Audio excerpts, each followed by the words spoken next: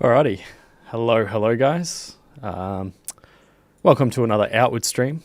Going to just be playing the Magic Man build, which I've sort of been streaming the last little while. Just going to continue on with the Blue Chamber quest line that I've been doing. And yeah, should be pretty good. Let me know if the audio levels are a bit weird at all. Hey, cheers Alvaro. Legend, straight up. But yeah, let me know if the audio levels are a bit weird or if anything's too loud or too quiet, because I did have a little bit of a fiddle.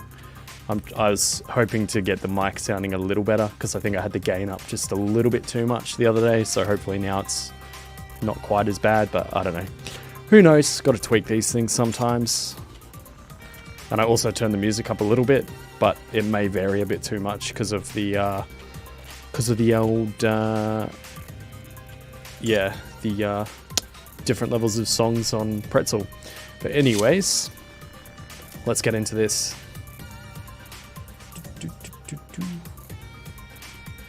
Because see, this song's like louder than the other one, so.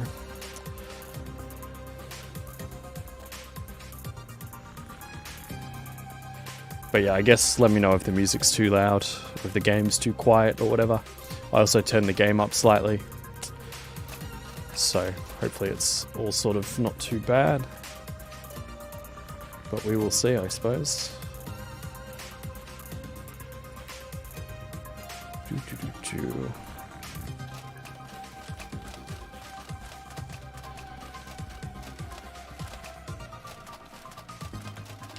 So I think where I was at, I need to wait for 3 days.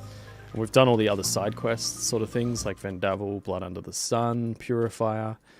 That's all done. So now it's just kind of do these quests. Is sort of what's next.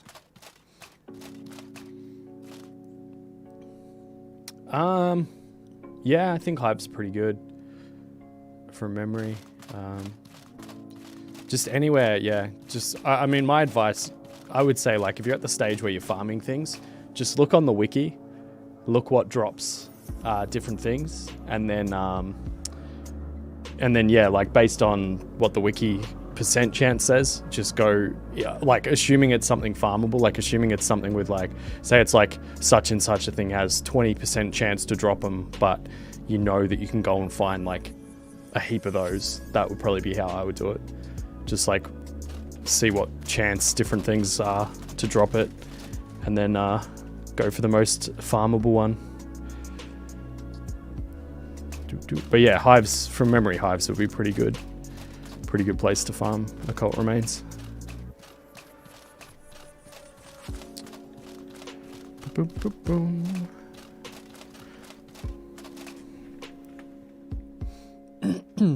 Hey Abhishek, how you going? What's happening? And yes, Magic Man, here we go. But yeah, first, just kind of get my bearings again a little bit, figure out what I was doing, and so on and so forth.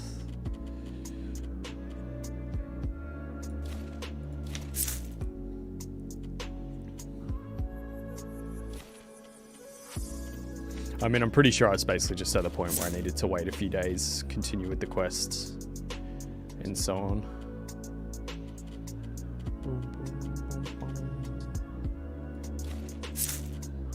I just sort of want to get... let's just...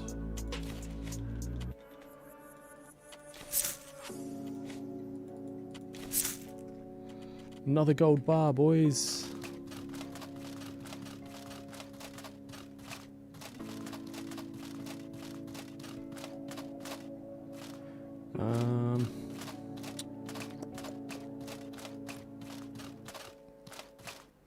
Alright, so now Roland's disappeared, which I think I talked to him all the times I needed to hopefully do the next quest right.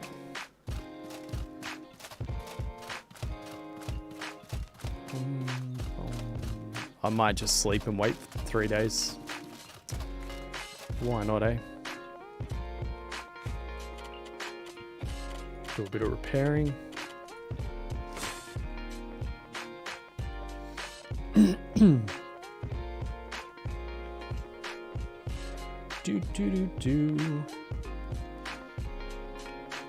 How is everyone? How are we all doing in the chat?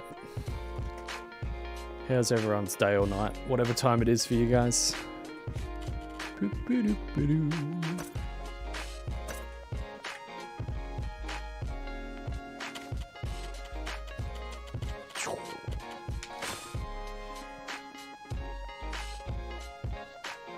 Alchemist in Berg also has 20% chance to sell occult remains. See, there you go, stuff like that.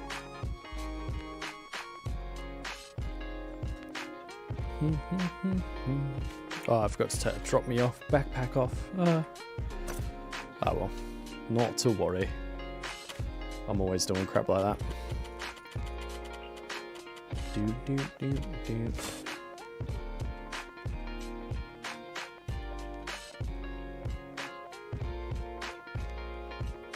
Hey, Sir Hank, how you going? What's happening? Do.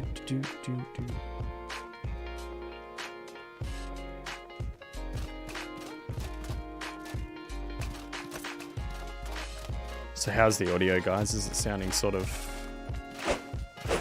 all right? I mean, hopefully it's not too bad now. All right, Risa should be good. She's ready for me to talk to her.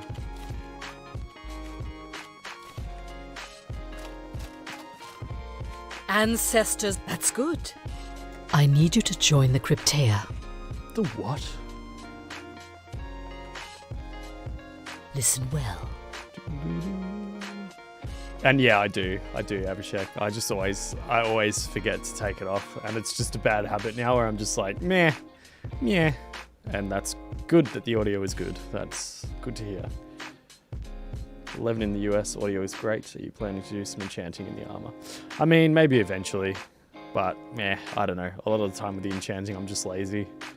But we'll see what happens, you know. This collection of memories is the heart and soul of the collective. It's how we have governed our... One of our members betrayed us. She is no fairy tale.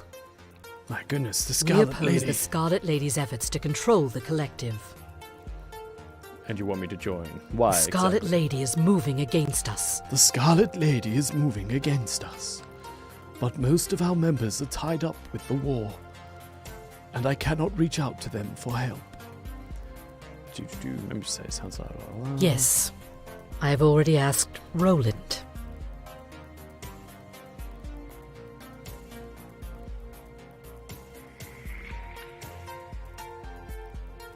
I know how to use my assets, Churchy. Roland feels he has nothing to lose. I would be a fool not to leverage that.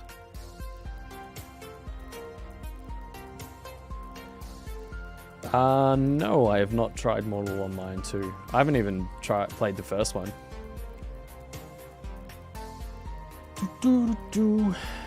Is Mortal... I don't even know what Mortal is, really. Is it sort of got survival stuff in it? Is it like a big... I think I've seen one or two things about it. The collective depends on us. A long time ago, but... Gawain, how you going? Churchy, my dude, it's midnight. Why you get sunshine? What time is it where you are? Where I am, it is 12 minutes past 3 in the afternoon. 3:12 p.m. Fine, I'll help, but only to which I accept. This is your task.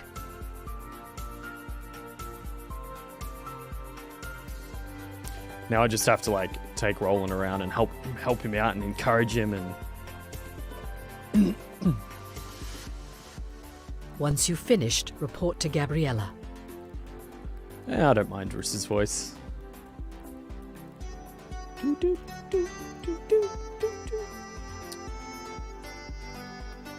Alright, let's go help Roland in the Conflux Mountains. Off to Churchy we go. Have I got travel rations? I got two. Could probably just whip up a cheeky one with something useless that I don't need. Whatever, that'll do. Oh, mind you, I'll need 3 to get back. Shouldn't have done it like that. What a waste of resources.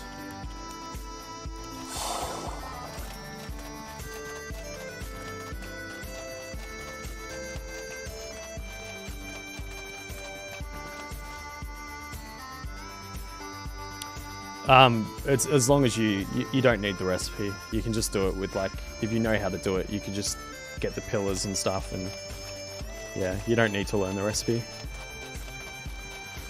Well, I don't think I actually learn the enchanting recipes anyway. They're just an item that says how to do it.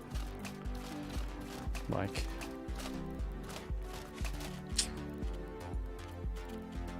boom, boom, boom, boom, boom, boom, boom.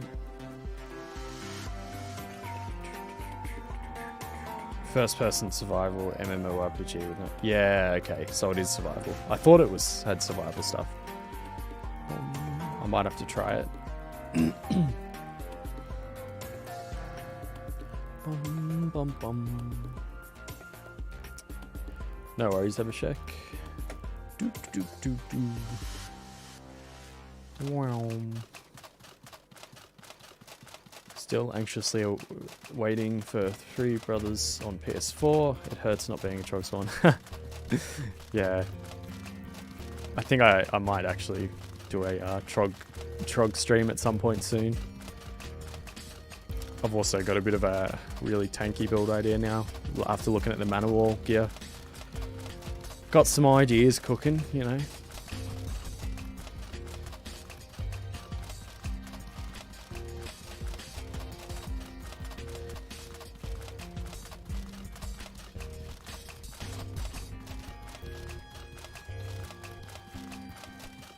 Hey, Matrix, what's happening? And not much is up.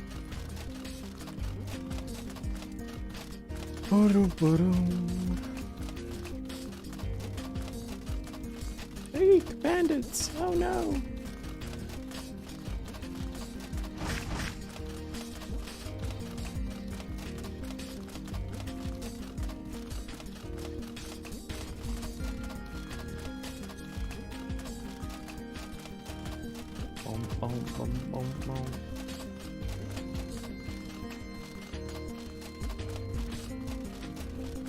Roughly a year.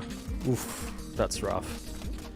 Someone was saying, maybe it was Class, or someone was saying the other day, well, I can't remember who, but they mentioned that, like, it was something to do, maybe it was you, Matrix, I don't know, I can't remember who said it, but someone was saying something about they were having, like, issues with the PlayStation memory or something, or like some architecture thing or whatever.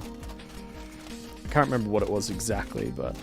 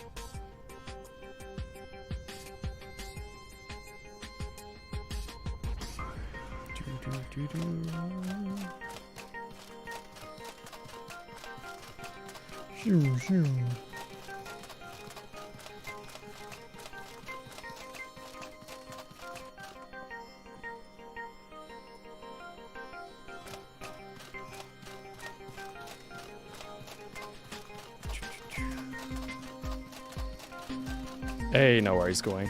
Cheers for stopping by.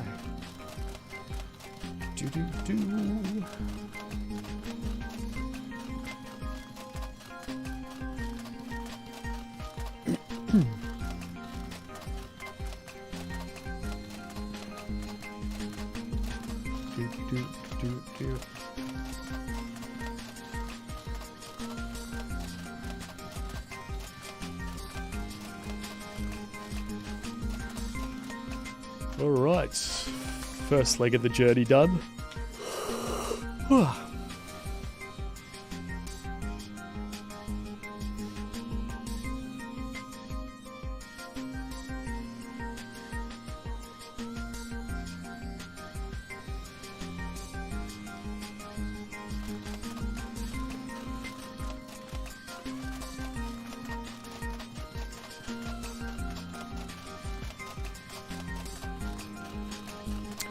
Right now, Matrix, I'm continuing on with the Blue Chamber quests. So I'm finding Roland inside the Blue Chamber's path in the Conflux Mountain. And then, yeah, continuing on with that quest. Bandits, bandits everywhere.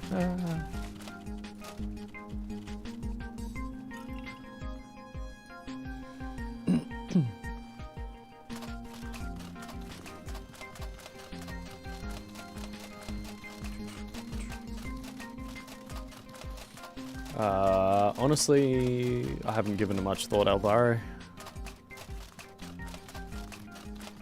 And I can't remember even what that region's meant to be like, so I'm not too current with my knowledge of what each region's meant to be like. Can't really remember much. Hey, Beach Girl Bella. Hey, Churchy, you're my favorite YouTuber. Well, cheers. I appreciate that. I'm glad that you are obviously enjoying the content. So that's good.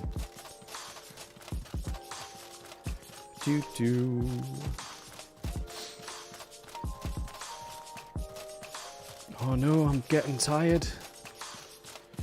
I'm not gonna make it.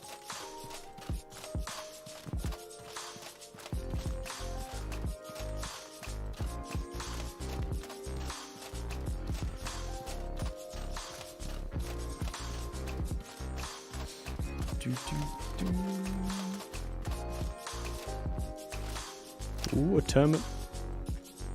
Don't mind if I do.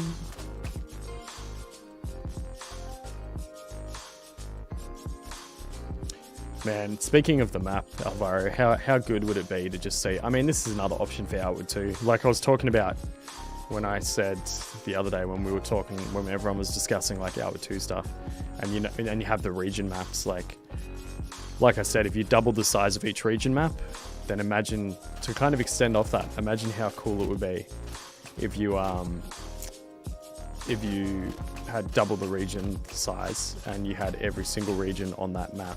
Like, oh, imagine the fun.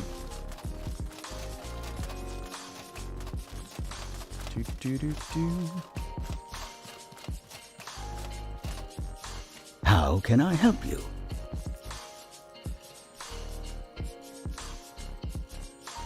Oh, yes, he troubling. was just...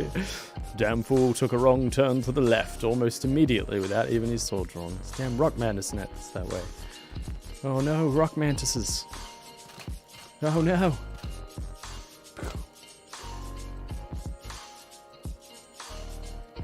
Hey, nice Matrix. Hey, Ravi. How you going, man? What's happening, dude? I feel like I haven't talked to you in ages. Oh, how have you been, good sir?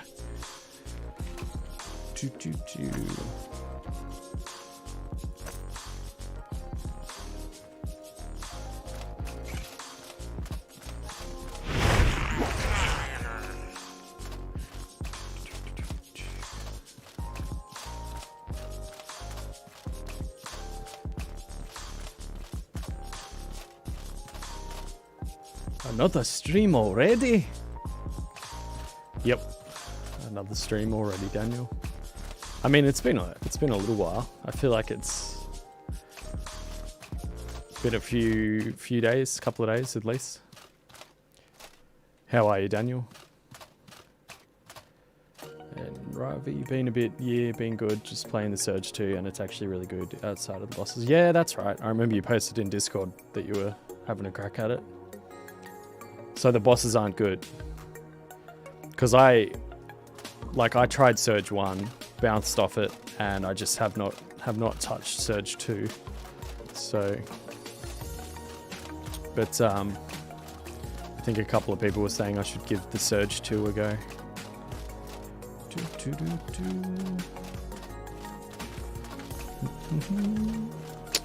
Been busy, days are blurring together at this point. Oof, you must be busy.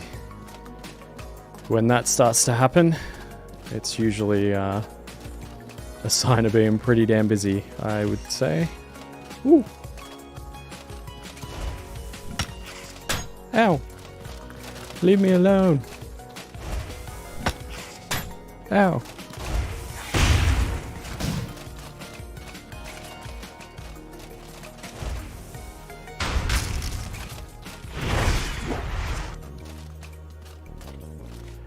Boom, boom.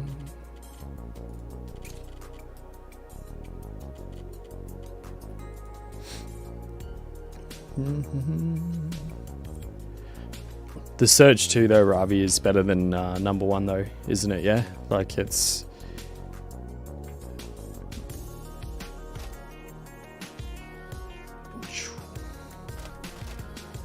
Bosses are trash. Everything good about the combat system is either mostly negated by boss mechanics or the boss is just a reskin of an old enemy with higher health and poise. Yeah, much better. Ah, okay, cool. That's good that it's better. Because for me, like when I tried to play the Surge one, I just kept... actually, I think I was talking about this the other day too, but I remember from memory I just kept spamming one like charge in kind of skill thing where you could like run in and jump away, and then I just keep doing that and just spam that movement because it was the most effective thing, and it was sort of like... I don't know. But I just really bounced off it and it felt kind of clunky and off, but like... But that's a shame as well about the bosses in the second one.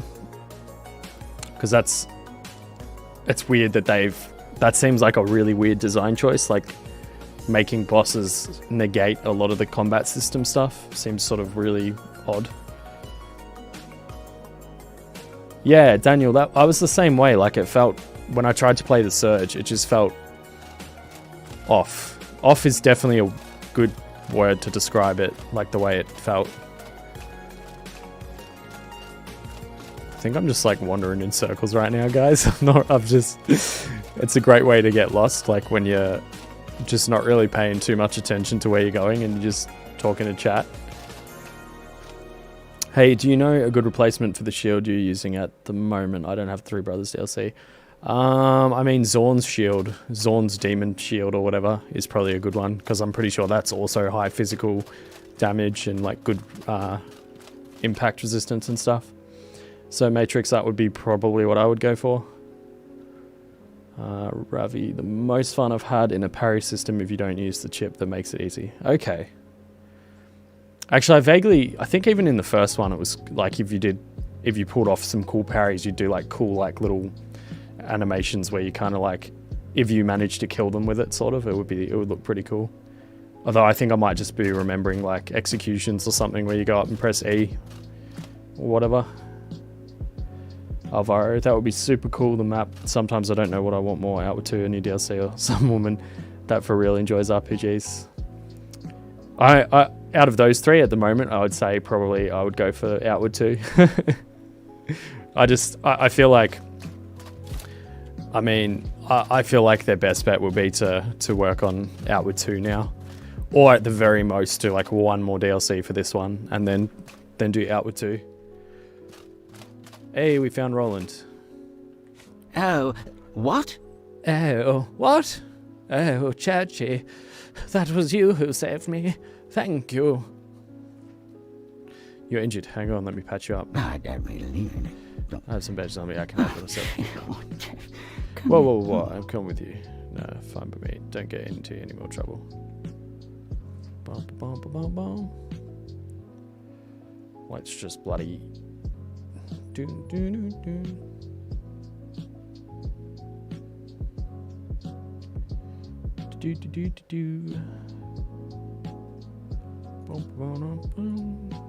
Oops. I have some bandages on me. I can have them, so if you keep going. Whoa. I'm coming with you. I don't want to have to bail you out again. I mean, apparently this doesn't matter, but... I thought that was Roland still talking until he said your name. I think we talked about this before, but I can't remember for sure. You try out Dark Souls yet? Nah, I haven't. I think we did talk about it, but I haven't tried Dark Souls yet. It's on the list. It's on the list of games to play. There's too many games that I want to play. Fine by me. Don't get into it. Yeah, bye. Yeah, bye. I'll see you at the Conflux mountain bit. Oh my god, yeah, that has to be on the list. Yeah. It is, Ravi. It is. It was Dark Souls 3 that you, like, won the tournament for or whatever, wasn't it? I think you told me about it ages ago, but I have a vague recollection, Ravi, that you mentioned something about. Ooh. Oh, now we've got a horror movie troglodyte, apparently. Oh, no, there he is.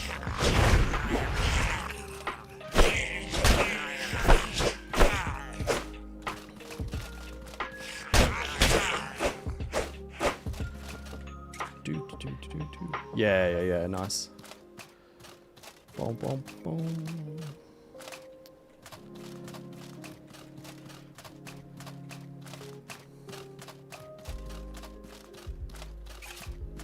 Turnip has rotted.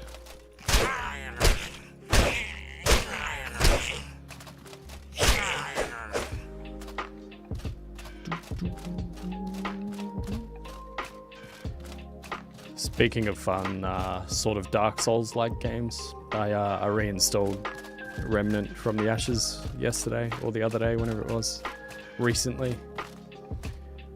And I got the newer DLC, like the more recent one, Subject whatever.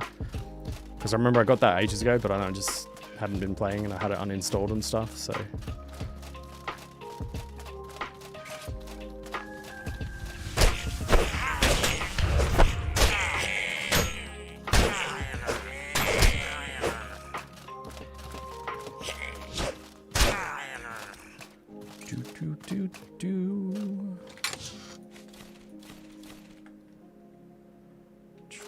Nice, I've still got it installed. Yeah, hell yeah. Hey, Daniel M. What's happening?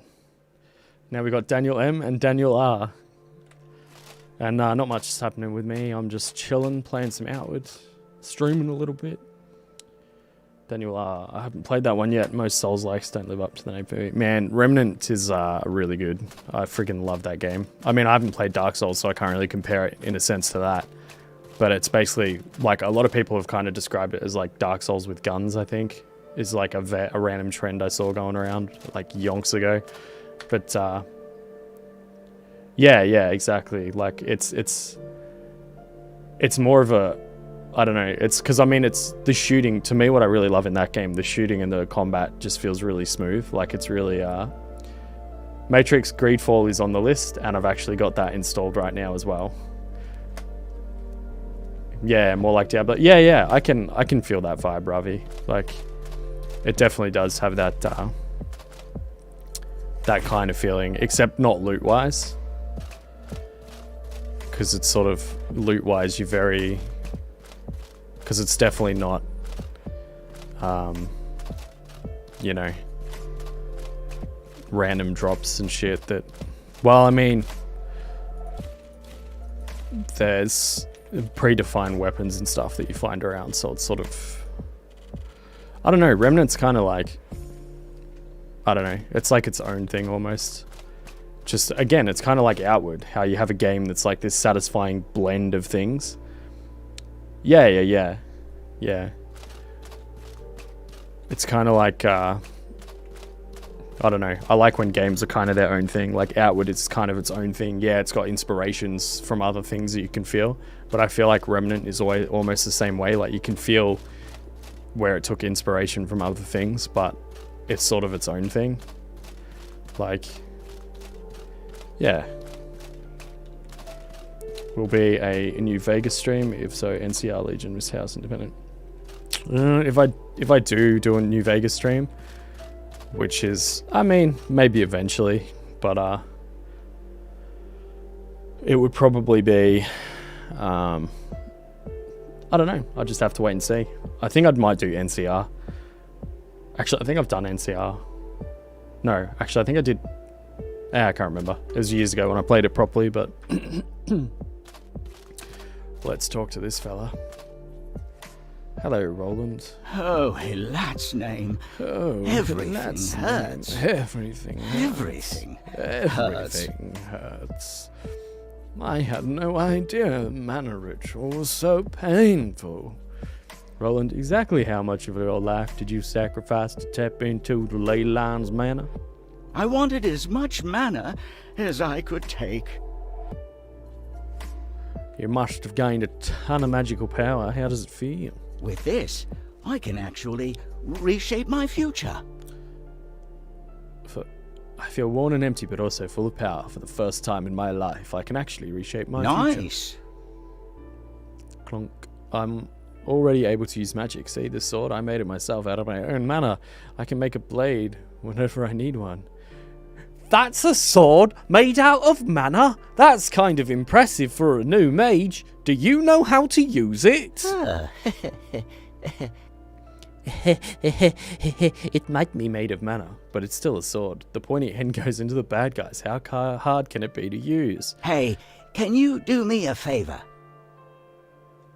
Somewhere I want to go. I'd feel better if you came along. There's this cave on the beach near Cierzo. Sure, why not? It's not far out of the way. Oh. Really? Thank you. Churchy.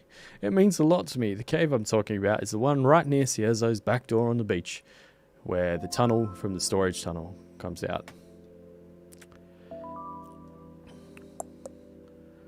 Legion is still the only ending I haven't done in New Vegas. Might start another playthrough soon. This is my friend I brought into the game 10 minutes in. Swear you could be a voice actor for out. I do a lot of stupid voices, Matrix. So feel free to use one of our boats to return to the surface. I mean, the bar for entry there is pretty low.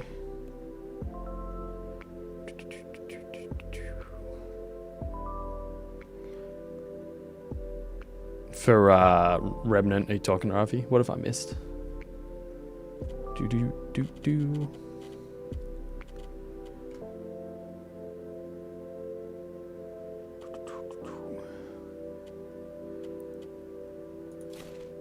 Oh, outward voice actor, right. What am I? I'm losing my marbles.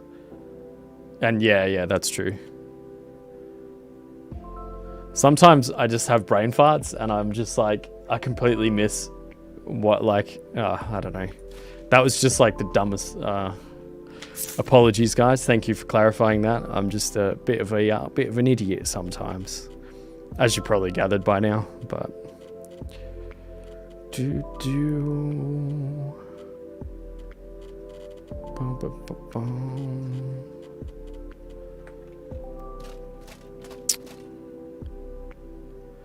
away we go. Off to the cave. Hey, cheers for the sub from 3 hours ago, apparently. Antonio. It's weird. I think the YouTube thing just occasionally randomly pops up people that have subscribed ages ago, I think. But it's just like on YouTube. So it's sort of... At least it doesn't spam all of it. That would be a bit weird. Because I was hoping it would do like somehow know if someone subs, or like only do it for people that sub in the last little like while the stream's going or whatever. But anyway, boom, boom, boom, boom. Let's do a quick little bit of fishing, guys. Oh no! Where's my fishing harpoon? Oh, I think I dropped them off. That's right. I got rid of the harpoon in that because I decided I wasn't really needing them. I know all that is good and stuff, but how he manages back scratching when he need to. I mean, he's basically got the powers of a god, sort of, so like, or at least a demigod or whatever, so. I mean, he probably has no worries. He can probably just generate something to do it.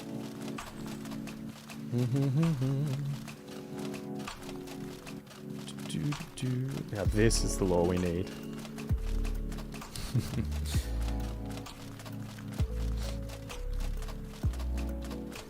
Have like a fully serious paragraph that just then devolves into figuring out how to scratch his back.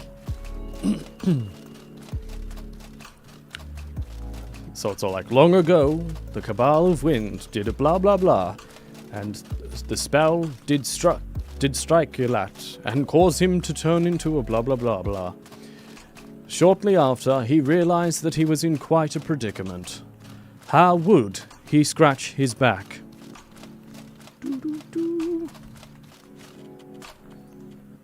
Do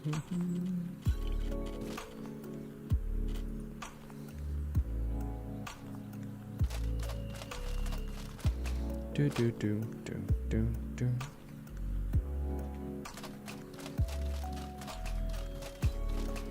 Bum, bum, bum.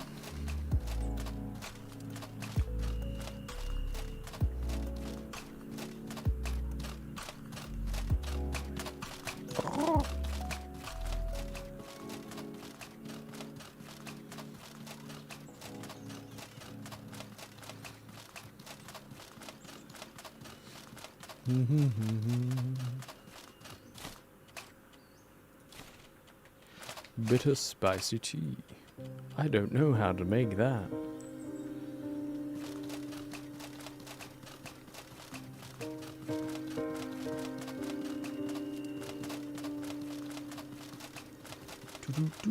Hey, Caustic Cradle. He's living for thought according to the game's law. Maybe he just has to think the way. Yeah, exactly.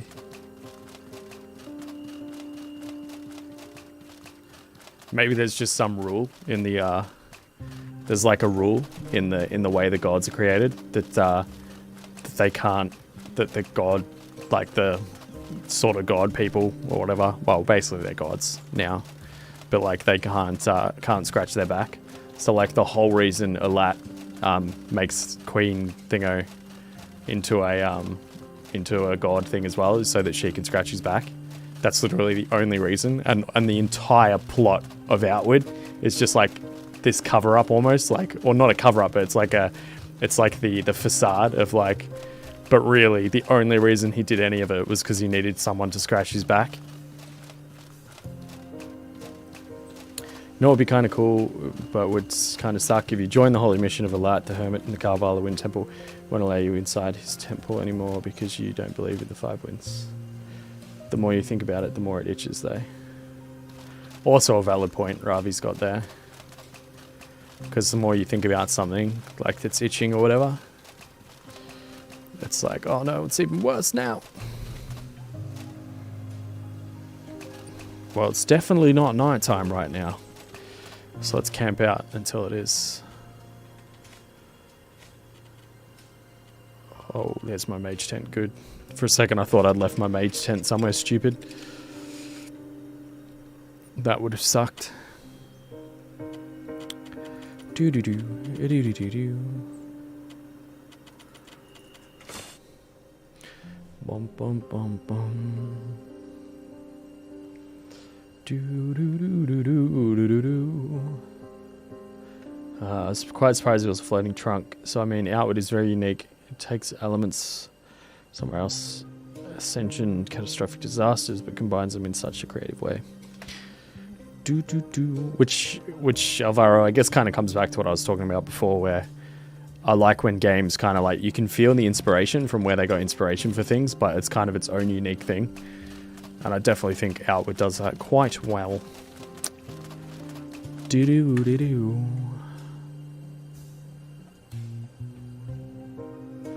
Ah, it's the worst feeling, Matrix. It's the worst.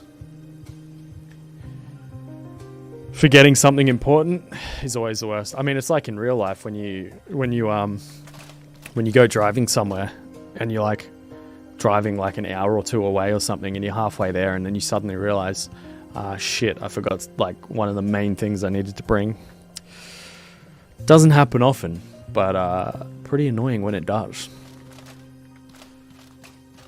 Cheeky little bit of blue sand, don't mind if I do.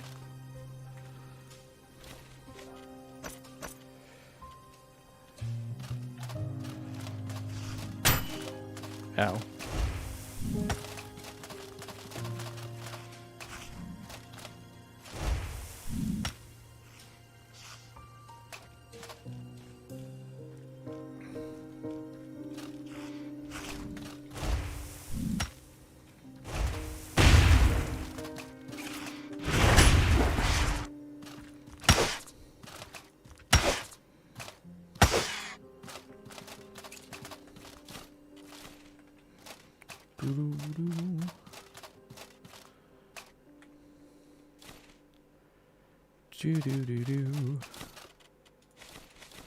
Good haul.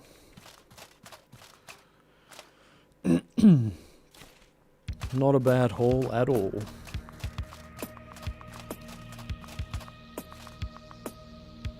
Hey, Roland, me good man. How are you? How are you going, good sir? I've made a terrible mistake. I gave up so much of my life to the ley line that my body is as frail as a spider web. Spider web's actually pretty strong. It's like spider silk, you know, molecule-wise, is like, it's pretty fucking strong. So I feel like that's a pretty poor analogy.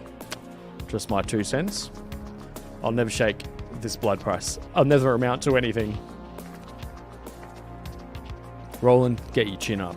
There's always hope if you keep at it. Oh, right. Hope. The little carrot you dangle in front of a horse to make it keep going. No, you just dangle a carrot. Life's already beat me with the damn stick. Why should I care about the stupid carrot? So, what was it we're looking for? It's my dad's old compass. Suzanne and I took it when we were kids to run around outside. You can imagine how that's ended up. Stupid shrimp would have killed us if it wasn't for that old gay warden saving us. That's all I have left to remember my dad by. I could see why you'd come back for this. Oh, thank you. I'll see you back in Berg. I'll see you back in Berg. Okay, Roland. I'll see you back in Berg as well. Goodbye.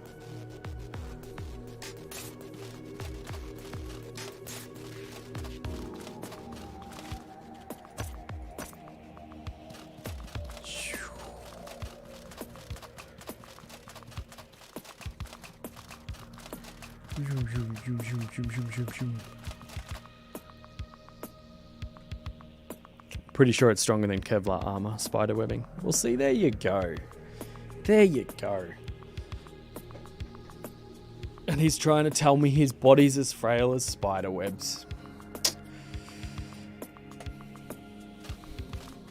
Alright, back to Berg we go.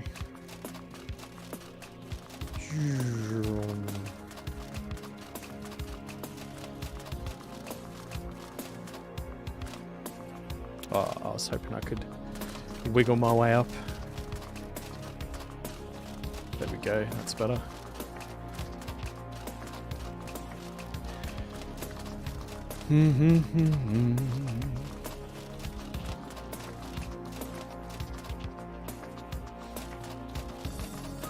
Do you get much foot traffic up here, Caravaner? Do you make some good sales up here or what? Like, just seems that you kind of chosen to set up a little bit out of the way is all. Like, you're up on top of a cliff. And it's not a very approachable location. Greetings, friend. How's business?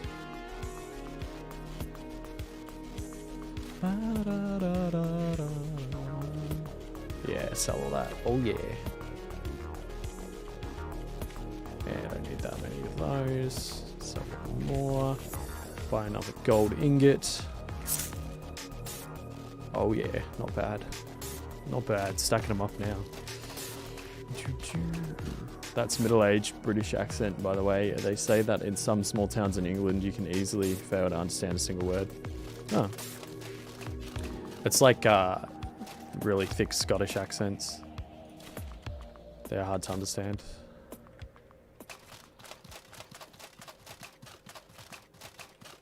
Greetings, friend. Oh, so you that recipe. Business must have been pretty good up there. Had a good amount of valuables on him. He did. I guess he's just stopping there for the night or whatever, you know. He is a caravaner after all. I can't give him too much grief.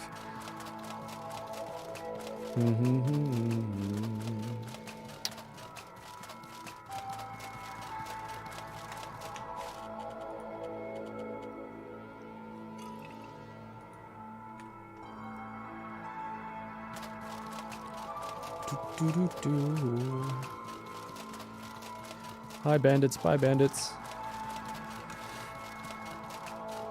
I haven't got time to waste on you. I'm on important blue chamber business. Cryptea.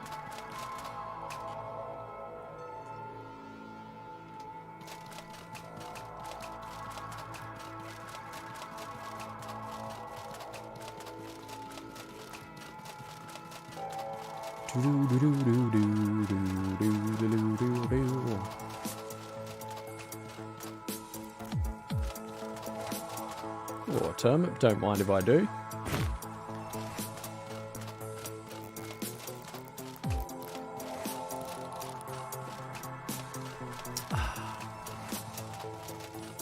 Ooh.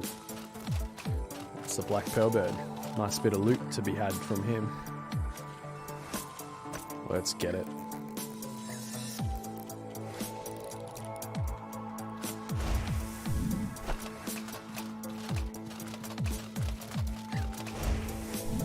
You want to fight me, Pearl Bird? Huh? Huh?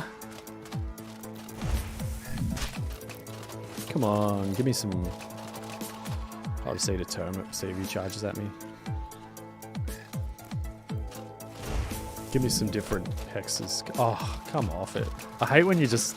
I mean, Jinx is fun because it's random, but like, I hate when you just keep getting the same ones again and again. Come on, give me something different.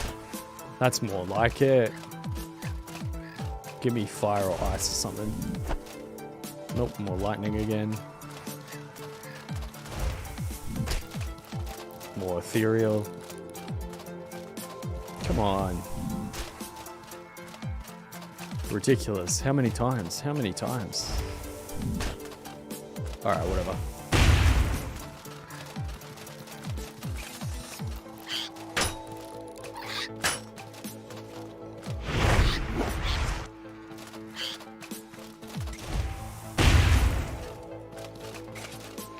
You dead.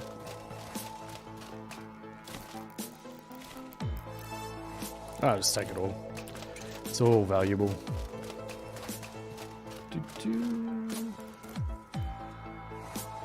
This is probably a dumb question, but do I want an item from one of the DLC?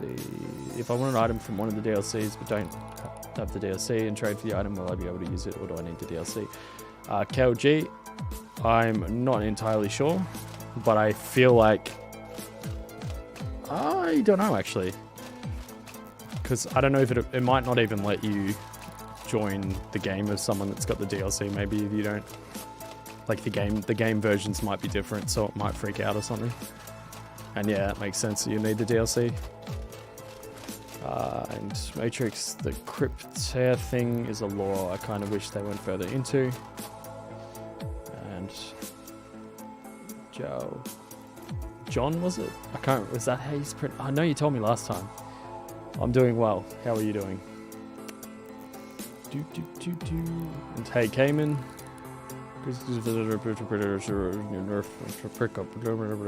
What the fuck did I type? I can see pick up. You can not if won't let you pick it up. Hey David, how you going? More Magic Man, Mike. Yep, more Magic Man.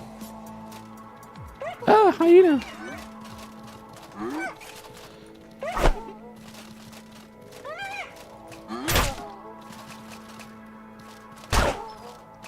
Ooh, look at that, son.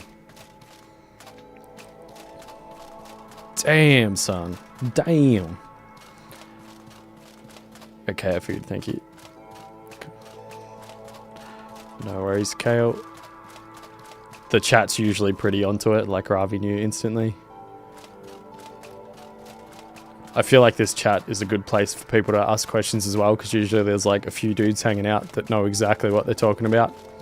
My knowledge kind of drifts in and out. There's a lot of things where I sort of did know, and then I either forget or I just more things happen and I'm unfamiliar with some stuff, and so on and so forth. Do.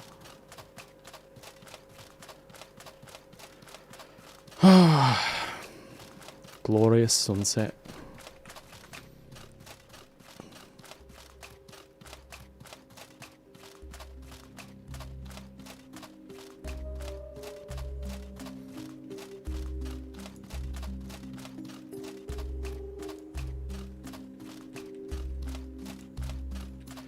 Yeah. Cayman's answer was best. Researching for snap to guild you nerf to pick up yum.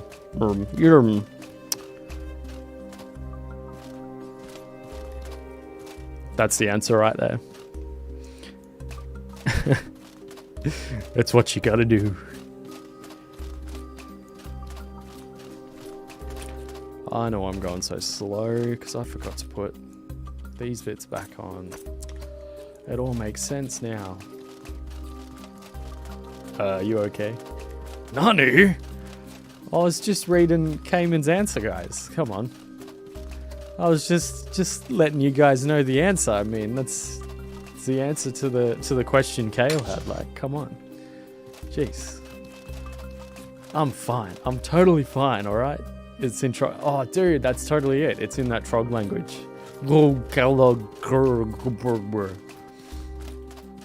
Whatever the other ones are. Like the...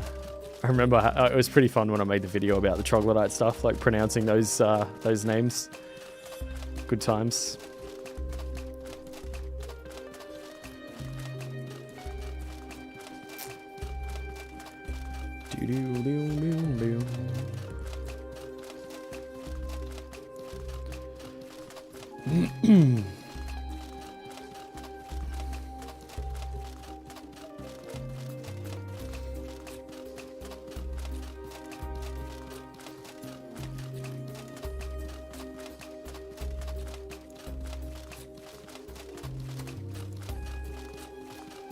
Immaculate language is pretty intriguing too.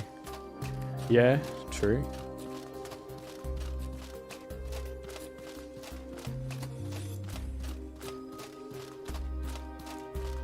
Back to the forest we go.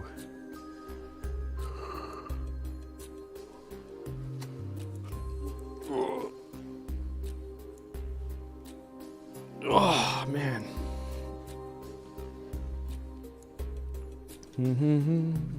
All of my stuff is rotten away.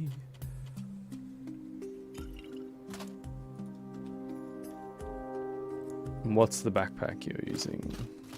You're in the perk on it. I'm using the Buzu Hide backpack, which is from the Soroborian DLC. It's an upgraded scaled satchel. 75 carry capacity, 10 corruption resistance, and it does not interfere with your dodge. So, that's what you want. But you get it by combining a scaled satchel with 3 Buzu Hide, and you can farm the Buzu Hide from the Buzus in the Antique Plateau, which is all part of the Soroborian DLC.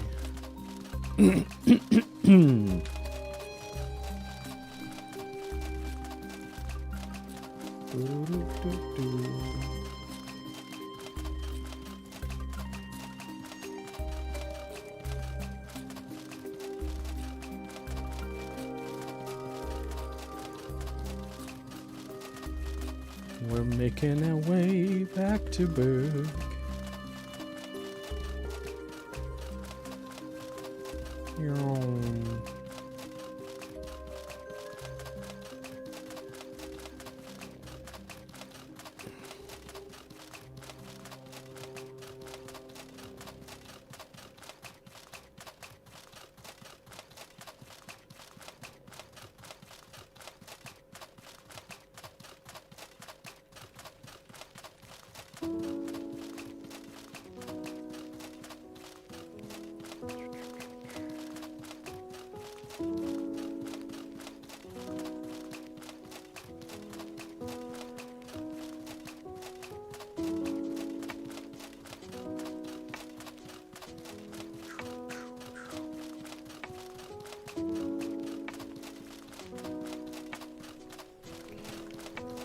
It's funny how to me a certain weight is too heavy for your character unless your backpack says it's okay. I guess like it's... You could just think of it as... I was going to say think of it as dimensions of the backpack, but that doesn't work because like you can fit an awful lot of shit in the backpack. But that is an interesting point. David J. I forget, did the DLC come with the release of the game or was it later after all? The DLCs came out later. Like, Soroborians came out in like, I think like August or something, maybe. Whenever it was last year. And then Three Brothers was like December last year.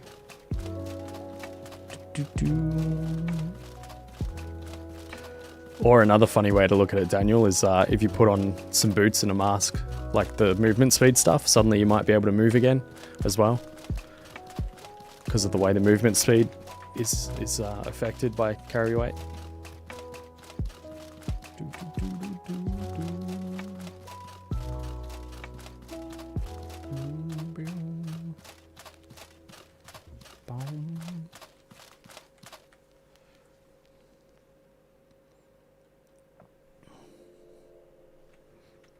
Yeah, it's like a frame backpack, like the ones with a built-in frame, like the hardcore military ones and hiking backpacks and stuff that are like designed to sit on your body in a certain way and stuff, and have like a really nice frame to them that holds all the weight and like distributes the weight across your body better. Good stuff. Boom, boom, boom. Spent a long time in the military. Heavy is still heavy. This worries me. But would you rather carry heavy Farewell, my that's like pulling in a weird, awkward spot, or would you rather carry heavy that's distributed nicely across your back or something, and, you know?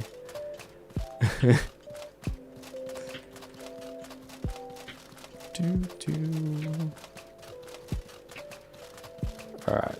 I think I gotta talk to Roland again as well. Be like, yo. Oh no. Oh no. Oh no. Oh no. Oh no. Oh no. Gabriella chewed me out over letting a rock mantis get the better of me. I should really pay more attention to my surroundings. Oh no. Oh no. Oh no. At least one of you knows what they're doing. At least one of you knows what they're doing. Roland told me how you bailed him out at Conflux Mountain. I'm glad Risa sent you. At least one of you knows what they're doing. I need you to prove you can stare death in the face and come out on top. Here's the plan. Here's the plan. Here's the plan. It's an old temple that belonged to the Cabal of Wind in Merkar. It's been a lair for skirmishes since they emerged. The other day I saw a distinctive bright green shell horror enter the place. I want you to go kill it for me. You want us to slay a shell horror? Green shell horror, kill it. Got it. This is bad. Oh, I've been up to things that you have not even heard about. Don't forget to take Roland with you. Alright, Roland. Oh no. Oh no. Oh no. Do. Whee! Ah.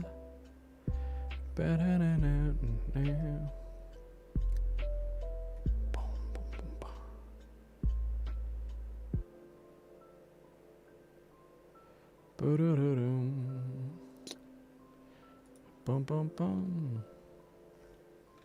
What have I done? Ah, shit.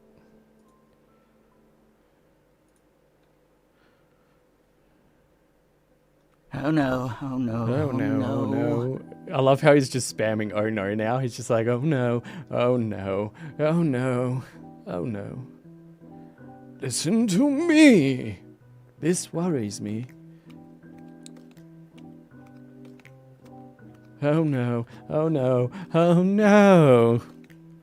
So I'll have it. Well, no, maybe we can find something to make it. Could you ask for me? Could you ask for me? At least he's not saying oh no now. He's moved on to, like, he's actually speaking again. Sure thing. I'll go ask him. Find a smith in Berg to make a trinket for Roland. I think he talked to the tattooy guy, like the blue shiny well, I think it's tattoos or like markings or whatever, you know. Yeah, that guy. I think I talked to him. What can I do for you? Maybe someone I know needs a tool or something that lets him focus his mana. Can you help? I wonder. Here's what I need. Oh. Oops, I shouldn't have sold all that stuff I sold before.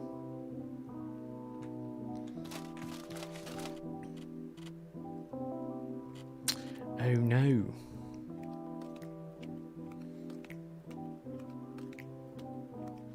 And I had blue sand just before as well, and a mana stone. Oh, I'm a big fuckhead. Ah, damn it.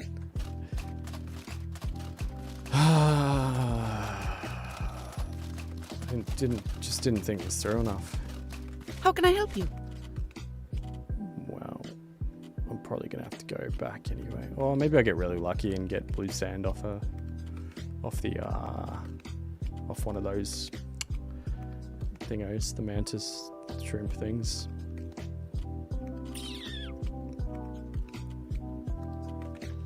What have I got in my stash?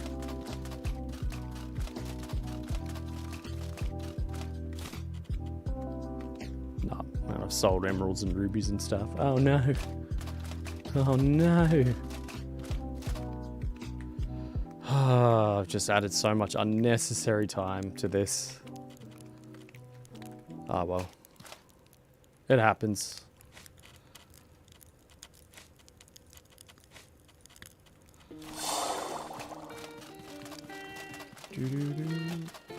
Yeah, did you listen to blue sand? This worries me. I sold it. Oh no, I sold me blue sand and my mana stone. And I've been selling me gems the whole time. Oh no. No This good. worries me. This worries me. Why couldn't you just have a ruby or something? You bastard. I think I'm just going to have to go back to Churchy. It's probably the quickest way to do it, to get it all. Bugger.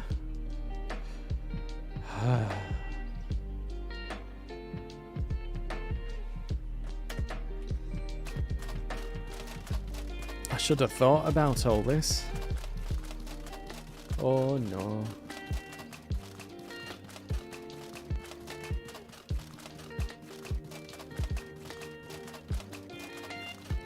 Yeah, the lantern placement is it really is perfect on this backpack, Kale.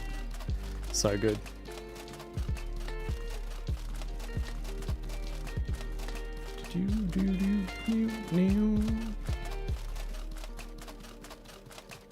Yeah, bugger it. Let's just go straight back to Churchy real quick. Pop back in for a quick visit. Go get the large emerald from the pirate hideout.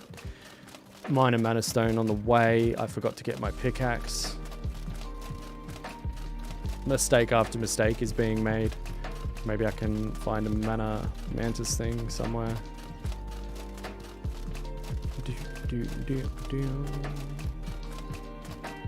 Yeah, I'll figure it out. Worst case, I pop back to Ciezo and...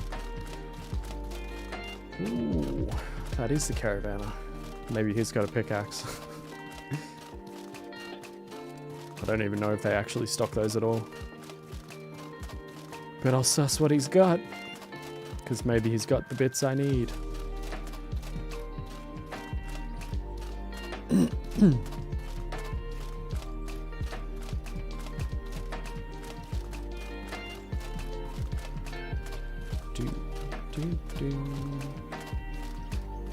What a stupid direction to face. Greetings, friend. I want to buy something. What do you got? Oh. Oh. Alright, well, I'll buy that.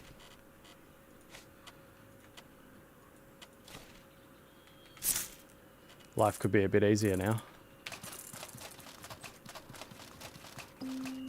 Actually. Greetings, friend.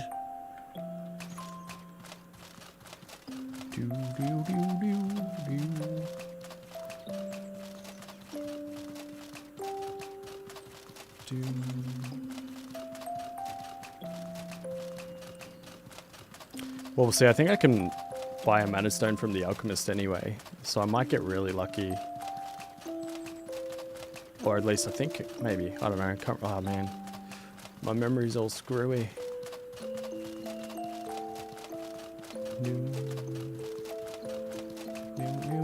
We'll see. I know that the mantis shrimps have a chance to drop blue sand, so I'm gonna go kill this one and hope that I get really lucky and happen to get a blue sand from it. Because if I get a blue sand from that, I'll be like, mwah.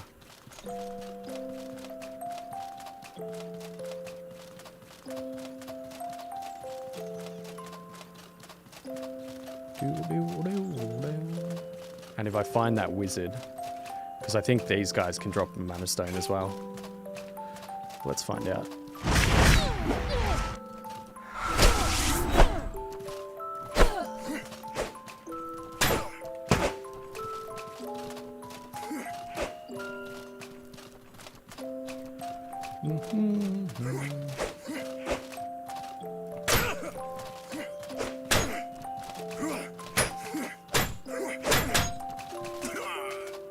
Come on, mana stone. Hey, there we go. There's our mana stone. And now if we get really lucky, get our blue sand from this guy. Come on. Give me the blue sand that I desire. Come on. No. That would have been too good to be true. If I got a blue sand from it. Close though. Good excuse to use up some of this stuff.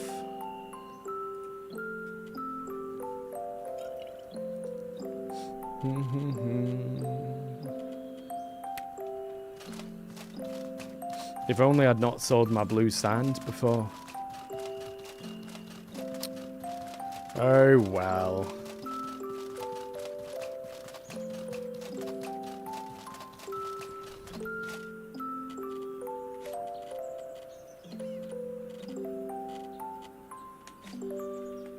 I feel like I'm listening to a lullaby right now.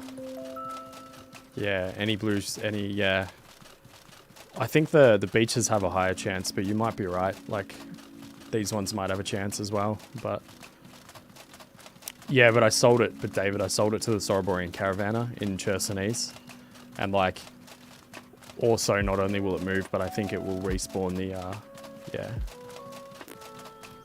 I think you can still get it from, like, the mantis shrimp thing I just killed.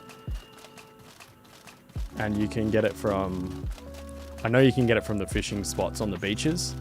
I'm just not sure about these ones, but there might be a small chance from these ones as well. But I think it's just the beach ones in Churchy. You can get blue sand from a few weird places. I might just look it up actually as well. See if there's a clever way I can find some in here without going back to Churchy. Yeah, Ghost's not attacking me.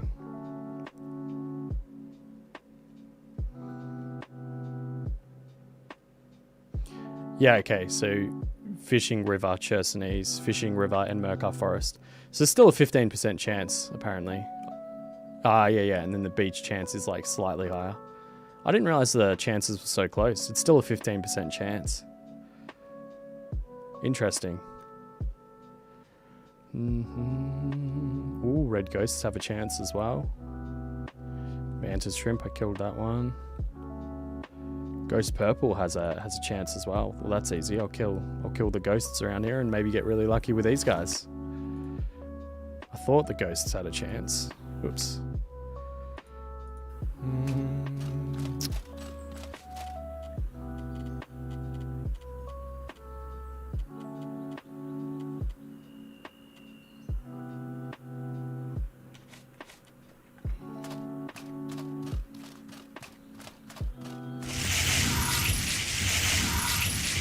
Oops.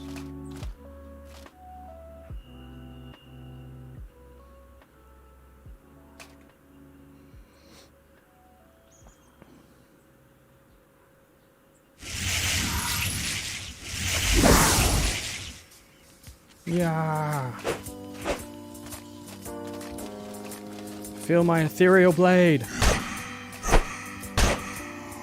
Give me blue sand. Oh, what?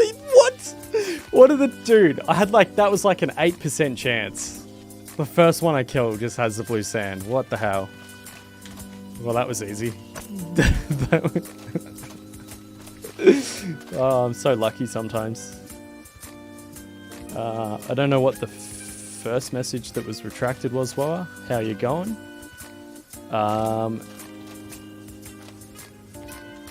is this worth playing on Steam? I would say so. I really like Outward, but I'm a bit biased. Like, I've played hundreds of hours of this game, and like, yeah, and I make videos about it and stuff, and like, so it's sort of like, you know, I think it's worth it. Especially, I would say if you can get it on special, even better. Like, if you wait till it's on special, because originally that's what I did. I only got this when it was on special, and I paid like 30 or 40 or whatever instead of 60 or whatever it was. And yeah, that was some crazy luck. That was mental. So now I've got and to get the emerald from the merchant as well, because I think the chances of that are pretty low too. Let's have a gander.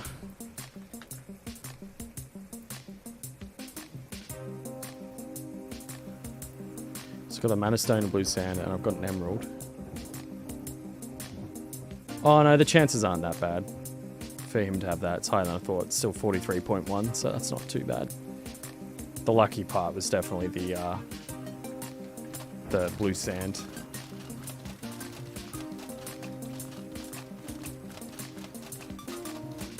Yeah, Maelstrom Blade is nuts. I love the Maelstrom Blade caustic. One of my favorite weapons, I would say. One of my favorites. Hey, Glass, how you going? I got it off Humble Bundle. Yeah, I've got it on, I think I bought Humble, like, because I've done a few giveaways and stuff in the past. I bought, like, Humble Bundle copies. I bought a Steam copy. I bought it on GOG. I accidentally bought a GOG. Like, I didn't mean to buy it on GOG, but I bought it on there because I was trying to buy a gift. And I just bought the game, and then I went, oops, I was meant to make this a gift thing, get a gift code thing. So then I had to buy it again, but at least, like I've said before, now I've got like a copy on there that I can use if I want to like muck around on one copy and have like a modded one or whatever, you know what I mean? I have that option to have one vanilla, one modded if I really want. Which I probably could have done anyway, but meh. Outward base game, no DLC was always 40. Wait, that's USD. Yeah, and I'm Aussie. So yeah, it was 40. So I think for me it works out to be like 60. So then I waited till it was like $40 my currency, like AUD. Because it was whatever percentage off, and I was like, yeah, I'll get it. Sounds good.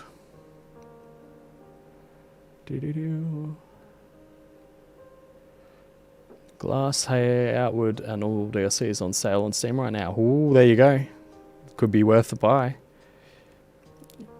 If you have both Confusion and Pain stacks on enemies, smells from a sort of... Yeah. Because you do Opportunist Stab.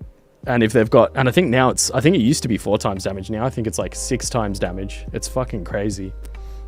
Like, if an enemy's under the effects of Pain and Confusion, then Opportunist Stab, I'm fairly sure, now does 6 times impact and 6 times damage. Absolute insanity. Hey Tyson, how you going? Non-DLC Outward is on sale right now. What? That's so cheap. Speaking of, the Surge 2 is 30 USD for the base game, or 40 for... That's tempting. I can't remember if I might have already bought it on GOG, maybe, because I think I bought the Surge 1 on GOG, but I can't remember if I bought them both, because it was like a really crazy sale once. I might have just bought the first one. It was only because it was... But I was thinking about getting both, but I think I just got the first one. It was ages ago, but it was like, they were on sale for like $15 or something. Hey Alex, how are ya?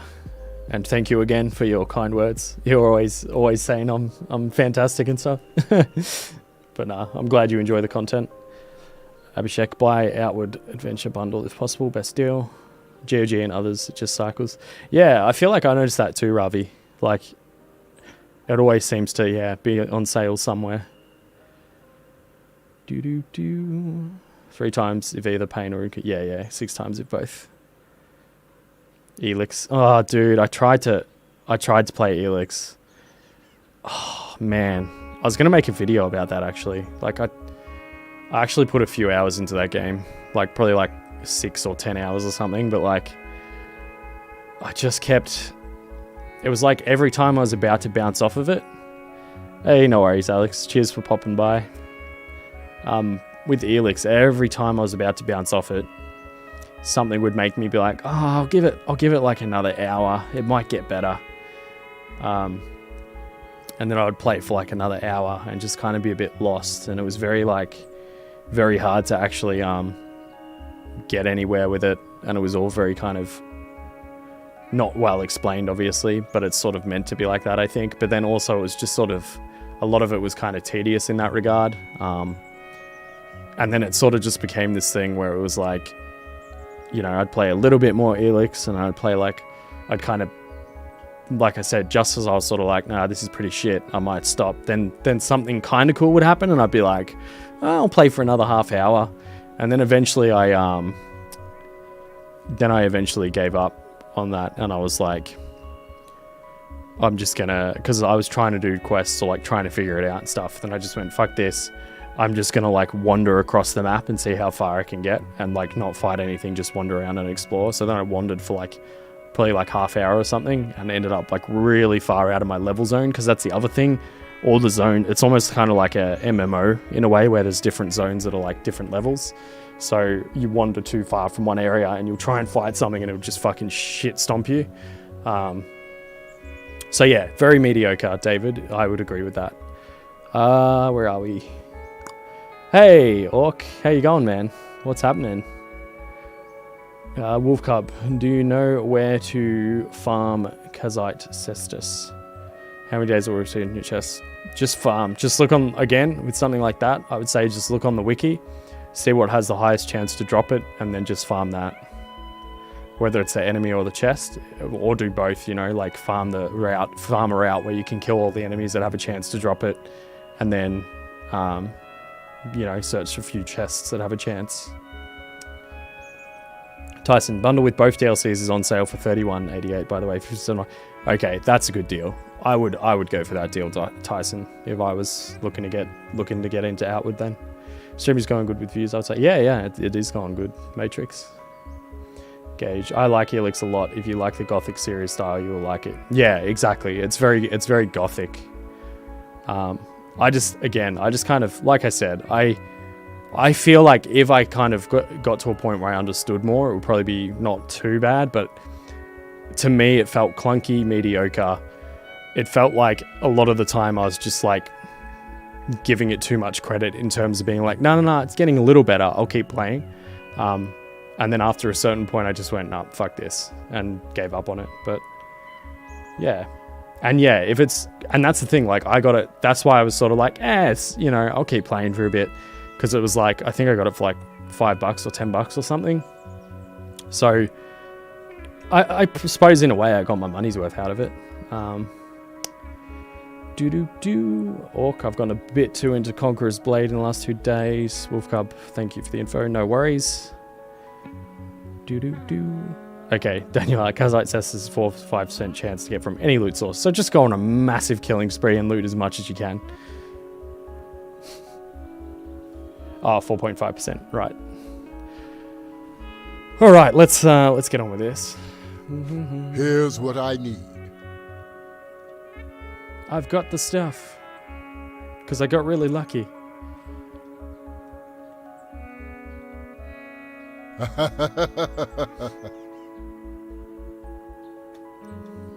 I'll make sure this gets to Roland. Yay, we did it. Friend made me get Uno, Hades, and Dead Cells. This current sale, no more days. How much percentage off is Hades? Because that's one that I've been looking to pick up. I might have to have a gander at that.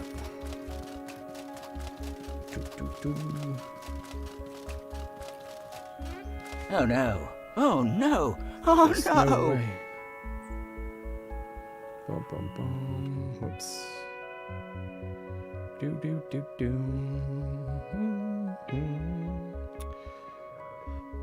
Bum, bum, bum, bum. Do. Bum, bum, bum, bum. It's time to kill that green horror. All right, I'm on my way there. All right, I'm on my way there. Right, we'll never know unless we try. See what the old temple you've seen around. It's that large room on top of the moat. I know it very well. I might have farmed it once or twice. Alright guys, I will I'll be a couple of minutes. I'm just gonna go grab some more water, chill out for a minute, stretch the old legs. I'll just light a nice fire and sit by it for a minute. See y'all soon.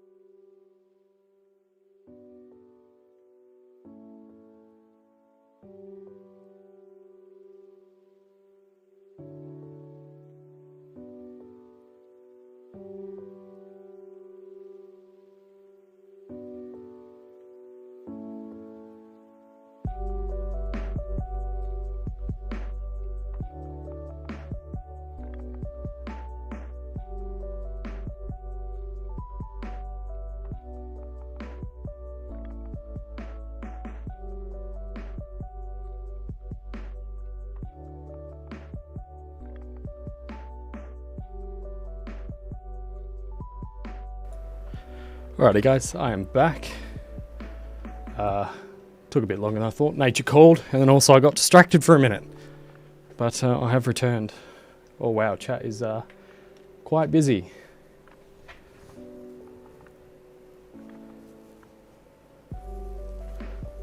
Do 20%. Stream is a bit laggy. Is the stream lagging for anyone else, or is it sort of alright? Seems alright on my end, but oh, and yeah, there'll always be stream delay, I think. It's the beer time. Nah, no beers today, Alvaro. Just refreshing water.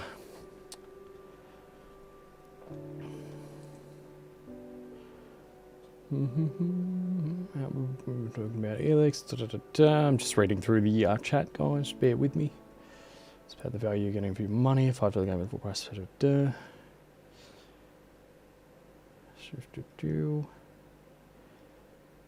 Outward on the Switch would be interesting.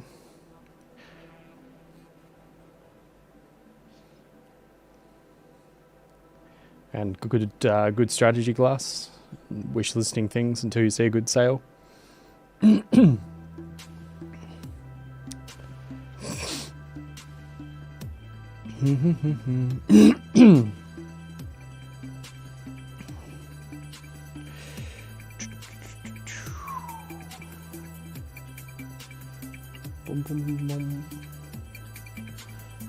That I missed a lot of chat.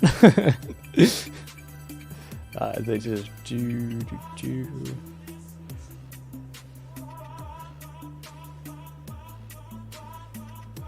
And thank you for the welcome back there, Tyson.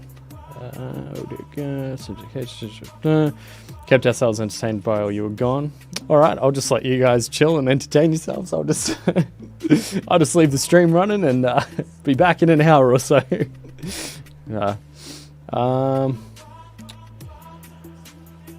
Alrighty. Well, let's get back into it. Oh, I'm really hot because I was chilling near the fire. Killed the green shell horror in the Kabbalah Wind Temple in Enmarker's Forest Southwest. Away we go. Actually, I need to make some marshmallow and tartine real quick. Want to buy something? Oh. I mean, not marshmallow, Gabbery. Because I'm not in the old hallowed marsh.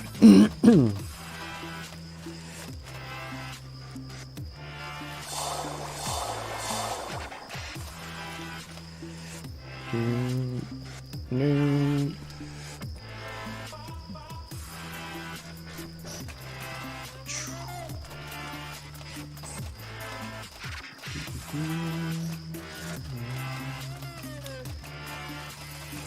Does Valheim have a build limit, Alex?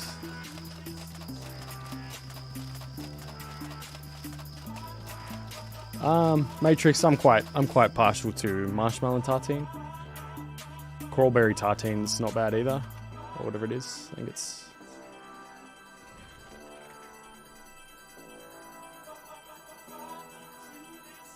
There's so many now.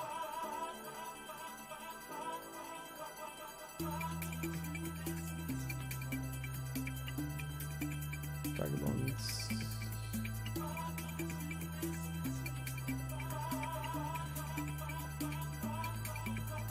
But yeah, I think I'd just have to straight up say marshmallow's probably my fave.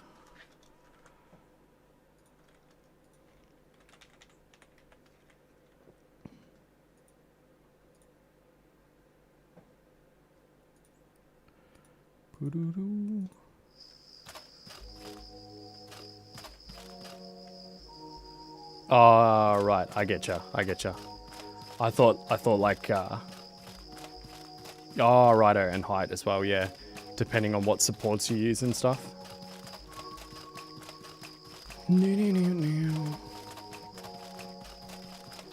I think it's like the iron. The logs reinforced with the iron or whatever, let you get the highest.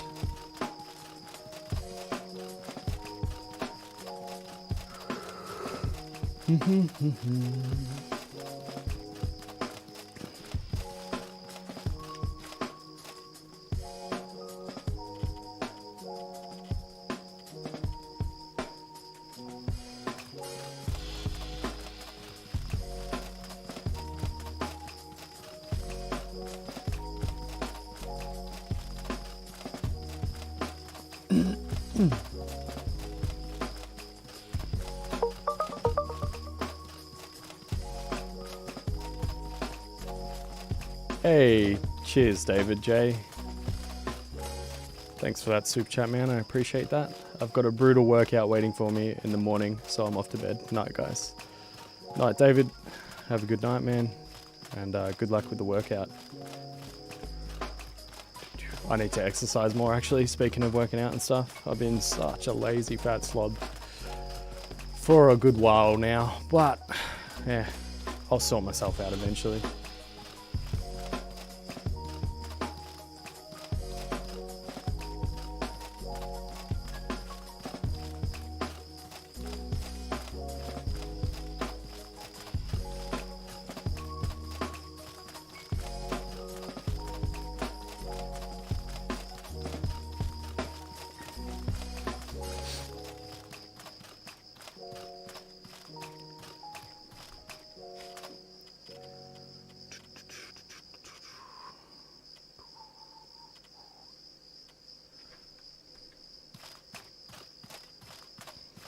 Yeah. So I have a bit of a home gym setup that I set up again at the start of this year. Like, literally January 1st, I think. I had it ready to go. Because before I had like a little audio recording booth thing set up there for when I was helping record the Hobby Homies podcast stuff, which I do for a couple of mates, but now we do that somewhere else. So I was able to set up my home gym and stuff again. And I was like, yeah, I'm going to get back into it. And that was on like January 1st. And, you know, now it's nearly April, so, and before that, you know, I was lazy for like a good 6 months or a year, so I don't think I've worked out in like, yeah, probably like 2 years. I'd probably be about the same.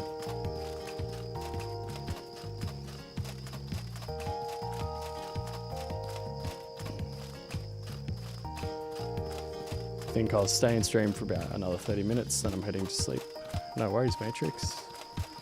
Hopefully the 30 minutes will be a good, entertaining 30 minutes.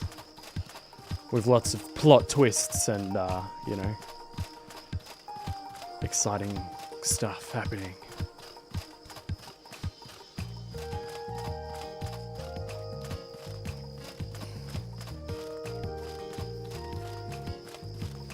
I don't know what particles I have smelt, but like, for some reason my left nostril is itching, and I swear it did this the other day too, like just randomly starts itching a bit. Ah well, I'll live.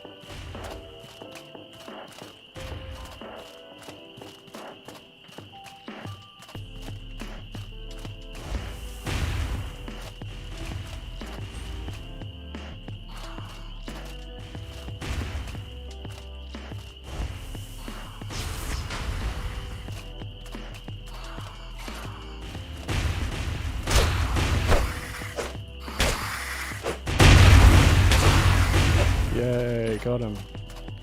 And now we have a good excuse to eat some food and stuff as well.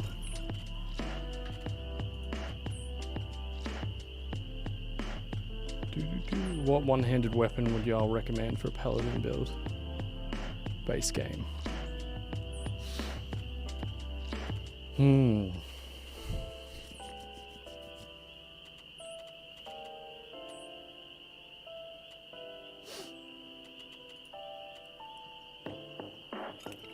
Don't know if you've ever played Borderlands 2, but the stacked explosion effect you get when enemies are together reminds me of the blood explosion skill in Borderlands 2. I haven't really played much Borderlands 2. Yeah, well, Matrix, first thing that came to my mind as well was like a Palladium sword or something, because it looks cool and paladin-y and it has some lightning damage on it. Could try and get the Radiant Wolf sword, that's another one. Yeah, the blue mace, the Skycrown mace, always good. Alright. I'm just gonna run down here for a sec, because I'm gonna hide for a second, and I'll BRB again, guys. This will be much quicker. I just gotta go blow my nose, I think. Hopefully I don't get murdered by this, the Immaculate.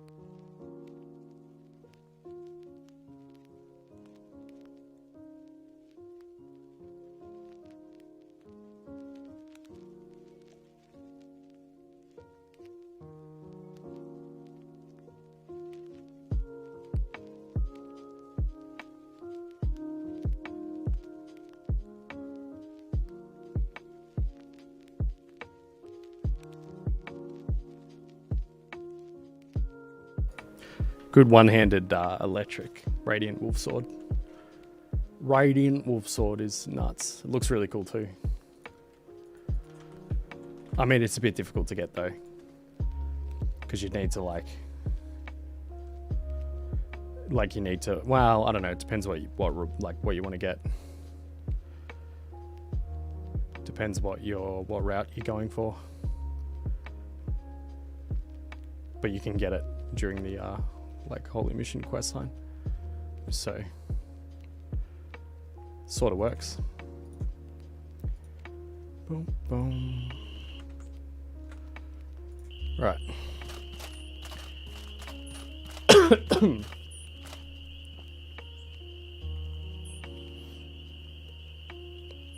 I think I made a character called Super Sarius in one of my videos. It was like about how you can just exploit the legacy chest to get a bunch of Star Stones. If that's what you're talking about, Ravi.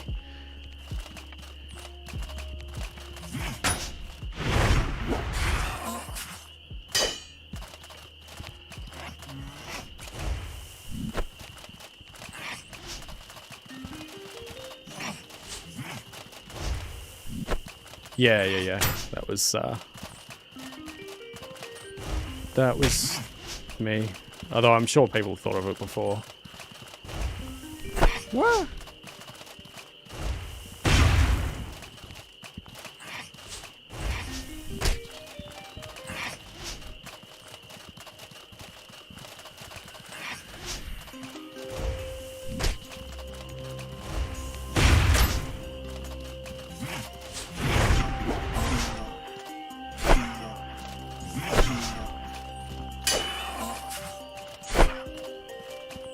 Have some burning, bruh.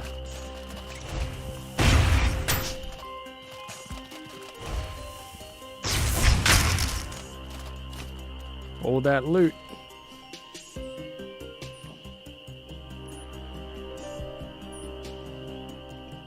Yeah, but yeah, all you need to do, KLG, is exactly go and run to the gravestone, like through Ghost Pass, get the Star Stone from there, and then just use the Ciezo Legacy chest to just keep on duplicating it.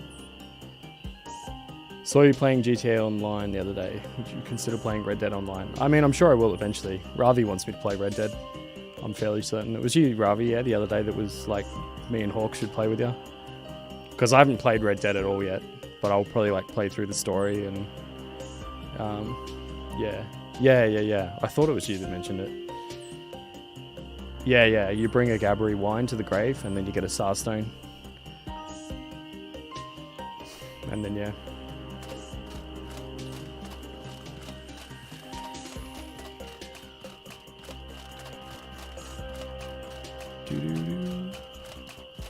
Yeah, exactly. Just buy one from the chef, head to the stone, get the stone, and then yeah.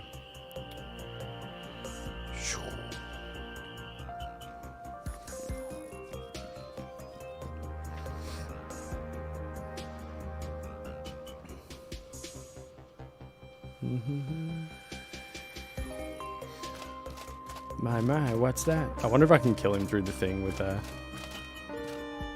could probably, yeah. If I can target him, if it lets me target him. Or maybe I can just do it that way.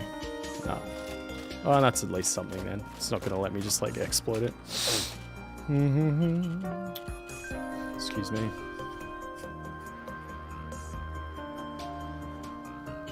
Yeah, that's what I did. I waited for a sale, but then I sort of caved and got it when it was only like 20% off or something, just because it's a game that I really, really want to play.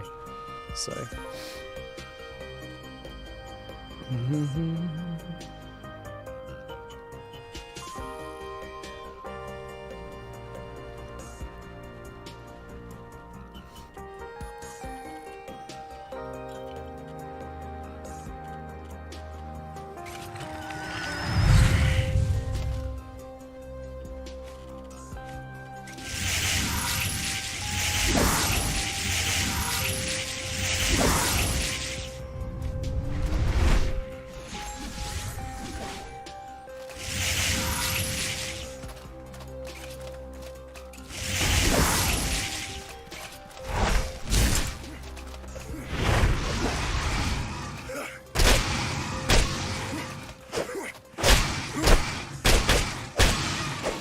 Wrecked.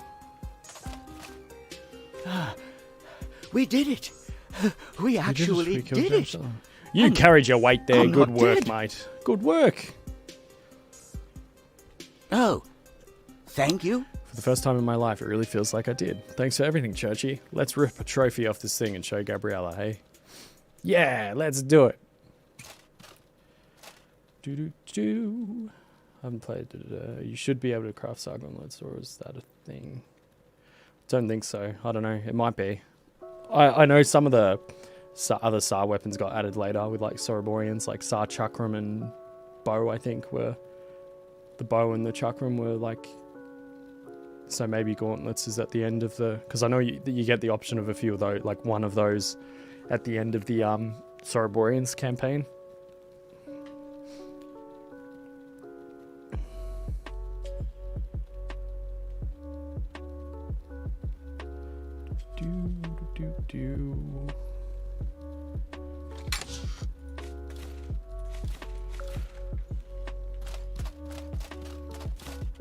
Ooh, all that loot, oh yeah. I don't think I'll bother doing the rest of the temple. I think I'll just wander back and continue on with the quest, because I don't really need to farm it. Like, I've already got all my bits that I need, so.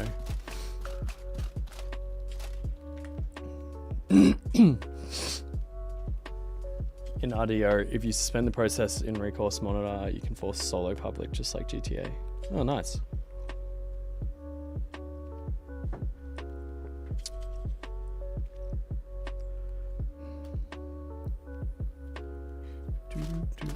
I'll be back again, guys. I'm just gonna blow my nose again. I think like hay fever or something's playing up a little bit.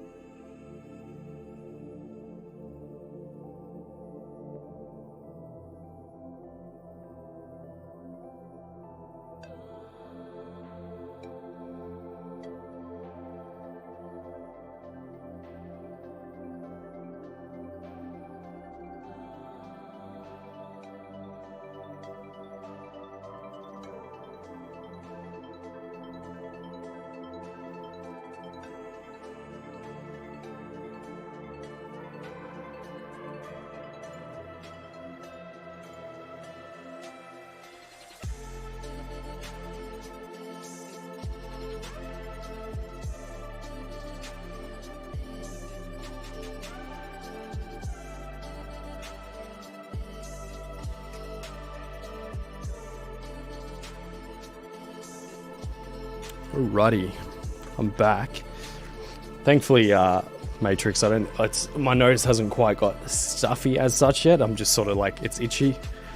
But we'll see what happens, because it feels like I might be getting a bit of hay fever, but we'll see.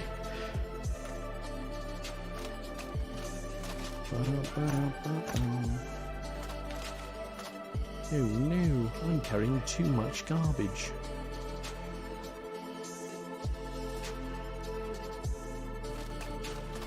Yeah, I'm just gonna drop it. Don't need it. I'll keep it. I'll sell it. That was like a super quick mind change. On second thought, I will keep it.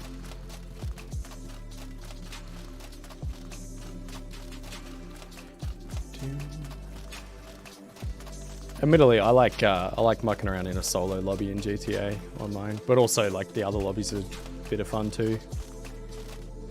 I guess it just depends what you're in the mood for.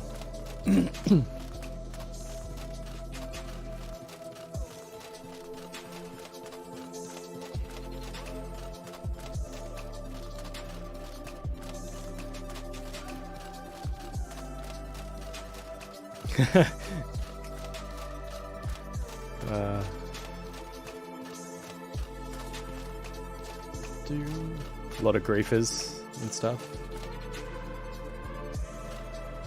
Drink grapefruit juice to get rid of the voice thing.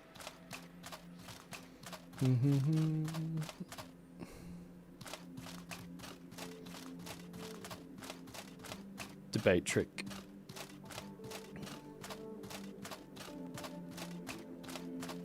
GTA 5 campaign with mods is more fun than GTA Online. I've been enjoying GTA Online quite a bit. Like, I haven't even really done very much in it. But for me, what I really like about it is, for me, like, I played a bunch of, like, when I was playing Cyberpunk, there was a lot of stuff where I was like, man, it would be cool if you could just go and do this and, like, in the world and stuff and engage with the world a bit more in that. And then I played GTA Online, and a lot of the stuff that you can just go and do in GTA Online was like stuff that I wanted to be able to just go and do in Cyberpunk. So it kind of just scratched that itch I had for like a game that was giving me a lot of open world engagement and immersion and interaction and stuff. So had a lot of fun with that. Why did that not? Oh, because I didn't eat it apparently.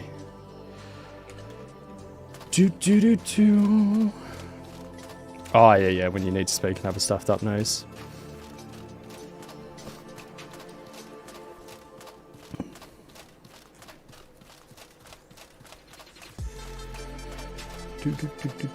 I think like there's heaps of different remedies for it. I've never heard the grapefruit juice one.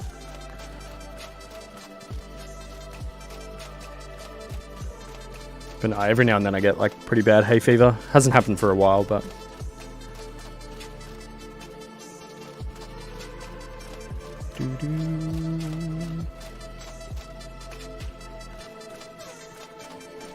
it'll get it gets like really bad sometimes, to the point where like sometimes antihistamine stuff like Clarentine or Zyrtec or whatever, all the other random ones, sometimes they don't even really help. And I've tried like nasal sprays and stuff as well, and but mind you, it hasn't been as bad lately. But also one of the worst things was when like it's usually hot windy days that get me, but because like little particles and that pollens and whatever get around the place.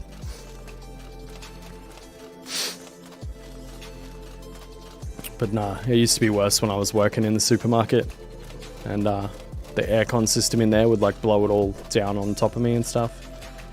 And I'd have no way to really fix it, and I'd be stuck doing like a shift, and I'd be like, yeah, sometimes it's just ridiculous. Or take a tiny bite of horseradish, clears up anything. I might have to look into that one. How's questing going? Caustic, it's going really well, man. Really well. Questing is, yeah. This worries me. Huge success so far.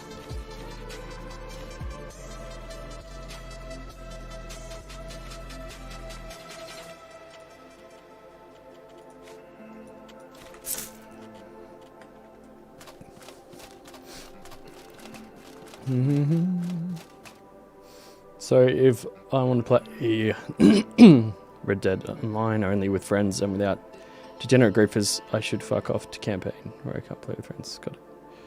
Goes through your sinuses like white lightning. I might have to try that actually. That one's actually tempting.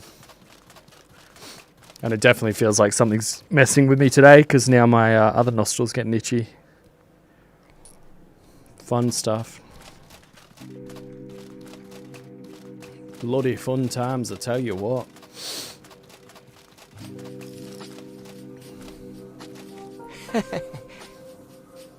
Actually, dude, I remember when my a day when my hay fever was fucking with me and I streamed because I had to do a giveaway, like I was like announcing a giveaway winner. And I remembered the stream, like there'll be a video of it on my channel, like whereas it's like one of the outward giveaway winners or something. I'm sitting there like, I'm like, sorry, I'm a bit, anyway. You're the one who really handled that fight. You should be the one to report all the juicy details. Oi, hey there. Did you bring back proof? Yep. Well done. Now we're talking. Can you go fetch Julius? All right. Julius has been staying at the inn. Boom, boom. Let's go find Julius inside Berg's inn. Cool. Just had to run and do a quick chore and got something to munch on, so I may have missed a little bit. Oh yeah, fair enough, dude. I mean, you can always watch stuff back later.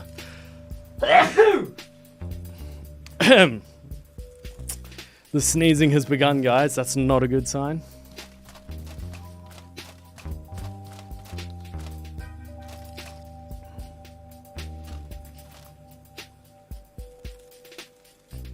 Oi, you! Yes, you! Is that Julius's corpse behind you? What happened here? He was talking with the girl in red, and it turned into an argument. She was telling him that there was something she needed to do, and he was refusing, telling her he wouldn't let her throw her life away. She said if I don't get into that necropolis, my mistress will kill me. Kill me. That's when he tried to take me with a dagger. So he spelt and bolted at the door. Julius, you idiot. Sounds like the oldest story in the book. Oh, it's on. Girl that ran away and said, you'll have to go get Risa yourself. I need to catch up with that woman before she breaks something important in the necropolis. What are you blabbering about? Farewell. Oh, Julius, you silly sod. Super tired, gotta catch some sleep, have a good stream, and have an excellent day today. No worries, Matrix. Thank you for tuning in. I'll hopefully see you in the next one. Have a good sleep, man. Get some rest. Oh no! Find Gabriella in the necropolis under the blue chamber. I keep a bottle of pseudoephedrine hydrochloride, ultra basic sinus medicine. For when I don't have anything else handy, it clears up sinus really well, but not to be used over 3 days in a row. So you choose between more mana and the lantern. Yes, this is it, Alvaro. And on this character, I'm going for more mana. Because I don't need the lantern. And I've already got lanterns. I think I've got like 2 or 3 of them.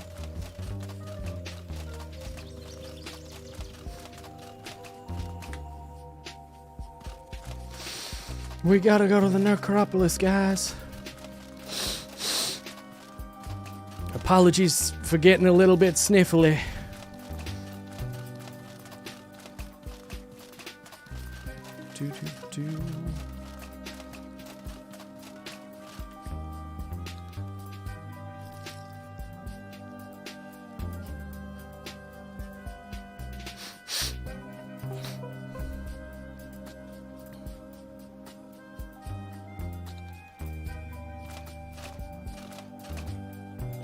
We got ghosts. Oh no. Munch on one of those. And one of those. Yeah, one of those. Why not?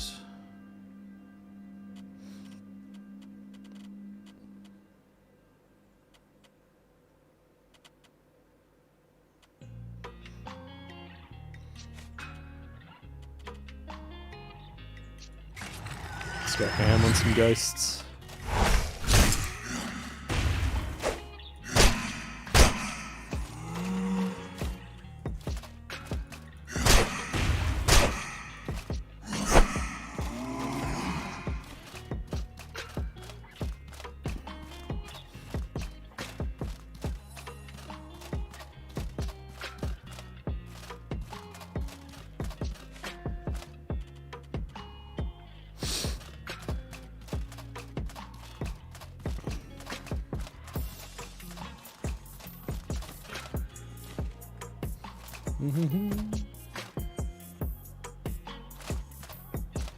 And yeah, nah, it doesn't KO. It has to be in your hand. Which, you know, yeah. It would have been really, really damn cool if it could just sit on your backpack and give you the buff, but and there's mods that do it, but also decided to polish off a small bottle of Bailey's tonight, so ooh, very nice. I'm not a huge fan of Bailey's, but like it's always nice to have a drink, you know. Oh, thank the ancestors. Churchy, thank the ancestors. We're in a bad spot right now, Johnny. Thank the ancestors. He's dead. He tried to shank staggered battle boy on account of a girl in red who said she really needed to get to the necropolis, or his mistress. Her mistress would kill her. Oh, lovely. I can see where that story's going. As soon as we got this far, ghosts started pouring out. Ugh, excuse me, guys. This is bad. Here's the plan.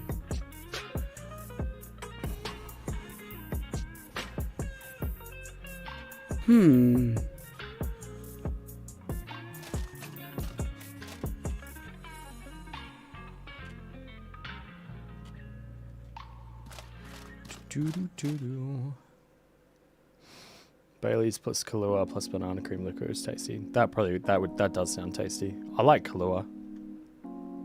Oh man, I haven't had Kahlua in a while. I need to make some more cocktails and stuff.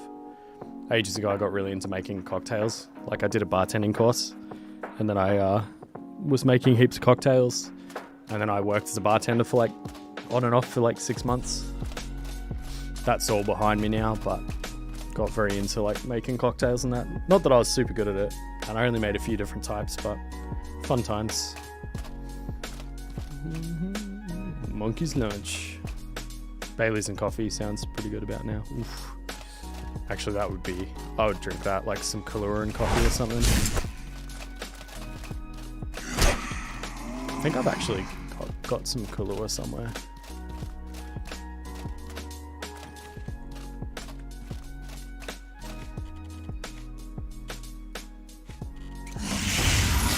Oh no. That was a bit rude.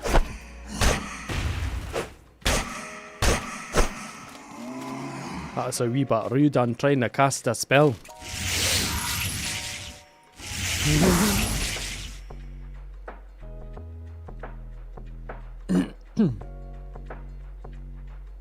Amaretto's nice as well.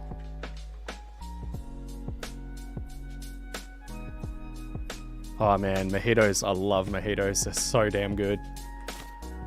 One of my favorites for sure. Mojitos, espresso martinis. Margaritas are alright as well. Just trying to think. Those were like some of the main ones I've made, I think. I can't remember entirely how to make them all anymore either. That's how long it's been. What's another nice one?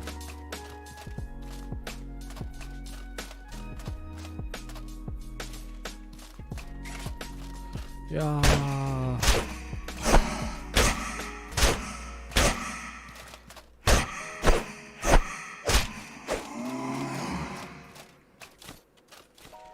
Man, now I feel like a cocktail. Ugh.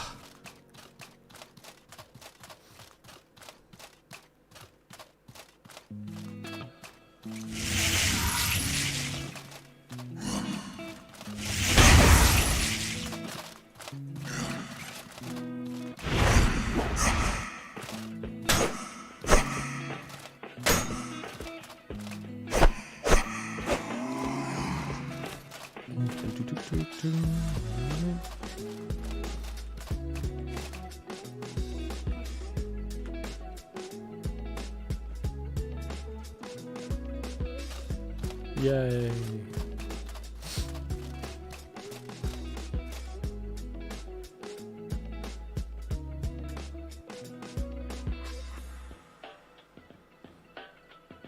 You may have even heard the background music on stream before, like it's just and no, I have not tried a pan-galactic Gargle Blaster class. But yeah, the music's just like a chill playlist from Pretzel app. So I think it just plays the tracks randomly and yeah. Do do do do do. I think this is where I can get the Haunted Shield as well.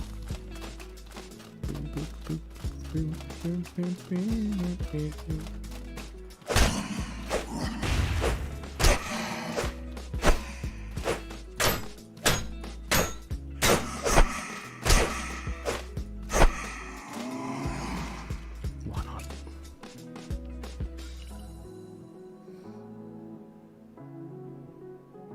It's catchy, so that's probably why I remember it. Yeah. Hey, more blue sand, guys. Oh, hey.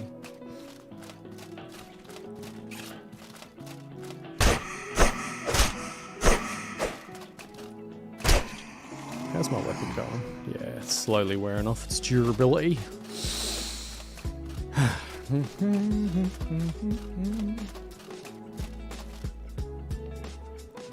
Hey, Too Simple. Yeah, axes are pretty damn tough in this game. Really, really good attack patterns and everything. So...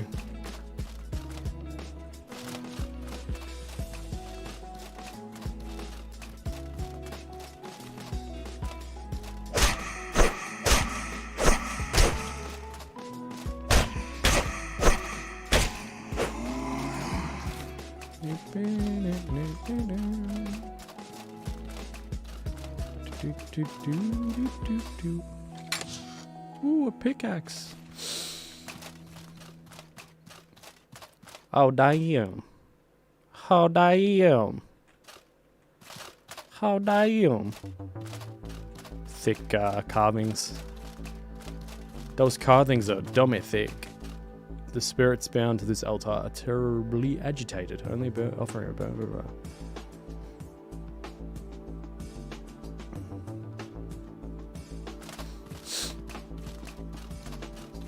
We did it. We lowered the spirit's guard.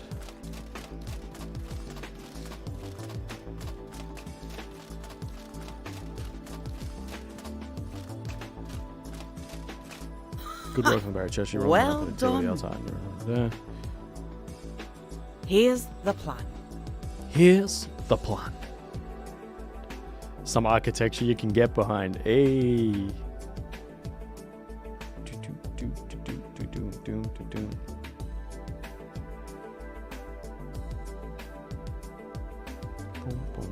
Oh yeah, of course, Alvaro. Of course.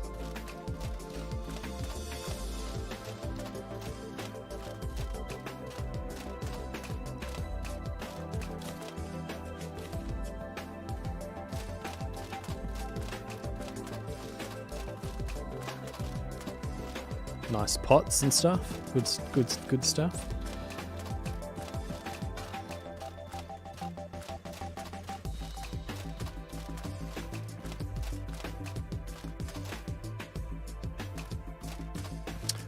Some of the statues are a bit more like, I think actually have like tits out and stuff from memory. Although I don't know. Surely that doesn't count. That's not like I think they had clothes on anyway, the statue. But I mean, maybe, I don't know. I don't know if it's counted, like the statues and that. Because even the ones I feel like even the ones that like have the full form of the body aren't like they're just stone, you know, like they're not. I don't know. Anyway, Off with you. I don't make the ratings for games, so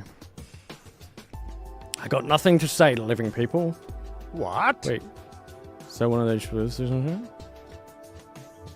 Listen up. It's capable form, right? There you go. What? And now I get the ornate bone shield. Woo! Fine. I like this shield. It's very cool. Just looks really cool, you know. Skeletons. Skeletons.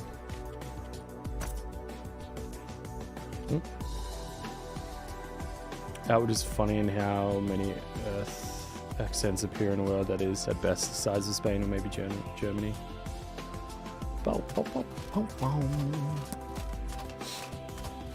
Oh, you damn right. We got ourselves another shield. This game is rated M. Why? Spooky, scary, scally shield. That's right.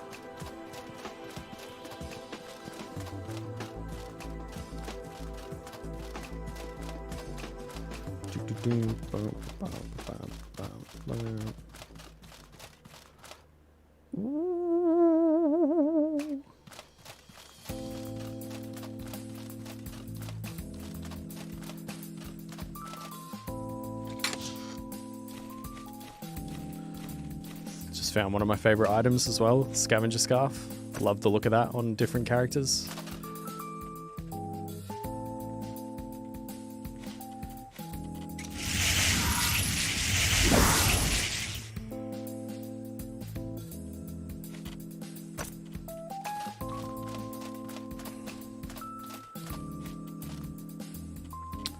Oh, you pesky carry weight. Because blood, that's about it. Yeah. It probably like just gets the M rating, you know?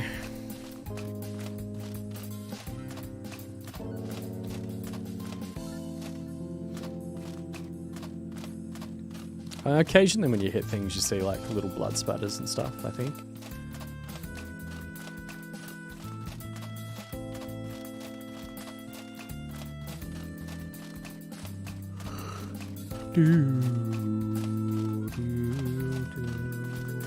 Hello, Roland.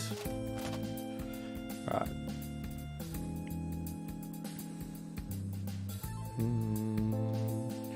Dun, dun.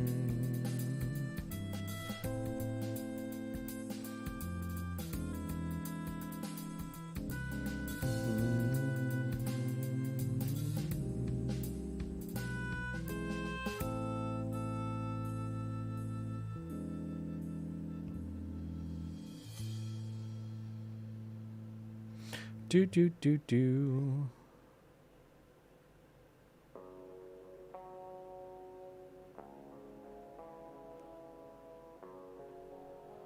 All right, let's talk to old Roland. Thank a lot you made it. I really don't like this.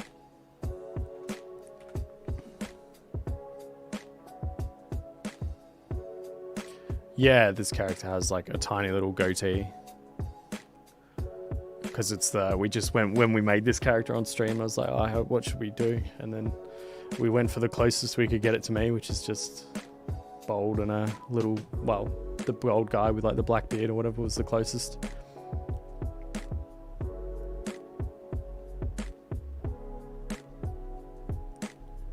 Yeah, I guess, yeah, there are a few references in the game that are sort of mature. Oh no, oh no, oh no! Stand back. But you're going to get caught in that. I'll have to take that risk. I'll have to take that risk. Yeah, I am, but I don't see any other options. Risa said if we lose these ancestral memories, the whole collective will suffer. Are you sure you can handle this? I know exactly what I sure, have to thanks. do. I know exactly what I have to do. Now stand back and let me work. As Roland plants his mana sword into the air around the altar, a violent burst of blue energy blinds you.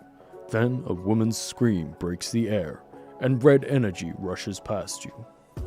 As the brilliant light fades, Roland remains, his eyes glowing with a strange fey light. Litchi boy! Talk to Whispering Bones.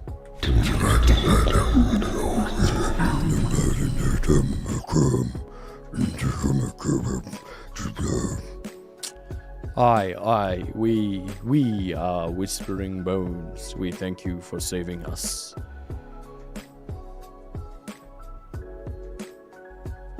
Oh, dude, Glass, I hope so. I hope the Outward 2 character creation is a bit more in-depth. Fear not, Churchy, Roland is with us. Fear not, Churchy, Roland is with us. He has saved us, and now he is one of us. We can show you. A vision fills your sight. You see ghostly shapes swirling in a large, slow vortex. Roland is at the center, grinning. He seems satisfied.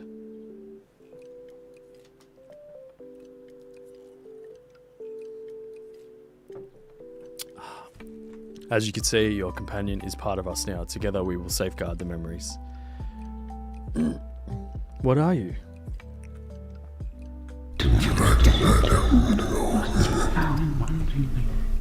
We are a lich. We are Whispering Bones. We are the guardian of the ancestral memories. We will gladly work for the good of the collective. We grant you a boon. We did it, guys. We successfully encouraged him enough along the way that we get to choose our buff. We can grant you a boon. We have the knowledge of the most ancient of ancestors. We are the living history of the collective.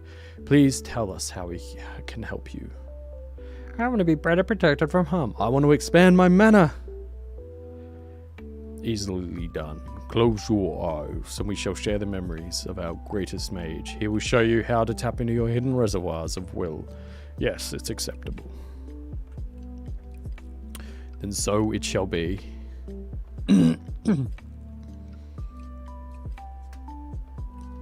Yeah, Ravi, true. That would be an improvement if they But again, it's like, yeah, if they have more money to like develop the stories and stuff, and yeah, that would definitely be nice. We hope you are pleased by the boon we have granted. You and the Cryptaea are always welcome to speak with me. Yay!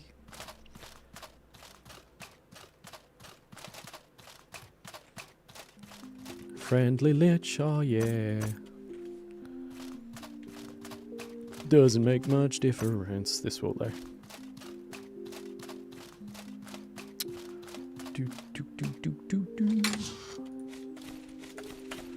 Ooh, some stuff.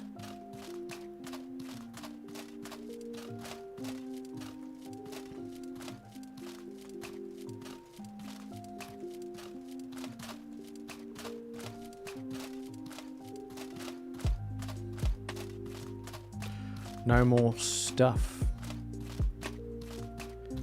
You can change one thing about Outward. What do you change? It's interesting because I mentioned this last stream as well, I think, because we were talking about like Outward 2 and what we'd like to see and yada yada yada, which seems to come up every stream. But I said like if there was one thing I would want them to do to fix, and this applies even more since it's like one thing I would change about Outward.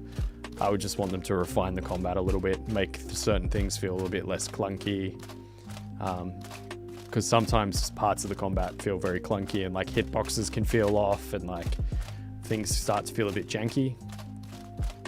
So if they could fix one thing, I would say work on the combat a bit and just refine it and make things feel a bit smoother and work on hitbox detection and stuff a little bit. And yeah, just generally fix that up. So combat would be the thing. Better stamina system would be a huge improvement. I mean, the thing is though, the stamina system, like, it's not that bad really. Like once you start getting a big stamina pool, and like once you're stacking like high amounts of stamina regen and like water stamina regen as well, it's sort of not too bad. Like it's, yeah, I don't know, stamina's not a huge, I've never found it to be a huge issue, except when I first started was when I was like, what the fuck. Hello, Risa. What happened down here? Take a look downstairs. We have a new friend. This is troubling. This is troubling. I'm afraid I don't understand. Where is Roland? What happened here? He turned into a lich, and not a hostile one either. His spirit has merged with the ancestral memories. I should probably ask him. Well, them, for the details. Is this true? Is this true? Roland? Roland? A lich? A lich? And he has become part of the ancestral memories? This is a huge change, one that I pray is for the best.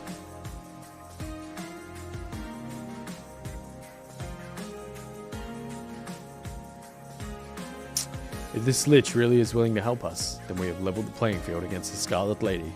I should hurry down. Well done. Well done. I'm glad I confided this mission to you. Your actions made a great difference today, although no one in the collective will ever know what you did for them. If the Cryptea ever needs me again, you know how to find me. I do indeed. Thank you for choosing to remain with us, Churchy. Your continued aid is welcome. I'm proud to count you as family, Churchy Aberdeen. I'm not a fucking Aberdeen! You bastard.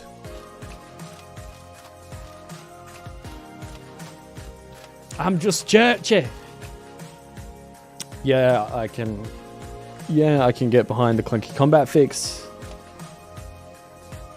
Yeah, for sure. Because that's the thing. Like, I feel like if there was only one thing that I could change, it would definitely be just work on the combat a bit more, sharpen it up, work on some of the clunkiness, get rid of that. During combat, constantly not having stamina is more annoying than hard. Dark Souls has the best. Yeah, but that's what I'm saying, Daniel. Like, I feel like you sort of like, well, later in the game, I've never run into like,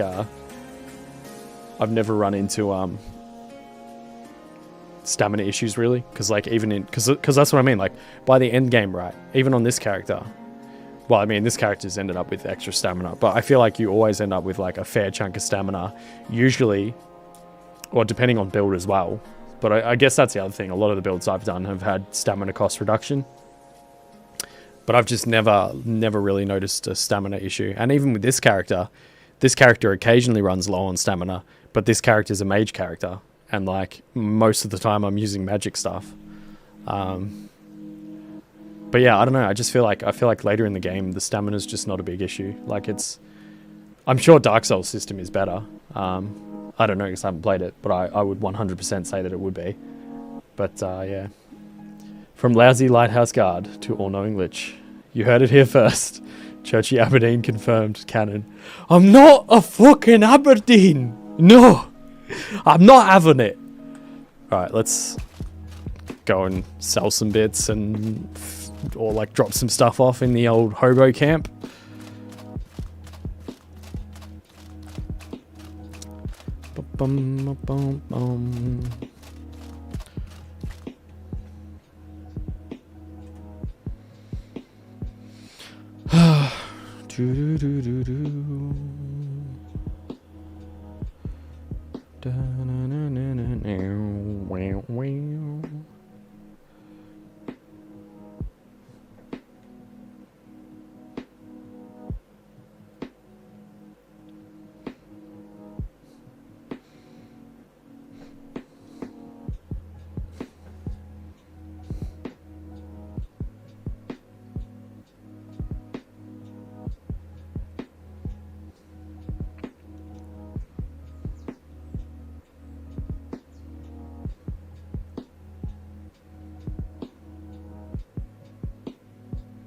Sorry guys, one sec.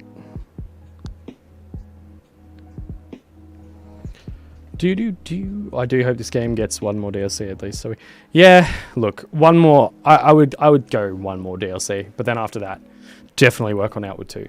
I freaking want Outward 2, but I want I want them to. Yeah, anyway, there's heaps of stuff I want them to work on and do and blah blah blah. I will say one thing that was really good with Three Brothers, which is kind of like more of a psychological thing. But I think one of the things that now that Three Brothers is out and the amount of stuff that Three Brothers adds, ooh, that model's out of alignment a little bit. I know, yeah, it is. See that? Clipping through the damn thing, you know, and you can see the other side where they haven't, where they got the invisible face. But yeah, no, what I was going to say was, since they added the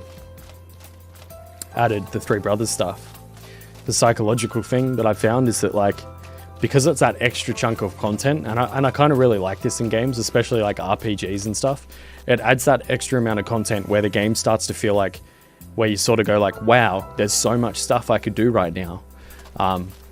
Which is admittedly in this game is still kind of limited in terms of quests and stuff, but the fact that you're like, hey, now I've got this other whole region I can explore, and there's like this other quest line I can do after I finish the main one, and like there's all these new items, and there's a new skill tree, and and all these new legacy items. So there's all these new build options, and then you sort of like, so I could make a character and I could fuck around in Churchy, or I could go straight to the Caldera and fuck around there, or I can, oh, I want to go off to the Antique Plateau now that I've done half my quests, and now I'm doing the Forge Master quests, and like, you know what I mean? It's that feeling of like, there's just this vast kind of ocean of content, even though it might not be the deepest content. But yeah. Assuming Outward 2 is just a straight up upgrade to this game, would you ever boot this up again? Maybe Ravi, I don't know. But if it was just a straight up upgrade, then potentially not. Maybe just for nostalgia's sake, probably. And yeah, dude, I need to play more Kenshi. Definitely need to play more Kenshi. Kenshi has an even like much more amplified feeling of that, I feel like. Would I rather Outward go more in depth with RPG or survival system? I would rather that they go more in depth with the RPG stuff, because I think the survival system and the way it blends with the RPG stuff at the moment is really damn nice and really smooth, and I feel like their survival system is quite fleshed out, whereas the RPG side is like not nearly as strong. They've got adventure and exploration right, but that's because the survival stuff is like feeling good. And meshes well with that. Like, you know, you've got like your hunger and thirst and tiredness and different weather conditions, and you can get diseased, and you've got different things like to try and be resistant to, and yada yada yada. And whereas yeah, the actual RPG stuff is like so. Glass Legacy is the thing I despise the most, having to make and build up a whole new character just to use it. Yeah, admittedly, I'm not a huge. I like the concept of a legacy chest, but the way they've done it, like I kind of don't like. I'm kind of in the same boat, Glass, where I'm kind of like, I don't like how it's just sort of gets excessive. Like, it's sort of like. Which is why, in the end, I just end up using the Cierzo chest, doing the legacy stuff a lot of the time that way. Just because it's like, dude, why would I bother? Like, I'm not going to bother wasting all this time going out to all of the different ones just to get the items. And then, like, yeah. But anyway. Yeah, exactly. A lot of the time I just do... I mean, I've made a whole video about the legacy chest shenanigans, and I've done a lot of it now, but, and yeah. Breakable, like, breaking down campfires, and that would be good. Like, being able to, or at least being able to, like, disassemble them and stuff.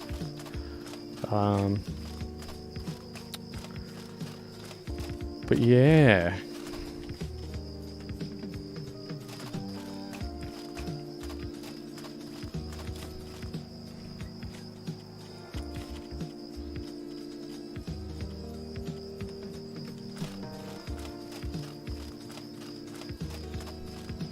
Mods are a very, very fantastic thing. Want to buy something? Want to buy something? I'd like to sell some things.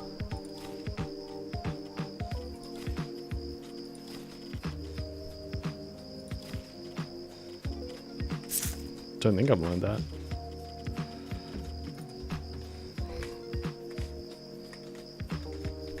Want to buy something? But yeah, I definitely say flesh out the RPG side of things more. Make the story and everything more exciting, a bit more engaging.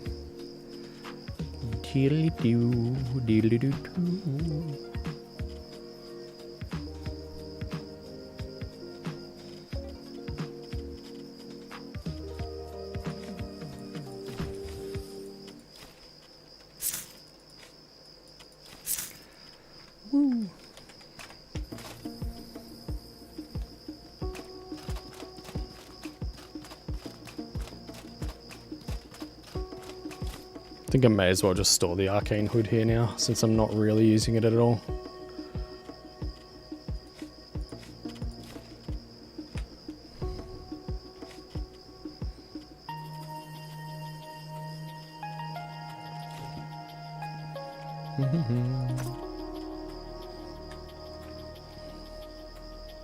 Given that it's Unity, the less the base game has going on, the better.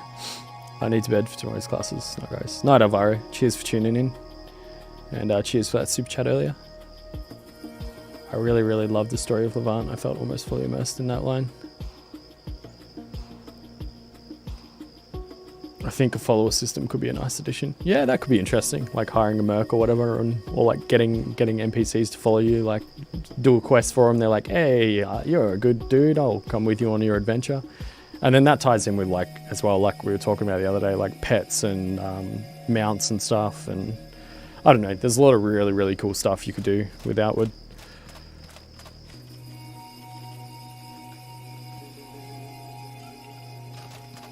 Let's drop off some stuff.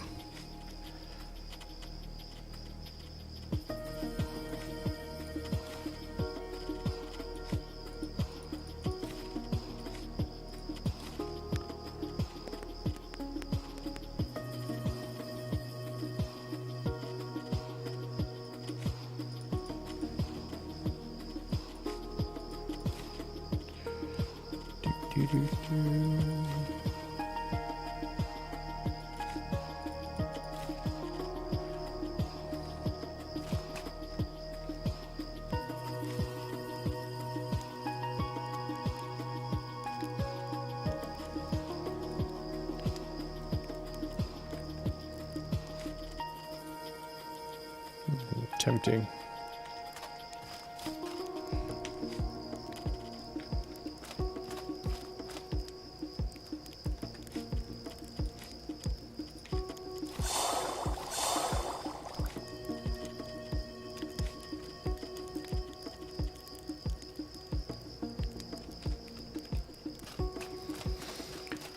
I guess I'll just sleep for the 3 days. We're in the last legs now, man.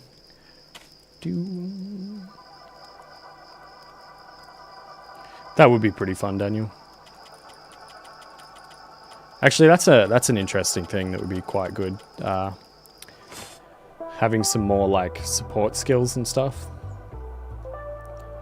Because I mean, there's a couple of little ones now with like that came in with like Cerberorians and stuff, but for the most part, yeah, I don't know.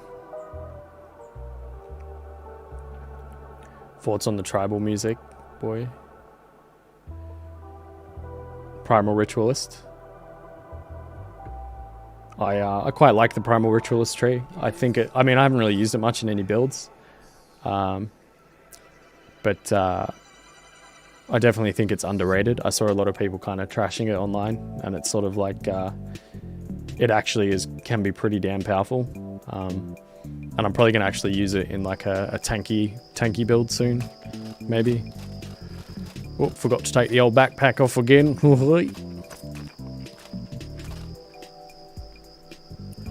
Do.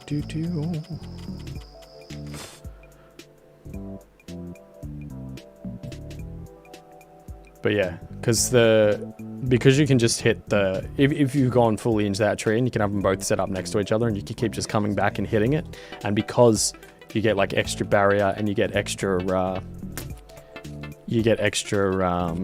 like barrier and protection when you're in the AoE of those, and you're also downing their enemies' ethereal and lightning resistances and stuff. It's yeah, I feel like it's definitely can definitely get pretty powerful. And the other thing is as well, because every time you hit the enemy with it, like the damage just stacks up and up and up. It's sort of pretty easy to kite around and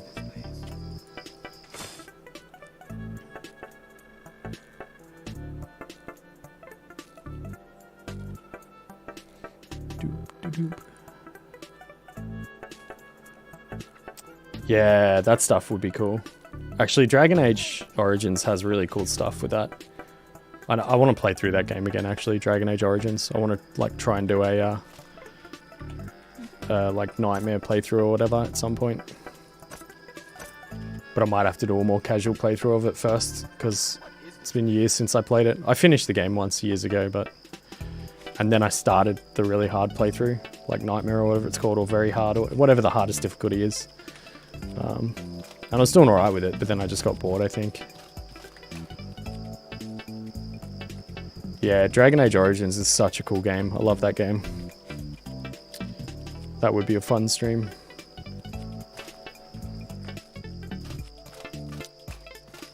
Let's go talk to Risa.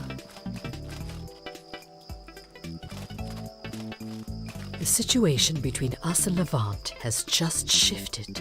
The war is ending? What happened? Elat demands peace. A truce has just been declared. I'm just going to go back to this because we're chatting again. The chat is just on fire today. Yeah, I'd probably say it's one of my favorites as well, Glass. I haven't played it properly in a long time, but man, it is so much fun. And like doing that tactical view, and like, you're right, like you pause and you set up everything, and it's like Shank, it's like Sihank and Daniel mentioned. Well, yeah, like Sihank mentioned, that having the conditions that you can set in their AI, like if this happens, then do this sort of thing. Like, yeah. Oh yeah, hell yeah, Ravi. I'm also really damn hyped for that Mass Effect remaster. Definitely keen for that. Good, the war's going on long enough. That's good. Yeah, the origin stories definitely worked really well in that game, I reckon, because each one is unique enough, sort of, to be like, or for the most part, they really kind of like set you in that mood of that character. You're like, yeah, this is my backstory, and then the way they tie back to it occasionally, like, I don't know, they did a good job of those games. Well, the first one, Dragon Age Origins, is really good. Number 2 is alright. Inquisition's also alright, but sort of starts to shift to something a bit different. But I guess like number 2 and Inquisition are a bit more like action oriented. Mage Origin was a lot of fun. Hey Joe, how you going? What's happening? Yeah, Mage Origin was one of my favorites, like being a mage in the tower. And it also had one of my favorite builds, like the Arcane Warrior. Just like maxing your magic, just put everything into magic and become an Arcane Warrior, and you just end up so damn tanky and nothing can kill you.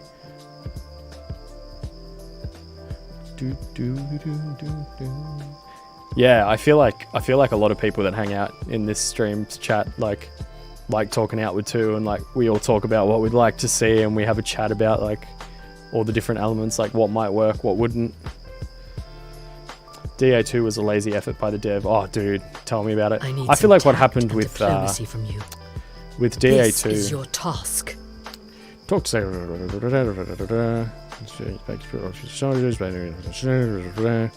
Listen well. Right, I'll get onto it.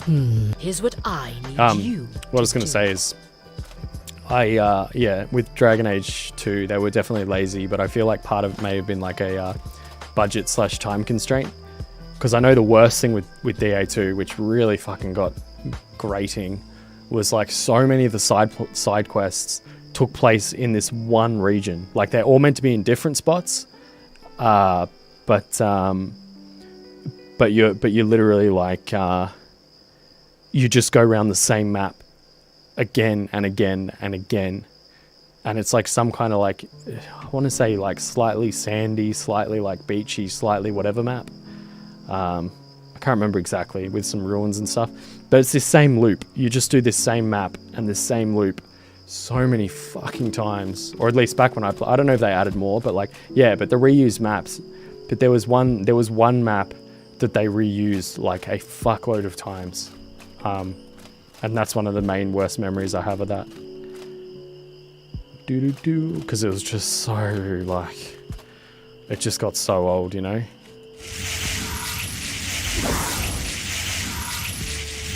And it was, and it really, yeah, the stories weren't as developed, and also like, it really broke immersion when you would, yeah, be sitting there like you're going to do this quest in such and such place. Now off you go, and you go to the same fucking map yet again, and you're just like, ugh, yeah, definitely got old. Let's do some poison, why not?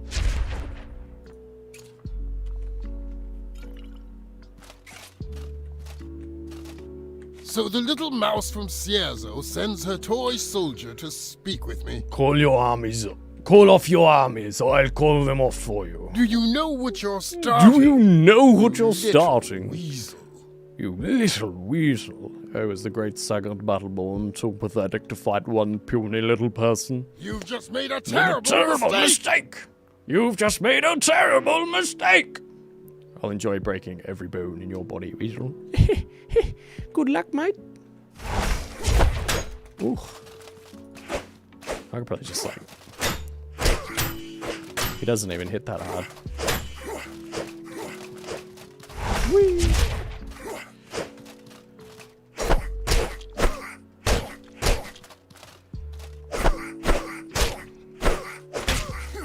Whee!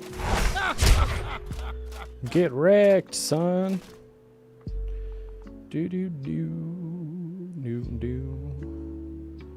This story is just when I was developed. The mumbling was on point. Good voice pigeon for sure. I'll just voice the entire cast and just like mumble and say random shit, like really overemphasize certain words, and like, oh yeah, doable. Damn it! Really?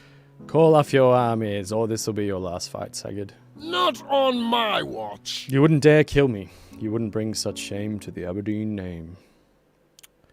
I don't need to. I'll just break enough of your bones. Put an end to your career, miserable old man. Your actions put the entire collective in harm's way. I think it'd be worth it. You fight dirty. I respect that. Do.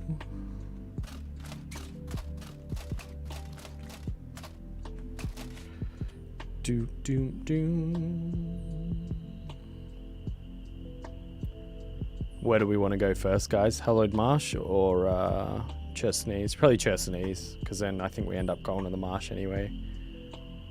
Oh wait, no, we might have to come back to Berg anyway. We'll go Chersonese.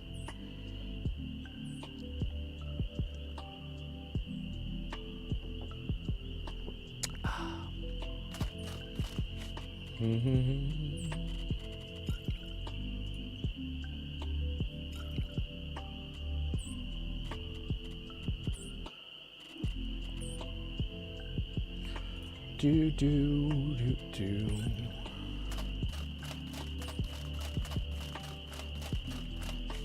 And away we go. Oh, that's carrying too much crap again. Why does this keep on happening?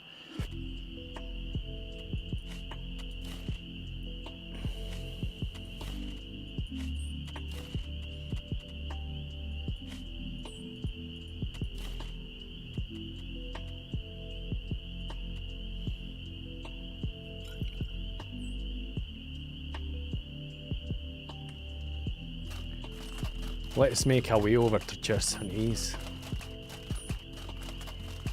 Go and talk to some bandits about a wee little peace treaty that they're trying to put together.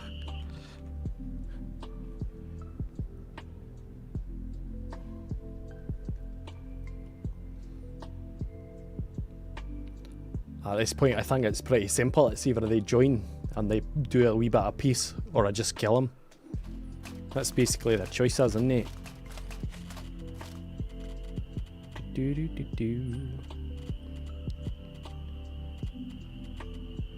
Whatever.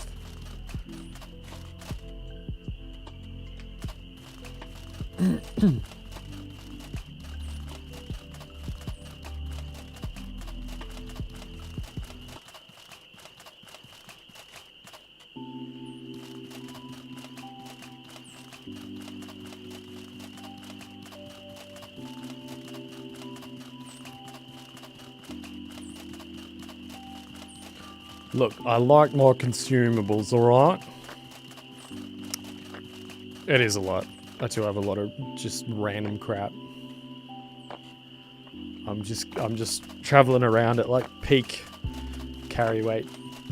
But since I've done all my got all my skills and everything, I'm pretty chill at the moment. Like I don't really need to pick up any loot.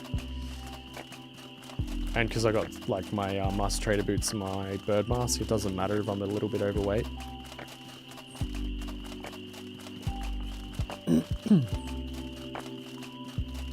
We cruising.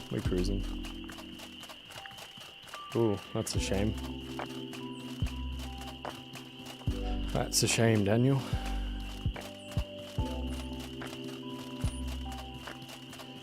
Hey, meandering Rios. After playing Valheim, then coming back to this game, I found the world to be so crazy empty. Yeah, that's fair. It's definitely something they could work on in Outward too. Make the world a little bit more full of life and stuff. I'll take you on, buddy.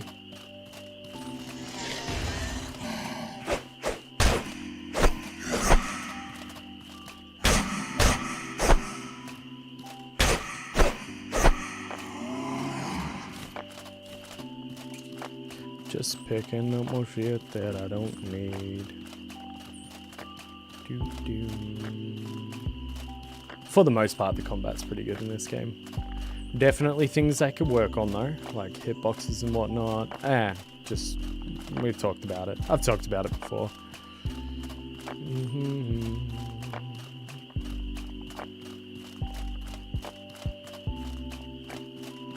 Yeah, that's definitely part of what makes Valheim sort of work more in that regard, because like you can just be like, I'm gonna build a settlement here, I'm gonna cut down all these trees, and like you have more effect on the world in terms of like landscaping and stuff. I think for the size the regions are, it's not too bad, but like in Outward 2 I'd want larger regions, and also that would require more life in the regions, but also it wouldn't hurt to have like even just like 20%, 25% more stuff, like even just the occasional wandering person that's just patrolling the path, and like maybe another wandering trader type or something, and like bandit groups that wander the entire map or something and aren't just always spawning in the one spot, things like that.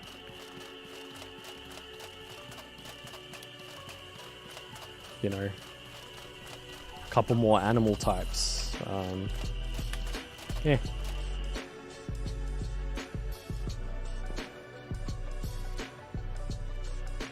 I want it to be more skill based, and that's why I always gravitate to counter hit builds in Outward, but at the same time it's the low skill ceiling that makes it so enjoyable.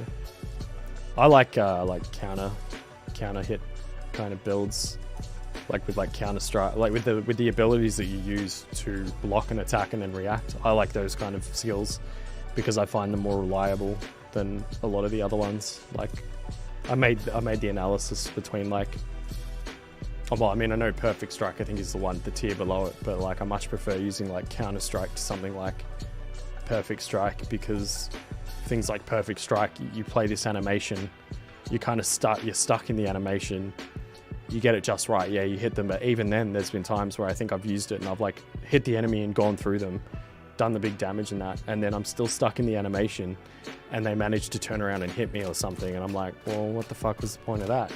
Whereas something like Counter-Strike or Pommel Strike or whatever it is, you see them coming to hit you, you react, you block it, then you hit them back with a monstrous attack, and it's kind of like, yeah, brace, pommel counter, yeah, that's what I mean, pommel counter and Counter-Strike, yeah. I use them, I've used those skills a shitload. They're awesome skills. It's just, and that's the thing, it's just like, because then you end up in this situation and you're like, well, why would I use these things that are like sort of unreliable, may or may not hit, with the weird hitboxes as well? I mean, even those skills sometimes miss. That's how weird the hitboxes and stuff are sometimes. But yeah, for the most part, I find like, yeah, brace, pommel counter, Counter-Strike, much more reliable than things like perfect strike and that.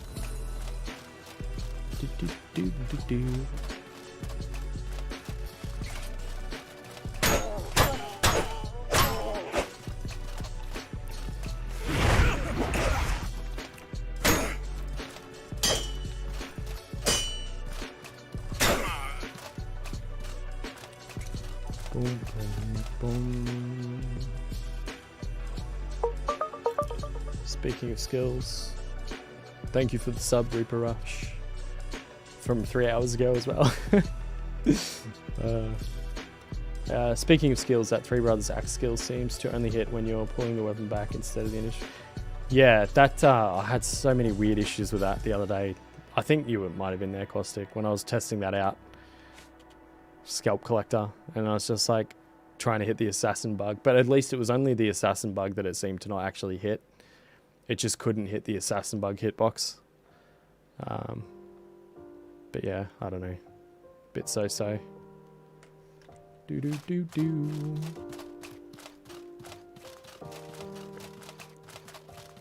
I suppose I'll kill these guys too. Killed him on his sweep because he dodge rolled towards his friend, so in my wild swinging his mate got killed. Your turn.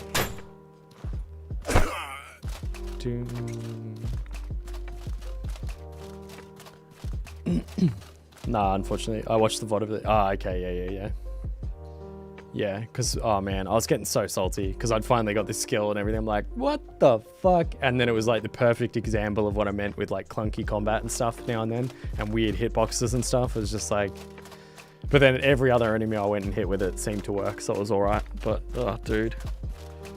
Daniel, I'd like our world population to be more like Subnautica. The world feels like it couldn't give a fuck about you and goes about its own business rather than... Yeah, exactly. It's exactly stuff like that, Daniel. Like, which is what I was getting at with, like, have bandit patrols that actually just patrol around. Don't just spawn in a small area and patrol that. Have them, like, actually have a goal. Like, they're going out to loot something and yada, yada, yada. And, like, just make the world more engaging in that kind of area.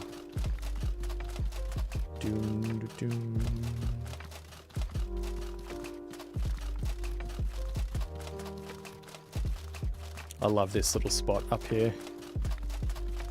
I made a camp here once on one character, but it couldn't really leave much stuff there because of zone resetting. But yeah, it's a lovely little spot overlooking the lake and stuff.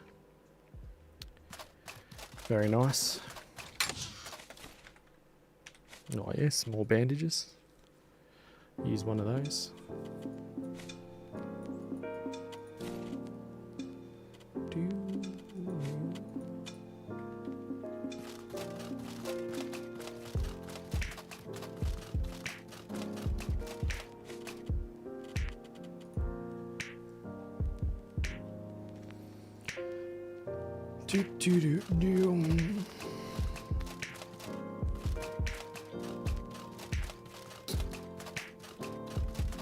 7 Days to Die has these mobs called screamers, which are basically patrol mobs that you spawn in and walk towards a player, and if you don't kill them before they scream, they call them more zombies. Hey, nice. That would be a pretty cool bandit mechanic, like they sound a horn or something. Yeah, it's an interesting idea. Pearlbird mask. No. Oh, wow. More pesky bandits. think my sunfall axe... Oh no, it's not bad. I repaired it, that's right.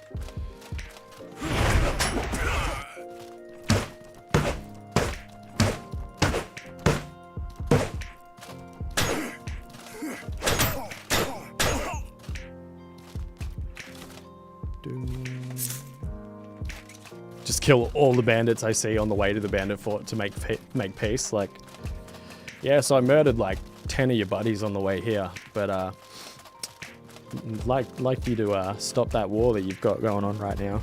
I'd like you to join us in peace, please. Oops, I turned on slow motion then.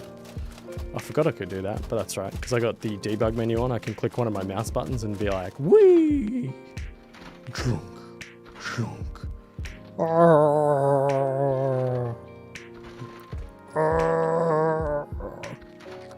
I should do some slow motion hex mage explosions at some point. That'd be cool. Just.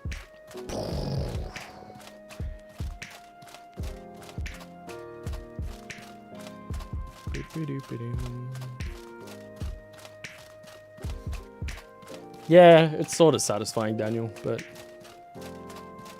Beep, beep, beep, boom. Yeah, alright, I'll do a slow motion. I'll stack up all the stuff in normal motion, and then when I go for the kill, yeah.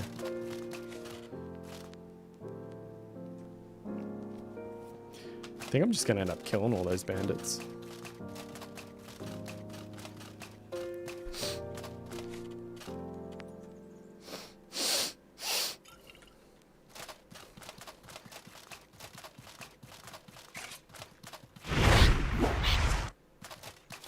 Nope, no pearl bird mask. Oh no. Wait, I think I can go that way.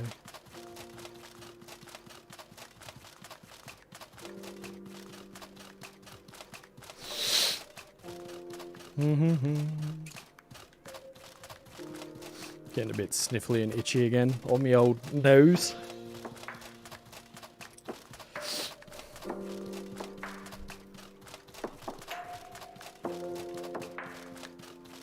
Not super fun.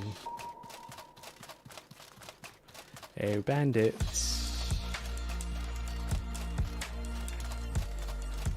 Another pearl bird. They everywhere today.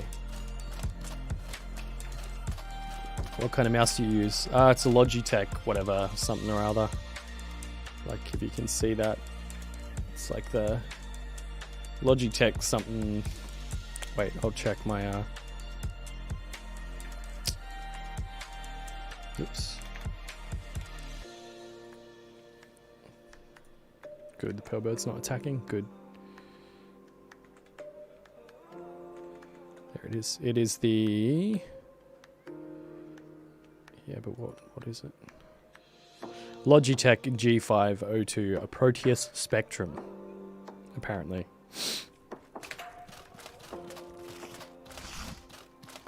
And nope, I have not had issues with that. Oh, hello.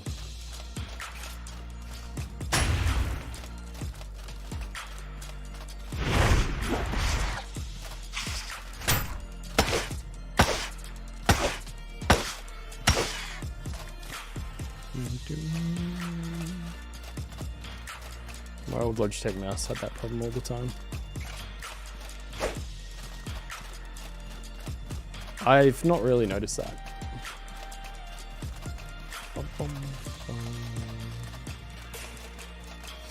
Don't run into the spike tray. Please no, stop itching. It's really annoying.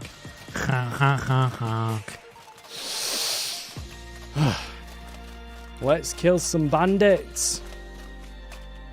I might even like sleep for an hour or two in the old mage tent. Just since I'll be doing a fair bit of magic. Excuse me, guys.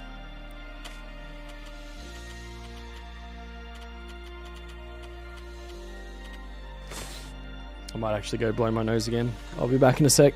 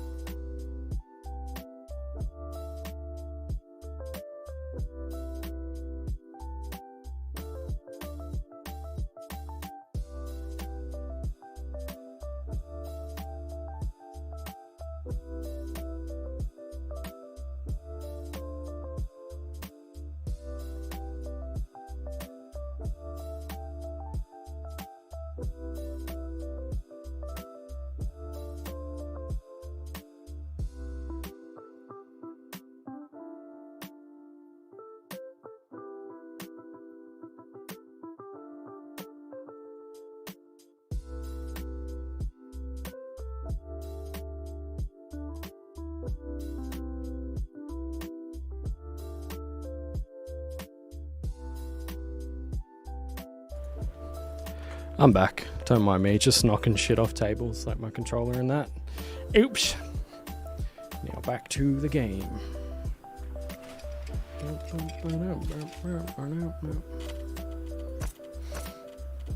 Let's get a little bit of this going.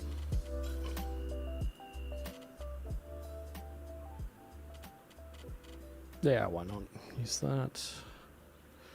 Munch on one of those.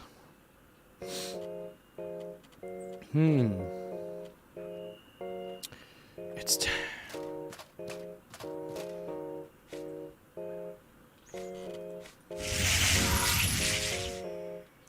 You're back and I just tuned in. Perfect timing. Hey Jeremy, how you going? What's happening?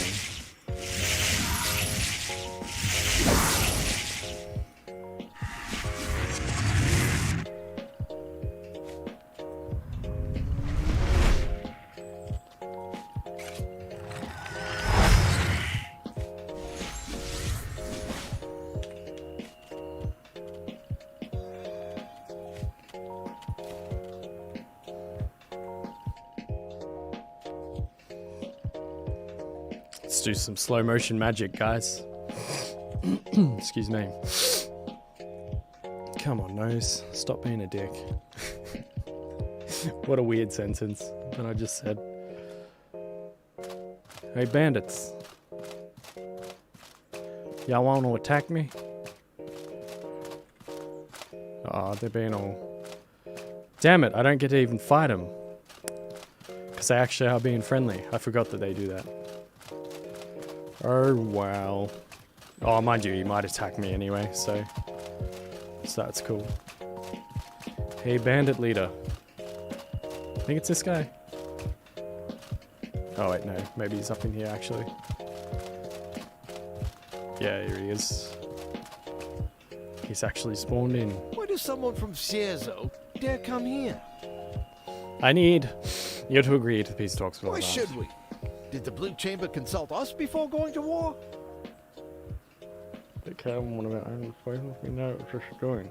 Guys from Return told us. They tell us everything. They keep us We safe. want them to burn until they understand. We want them to burn until they understand what's that.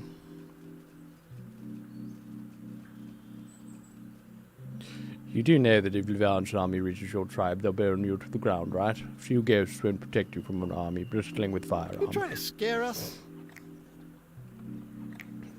They need supplies, and you belong to the enemy. They don't care about the details of your feud with Cierzo. They'll destroy your tribe and pillage your lands. Yeah, whatever. We welcome them to try. Undead are addicted to whatever life they can get still, even if they're wiped out. Oh, I've probably fucked something up here. But I think it's alright, because I don't actually need...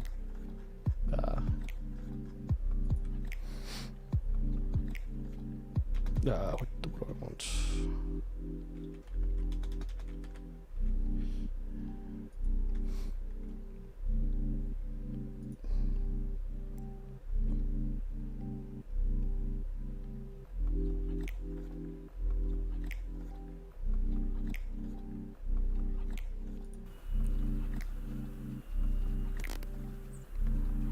Bum bum bum.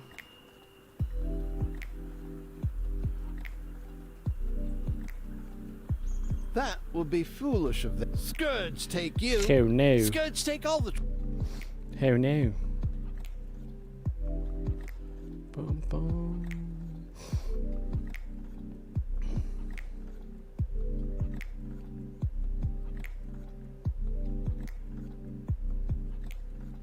Maybe it doesn't matter actually for this quest.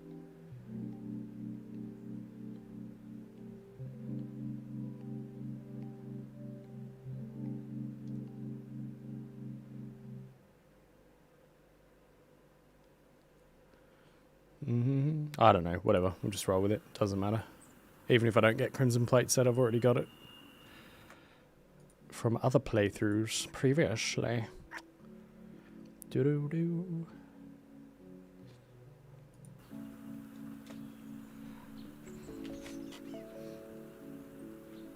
Be gone from here. My patient says, be gone from here. My patient says, be gone from here. Be gone from here. Be gone from here. Be gone from here. My patient says its limits. Be gone from here. My patience has its limits. Maybe I'll come out, go back in, they'll all be hostile.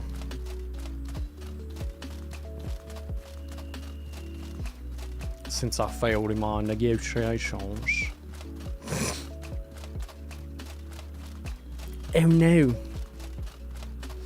Apologies for being a bit snorty and stuff. The old nose is getting a little bit itchy again. Oh.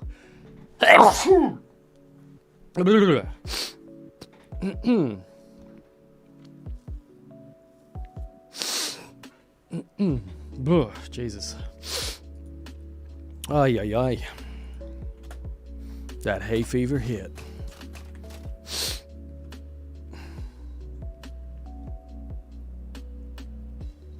Be gone from here.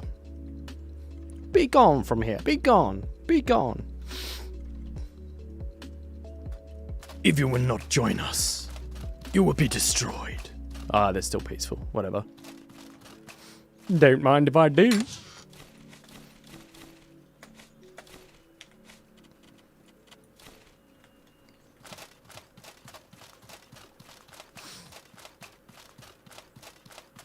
Ah, thanks, Jeremy. Oh, man. Hay fever. Be gone from here. Hay fever. Be gone from here. Hay fever. Be gone from here. My patient says its limits. Whoops.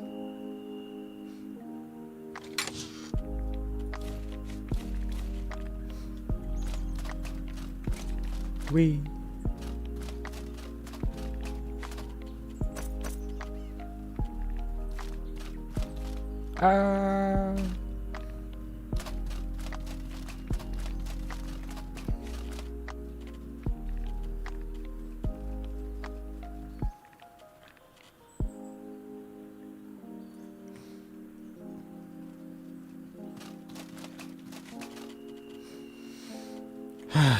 Let's go talk to some ash giants. Could we make some travel rations? Oh no. Whatever. See.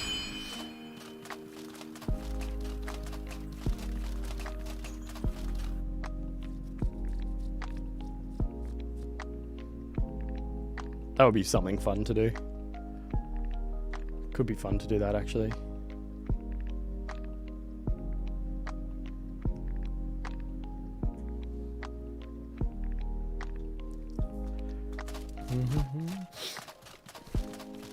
I'm glad my hay fever seems to only be fairly mild today, because like I was saying, sometimes it gets real fucking bad. 2 salt left. I'm going to need more salt than that. So what I'll do is I'll... does this count as... is this river water? Yeah, it's just river water, never mind.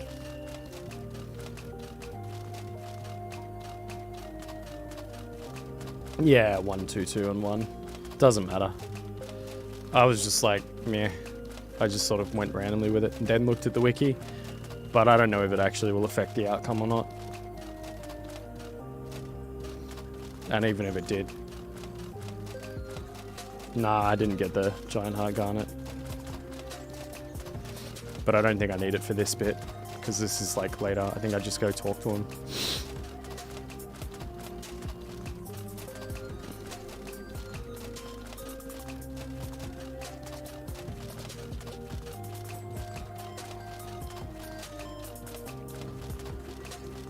A salt deposit, but I haven't got a pickaxe.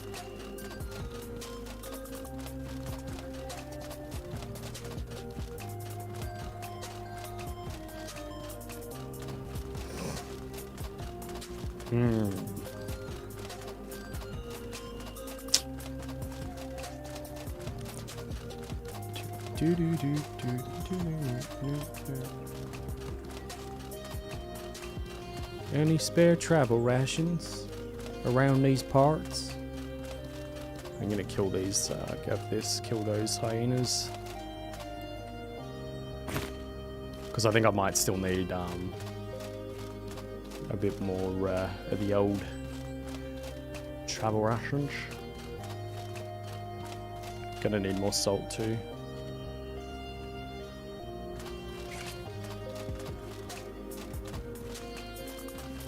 I guess I could do the slow motion explosion on these guys. I said I'd do it a while ago.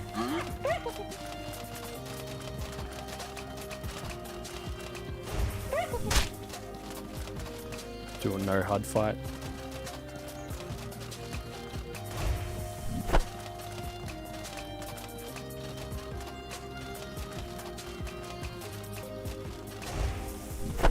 Come on, don't get stuck in a loop of hexes again.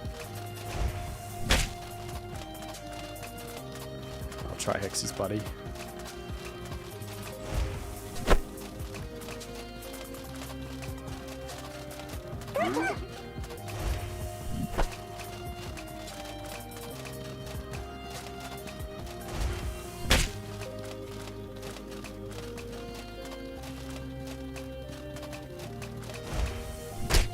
Alright, that'll do it. Here we go, guys. Slow motion rupture.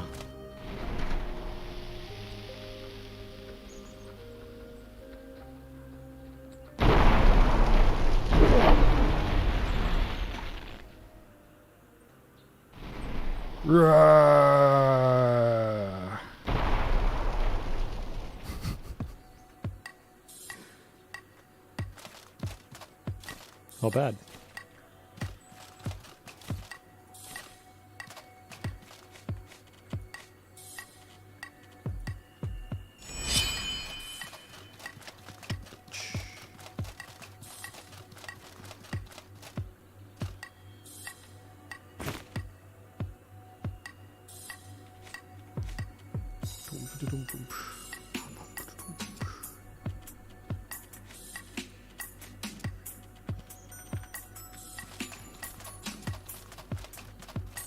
Now we'll do some slow motion, no HUD melee fights.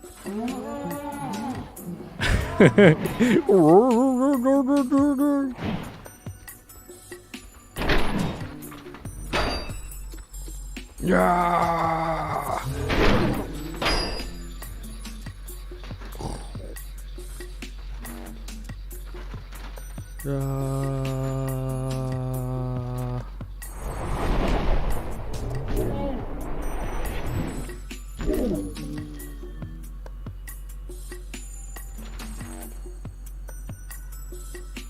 Pretty cool.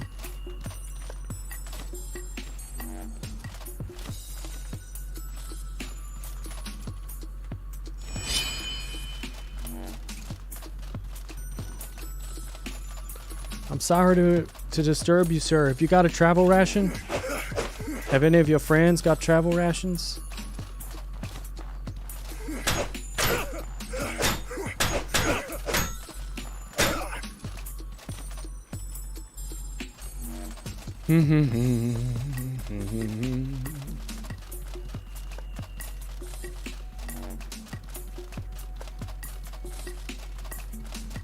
That looks way more fun. It's pretty fun sometimes, I have to admit, doing slow motion fights. Just whoa, looks really cool.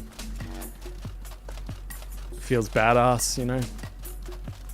It's also fun doing like 300 style, like, you know, normal speed. I'll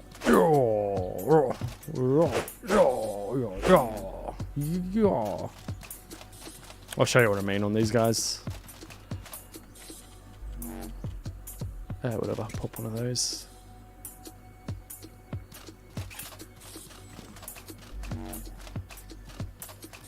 I think at some point you can actually increase the sale value of Giant Heart Gun and String the Ash Giant Quest. Yeah, I think there is. That does ring a bell, something about that. Yeah.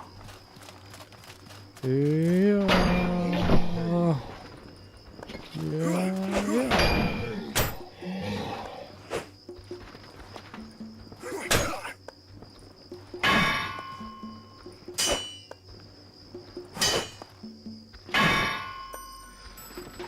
Yeah. That kind of thing where you kind of warp in and out of slow-mo.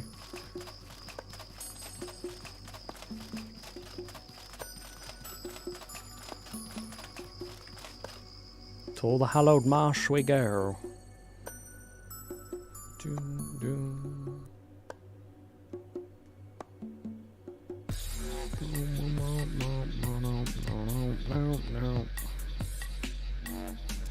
We're off to the hallowed marsh to hopefully get the giants to help during the war. Or, well, to make peace, I mean to make peace, sorry.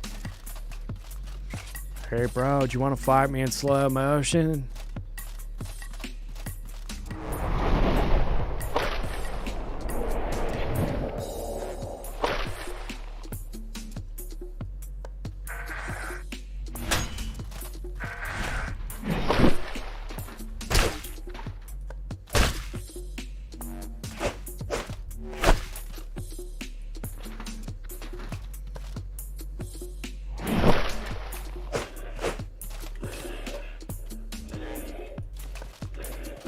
Sweet lit, bruh.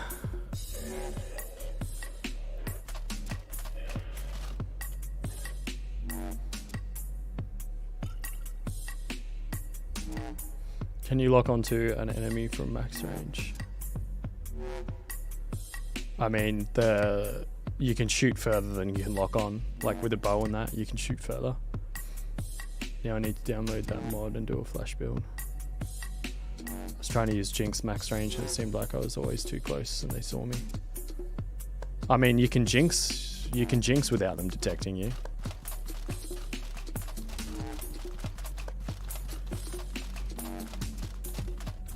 Hell yeah you did, Too Simple. We're off to see the giants. It's probably quickest to just go straight down and then across and then up. Yeah, whatever. Do.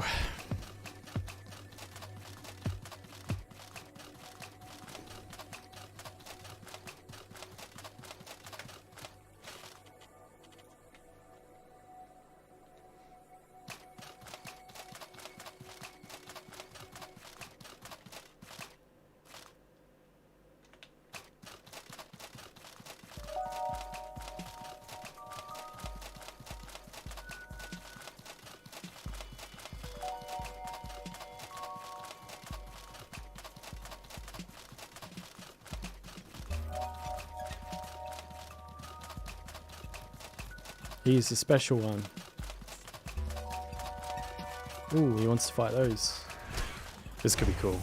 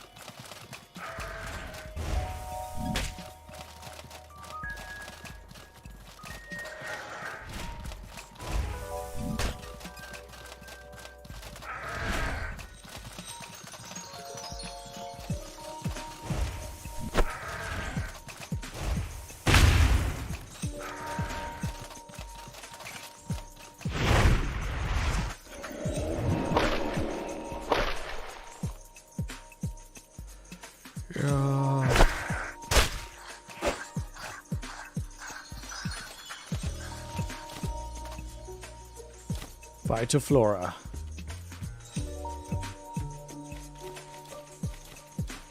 What if? Yeah, let's carry it. Let's take it with us. I made the mistake of going into the swamps for the first time at night. Never been more lost in a game. Yeah. The swamps are a bit weird when you like definitely I can definitely see how you would get lost. It's definitely part of the fun, like early on when you, oops, when you sort of don't know the maps and you kind of like, I love that first initial kind of sweep around, getting your bearings and stuff, figuring out where things are, where you are.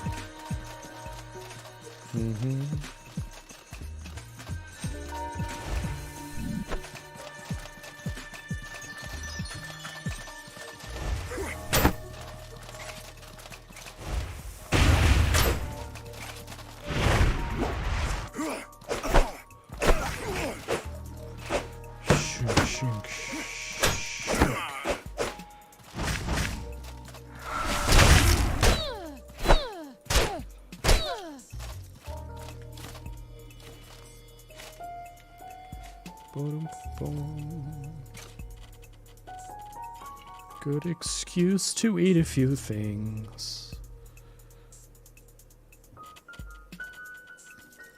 Use up a few items. Alright.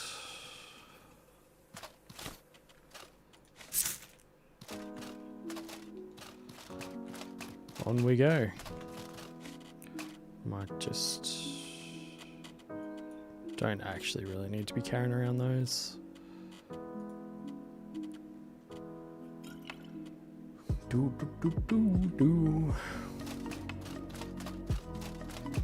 Slow down last stages too. Not that long, I guess. I remember it being longer, but maybe it was, you know.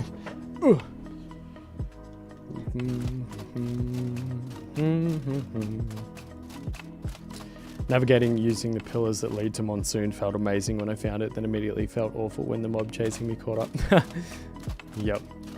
Actually, I have to admit, following the Pilgrim Road, like with these lights, was definitely really cool the first time, being like, oh yeah, sweet.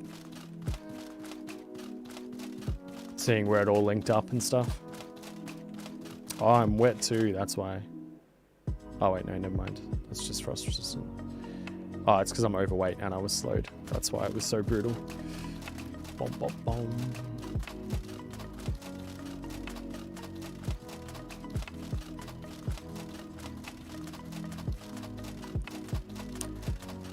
I think I've probably got another half hour left in me on this stream. And then I will have been streaming for like 4 hours.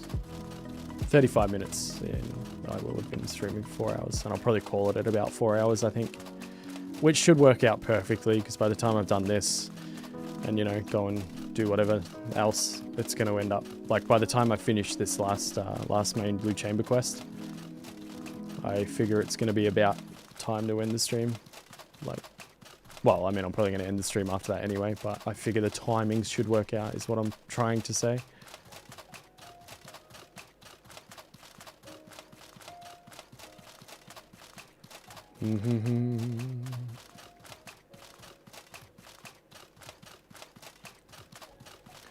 We're nearly at the giant village.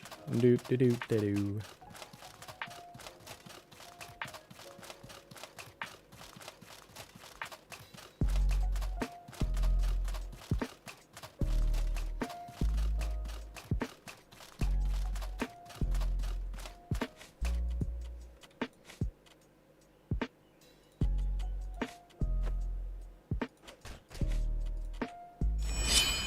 Should have 3 of those again. Yeah, good.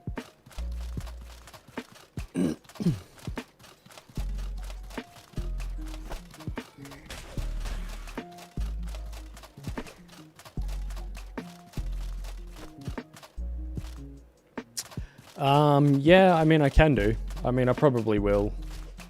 I probably will do some Caldera stuff, like do that quest line. Build some things. Play around in there for a bit, kind of show people some of that.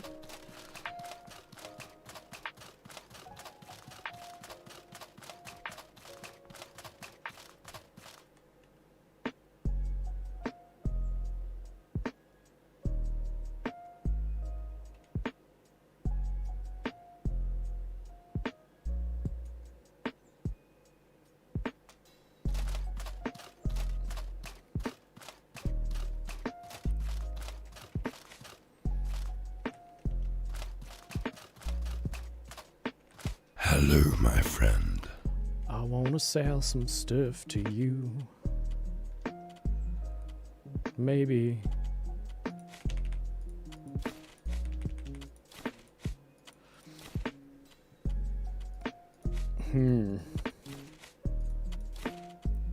Got all this stuff that I don't need.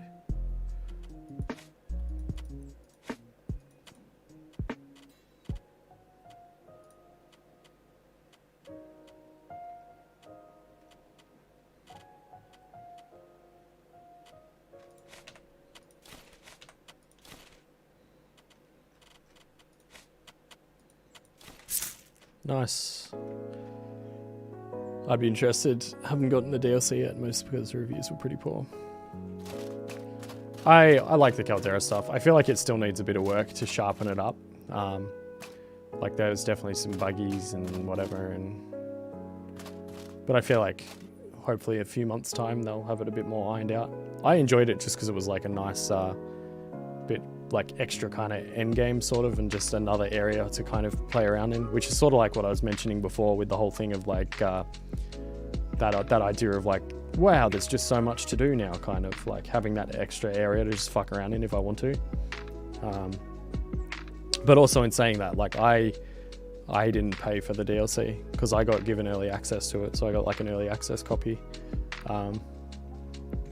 So yeah, if I had paid for it, I think, in my opinion, still probably worth it. But that's also because I'm a pretty big fan of this game. So, but you know, definitely, I feel like if you see it on special, definitely worth getting. But yeah, if you don't, but it's sort of like if you want more Outward and you enjoy the whole like kind of like they added, because there's like extra new resistances and stuff, like, well, because there's barrier now and there's new statuses and everything as well, and there's like status resistance and stuff. That's kind of interesting. What you want? What you want? Hello, my ally. The war goes well. The desert people are no match for us. I need you to help with the negotiations. We're going to make peace with them. Please come to Monsoon to settle this conflict. What? Peacetime already. This, I know Ashbourne kicked them down so hard they come begging for peace. Is that it? This is a good thing. Giants think war with puny desert men is good sport, but we're eager to get back to crafts and silk. We accept peace. Europe says, well, yes, Sir would come, but Monsoon is a lad city. Sir not want la la la. Cool. Go to the temple in Monsoon in the hallowed marsh. See, here we are. Now we just got to go and do the fight, like the end fight.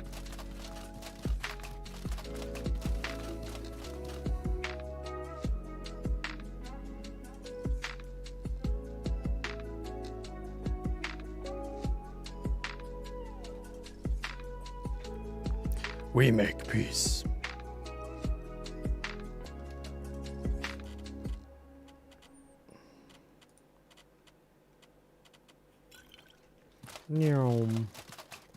To accept peace is very big of them, but then you'd expect giants to be big. Hehe.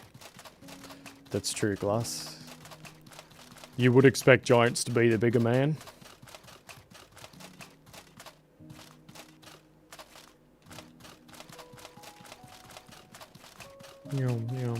That looked cool, seeing that giant run over in the distance, just like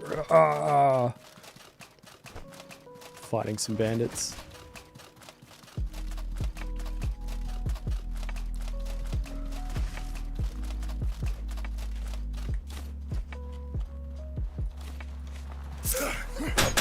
Oh god. You cheeky devils.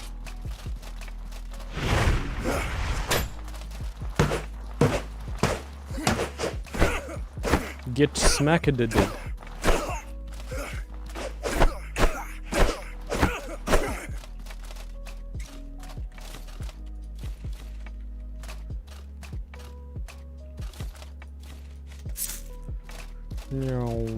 And now back to our lovely trek over to Monsoon, before we were rudely interrupted by bandits.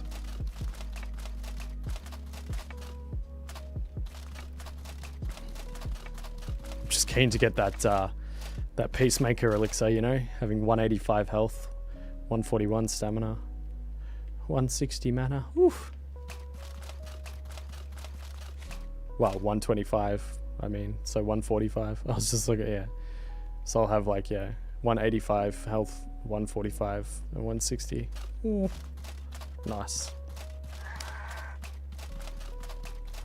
I would like if there was a bit more earning of some abilities instead of just buying them. It's kind of cheapens the character. Yeah, it's like what we talked about the other stream. I think it was like a couple of weeks ago now, actually. Like I'd love in Outward too.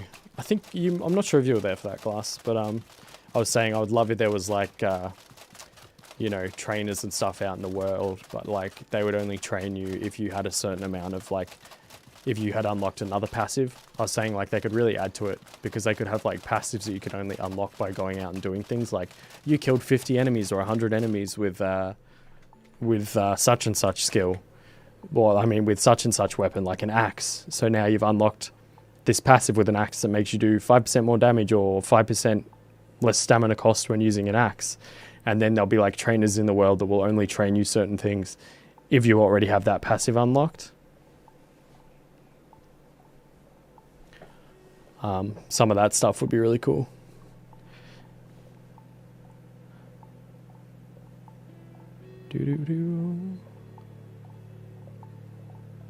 Caustic. My only gripe with the DLCs, mostly with Three Brothers, is that they could have somehow made some of the content, like the new throwable bombs and the arrows, more accessible from the start. Yeah, that's true. Some of that would have been more interesting than the way they've sort of done it. That's true. Because a lot of it is sort of like you only really see it right near the end, kind of.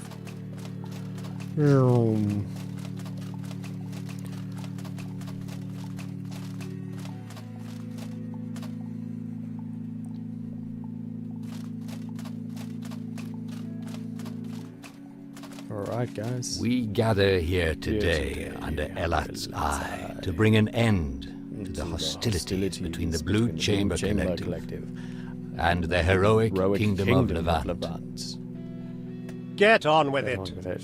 My wife is dying. Elat promised us he could save her. Not happening. Not happening. Seriously, the Blue Chamber took their sweet-ass time getting ready. How can we be sure that they... Enough squabbling. Hello, Elat. How you going, buddy? You doing alright? Too much blood has been spilled. Sit and reach peaceful conclusion later. The entirety of the Blue Chamber Collective stands united on this. Even the Ash Giants wish for the end of the conflict. We require war reparations.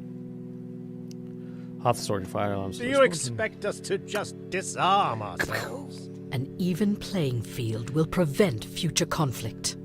Do not forget, Simeon. Levant started this war.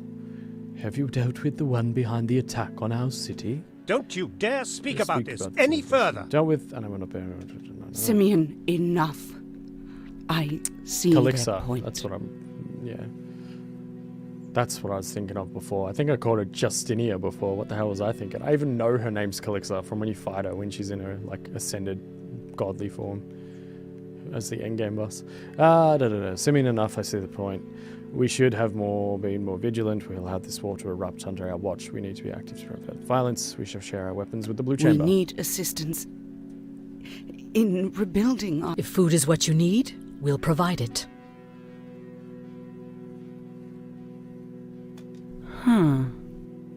Hey, Elat! Fear not. Fear not.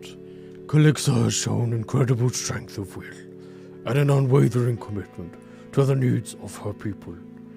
She has sought progress and improvement with the zeal rather than... Calixa will truly bring the Levantine dream to... Wait, what? I will be blunt.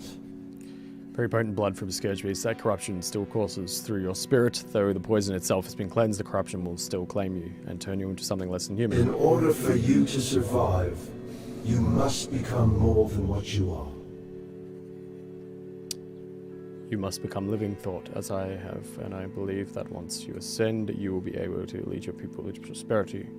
Will you take on the mantle of God? This... To any who wish to object, we will never do more than just survive. If I am the only god humanity can depend on. And so the gods continued to be born. So this is what Whispering Bones meant. Is this acceptable to all parties? Yeah, the enchanting is pretty convoluted.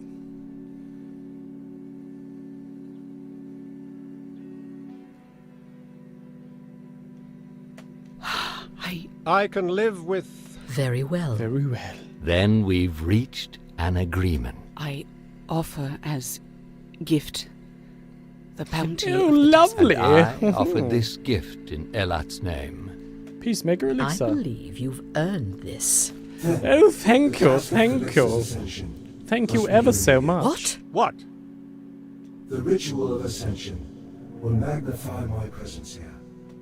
Protect our people until Calixtus... All right. I'll have them ready the defenses. Simeon, for one. Good luck.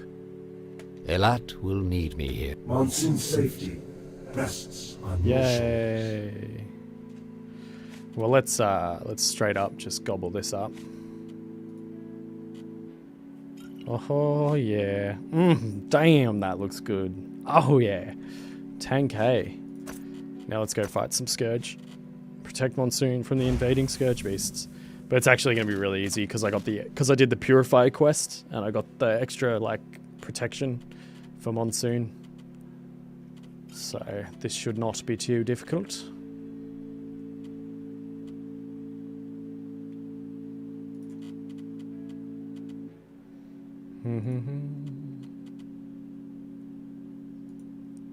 But we'll go all out for this fight because we can, so.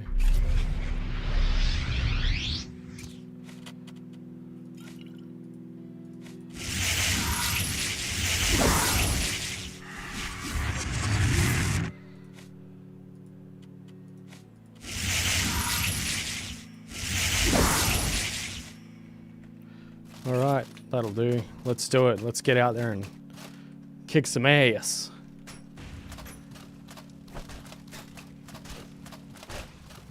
Yeah. I'm kind of a bit... I found the enchantments a little bit lackluster as well, I have to say. Ow. What?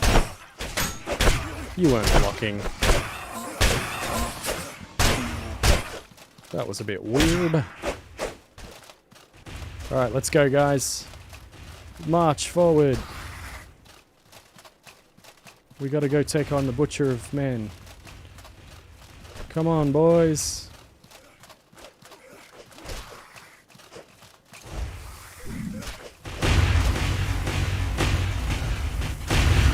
Come on, lads. Got a freaking army here. Alright, let's go ahead and start doing some hexes. Man, at this rate, they're going to beat the Butcher by themselves. Like, just tag teaming the crap out of him. I don't even need to help. What the hell?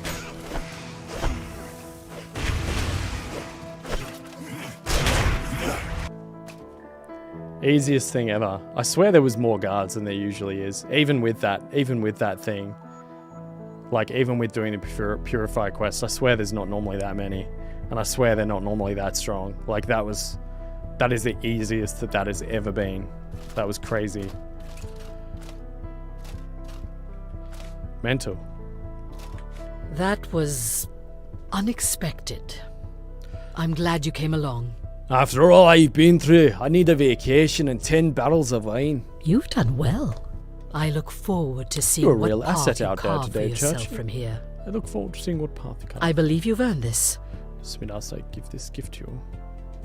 You're free to do as you please. Nice. I trust your instincts. We got the full Crimson set as well, boys. So, I mean, one very, very cool thing. Like, I equip all... Whoops. If I equip all that right.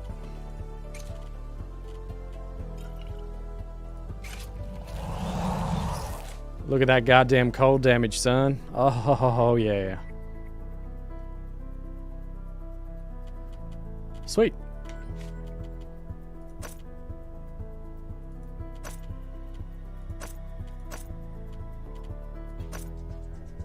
Now it's time to go dump all that in in a, oh, I might put that one on because it weighs slightly less. Alright, I think we should be able to move now.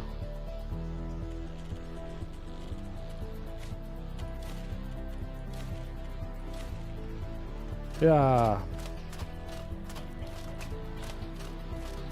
I'll go grab the butcher's amethyst thing or whatever. Doo-doo-doo. I got these things into VR chat. Immaculates, yeah, hell yeah, dude. Try to understand. I'm a magic man. There are 2 or 3 quests that contribute to the Monsoon defense. I thought it was just the one. I think it's just purifier. You just you just talk to the Chamber Lord in Monsoon. As long as, provided you find all 5 notes and tell him that it's like immaculates, then he like gives extra defenses. Provides extra defense. So, but yeah,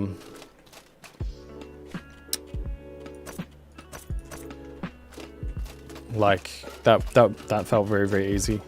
But yeah, no, so talking about enchanting and stuff, I definitely feel like the enchanting was a bit convoluted and a bit lackluster, and like just kind of, a lot of it felt pretty pointless to me, because it's like, a lot of it was like, which is why I didn't dabble with it too much, because a lot of it sort of felt like, yeah, I could farm up all this shit and get like 5% or 10% extra damage on something, or like 1 extra protection, because a lot of the gear I was using just had the minimal enchantments on them anyway. But then I was like, yeah, there are some, yeah, I saw the blue sand armor that I think you posted that on Discord as well, Ravi. But yeah, like there was, a butcher's amethyst. But yeah, there are some cool enchantments, but they're sort of like, kind of almost in some cases sort of just like, I don't know, just kind of making another item fun but not optimal anyway. So it's sort of like, wow, you know. And one annoying thing that happened to me, which is like one of the ones that I really liked, the enchantment unsuspected strength or whatever, which was basically like you would have the like iron weapon, but it did like a ton of extra damage. Like its damage is enhanced by like 150% or something. But I had a problem where, for whatever reason, when I'd enchanted, it would bug out the impact of the weapon, or the weapon I enchanted, its impact might have just been bugged, because I enchanted an iron claymore and was doing a build around that. But then, which was the War Maiden, which is up on the wiki and everything as well. But I was running into massive problems where the build wouldn't work because it relied on a really heavy initial charge, because you like build up alertness stacks and everything and charge in with a big hit and then do some predator leaps and stuff. But like, I was having a lot of trouble because the weapon's impact was bugged, so that even though I was buffing the hell out of the impact of the weapon, it would still just have the base like 20 impact or 26 impact or whatever. So on my sheet, like my character sheet would say that my impact was like 76 or something. And then I'd hit an enemy and the impact was just doing like its usual 26. So I couldn't control the fight properly. So then I just abandoned that build for a while. It might have been fixed by now, but yeah. And like, that's the thing, like there's weird things with enchantments like that. And a lot of them just felt really like not as powerful as you would hope, given how much you sort of had to farm for them, or like, I don't know. And I guess there is the clock tower farming method to make it a bit easier to get like elemental particles and that. But I also had issues with that because, which I've talked about before, but like the things weren't spawning. Like at the lamppost, the only one that had spawned for me was the ethereal one at the Mana Lake. Again, all this might have been fixed now. It was months ago when I last tried it, but just stuff like that. That's because that's the other thing. I feel like with this game, a lot of the things they release and do, they just need to keep working on them and patching things and fixing things. And there's a lot of things that kind of just, yeah, there's a lot of jank surrounding the game and a lot of things that don't work quite as intended. And then like a few months later, they fix it. Or like, I'm sure they're constantly working on things, but it's sort of like, I don't know, there's just a lot of rough edges. Rough edges is kind of how I'd describe it. Boom, boom, boom, boom. And yeah, exactly, too simple. That's the other part of it. By the time you enchant stuff, the game's done. You've beaten the endgame bosses. There's not really a point to enchant things because it's like whiffy little extras that you will have to farm a bunch of shit for, and it's just not worth it in like most cases, unless you want to have fun and do some gimmicky stuff. But yeah. And yeah, exactly, Caustic. Like all the particles you need and stuff, it does. Like the enchanting, the ratio of reward to what you have to do to get that reward, the investment of time of just farming shit, and like, it's just not worth it. It's like, yeah.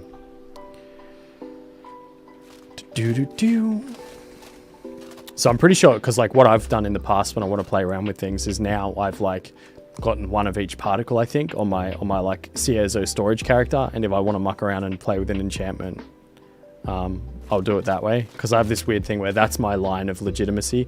I won't, like, if I want to play a character and I want to play it properly, I won't use the debug menu, but I will, in some cases, I will just use the like legacy chest shenanigans, and like I'll use that to farm up particles or farm up whatever I need. And then, I mean, I know it's basically equivalent to some people, but in my mind, I'm like, but it's still a mechanic within the game. So that's sort of where I draw the line. Because like, yeah. But if I'm testing a build, then I'll use debug menu. If I like have an idea and I'm like, well,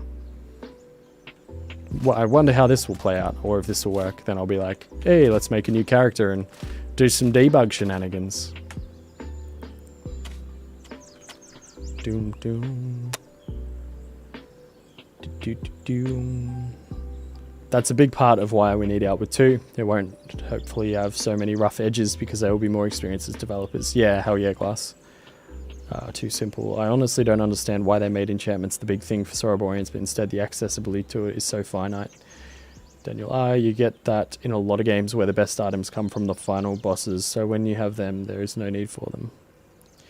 Ravi, yeah, Skyrim exploiting is fun, but console commands shorten your interest to only a few hours on said characters unless it's your first time. Yeah. I don't know, it's just, yeah. But honestly as well, I'm kind of the attitude of like, if it's a single player game, like if you're playing it single player or whatever, so like Skyrim or whatever, or I mean even in some cases Outward, do what you think is fun. Like, who cares if you use a console command or whatever, you know what I mean? Like a lot of the times I won't, or I haven't, like, and it is generally I have more fun like, yeah, exploiting a game or like pushing its mechanics to the extreme to then basically be like an exploit because you're so powerful because of something you've done. But I feel like, because you see those people that comment on videos and stuff and they're like, oh, you cheated, like why not just do this? And you're like, well, it doesn't, like, I had fun doing this, like, and ultimately that's what you should be trying to do. You should be trying to have fun. Like yeah, competitive multiplayer games and stuff that are online, cheating in those, like aimbots and all that shit, yeah, fuck that. That's just dumb. That's just ruining the game for everyone. But in like single player games, or in games where you're just fucking around with mates even, like, do what you want to do. Do what's fun. Like, yeah. Oh yeah, when a game's made to be fun, the progression is part, yeah, that's fair enough. But that's what I mean. Like, if you're the kind of person that just wants to skip that progression and have fun with the game, then honestly, more power to you. Do what you, like, I probably, like, personally, I wouldn't necessarily do that. Like, I would actually go and do the thing. And then maybe after I've had a playthrough or whatever, then I might consider doing something different. Which is like what I did with this game. Like, my first, I think, like, my first 2 or 3 characters, I didn't even play around with the legacy chest stuff. I figured it out, but I didn't touch it. And then after that, like after I'd run through all the quest lines at the time, then there was Soroborians, which I did like a run through later, which I did on stream actually. But and generally when I'm streaming, I don't fuck around too much with like exploited stuff. But the thing is, like, once you've had the legitimate experience, and then if you're just kind of doing things that make life a bit easier, whatever. Breaking a game using the game's actual mechanics is a fun way of solving. Yeah. True that. Yeah, exactly, Glass. Like, do your first playthrough, which is why even in my video I did about the legacy chest shenanigans and stuff, I I was literally, I say at the start of the video, I think, I'm like, oh, look, this is like pretty shenanigansy or whatever. I'd say like on your first playthrough or whatever, do it legit and don't worry about this kind of.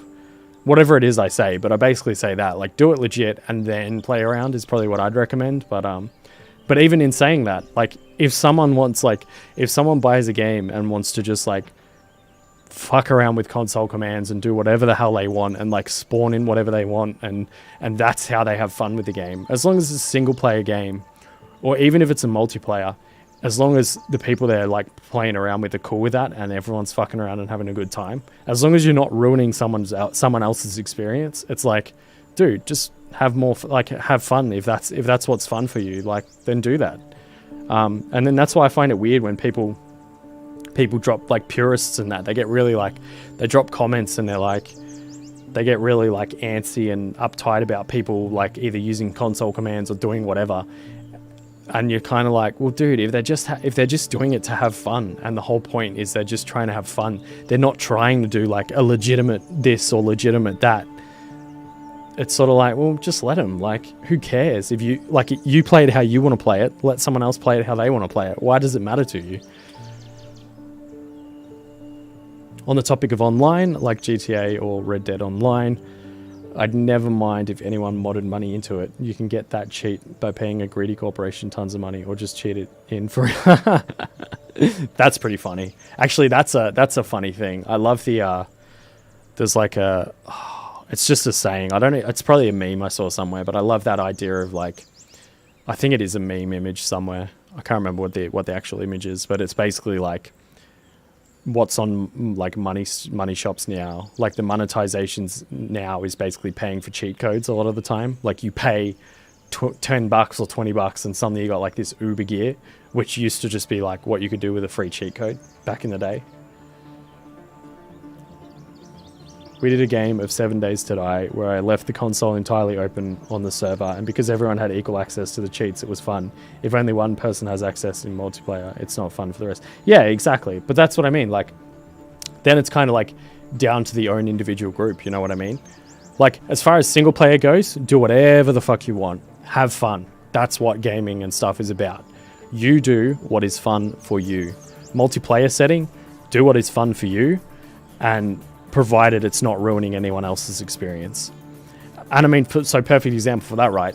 Even in 7 Days to Die or whatever, if only one person had access to console stuff, do something fun where it's almost like a DM, like a game master in like Dungeons and Dragons or something. Have them randomly, like, I don't know what you can do in the console with 7 Days to Die. I haven't actually played that, but do stuff that's fun, like spawn in heaps of zombies or whatever, and have, you know, announce something in the chat like the horde is coming or whatever, and like add extra mechanics like that, you know what I mean? But yeah, like yeah, I don't know, it's just, yeah, that's just my 2 cents on experiencing gaming how you want to, and like not worrying about people being like, you know, oh, you've done this, or you may as well do this. And back when you would spend 5 to 10 to buy a book full of cheat codes for 1 or 2 games you want it for. Man, I don't know. Cheat codes used to be so much fun sometimes. It used to be so funny. And yeah, see, that's exactly it, Ravi. That's exactly the thing I was getting at. Like, it's so stupid now because they've got their dumb shit. Yeah, but that's, I mean, Ubisoft are fucked in that regard. Like, the monetization of their games is just fucked. But that I reckon it's a big problem. Like, it's because you're on the money. Like, they are. Now you're getting this whole atmosphere or like climate where single player games now are starting to get monetized in that fucked up way where it's exactly like cheat codes. It's like, and hence why they want the anti-cheat and everything on there, because it's like they don't want you to be able to spawn in money or spawn in this or spawn in that, because they want you to pay like $10 here, $5 here for this, $10 here for that, and then you ended up with a chest or a loot box that gave you a chance of getting something, or in like some cases it's like you bought this outfit or whatever, or I don't know. It's odd.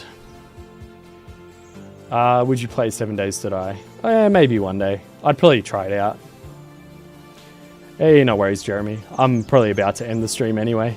I just sort of thought, since we've done that quest, may as well hang out and chat for a bit.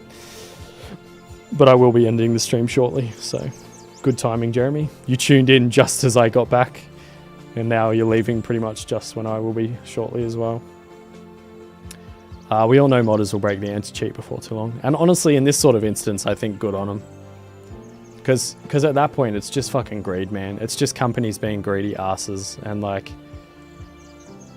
yeah, I don't know. There's so much dodgy shit in AAA gaming and stuff, like in terms of monetization and everything, but yeah, it's pretty messed up.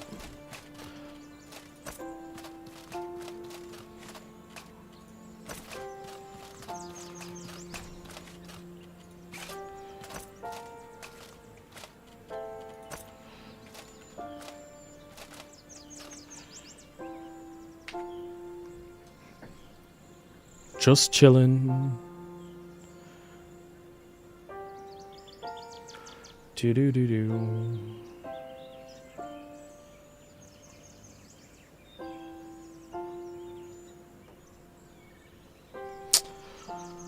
Do do do. I played Rift, an MMO, for a while, and it's insidious. Thirst is 99 cents for this. Yeah, I think Black Desert Online was another one. I think that the monetization started to fuck it over.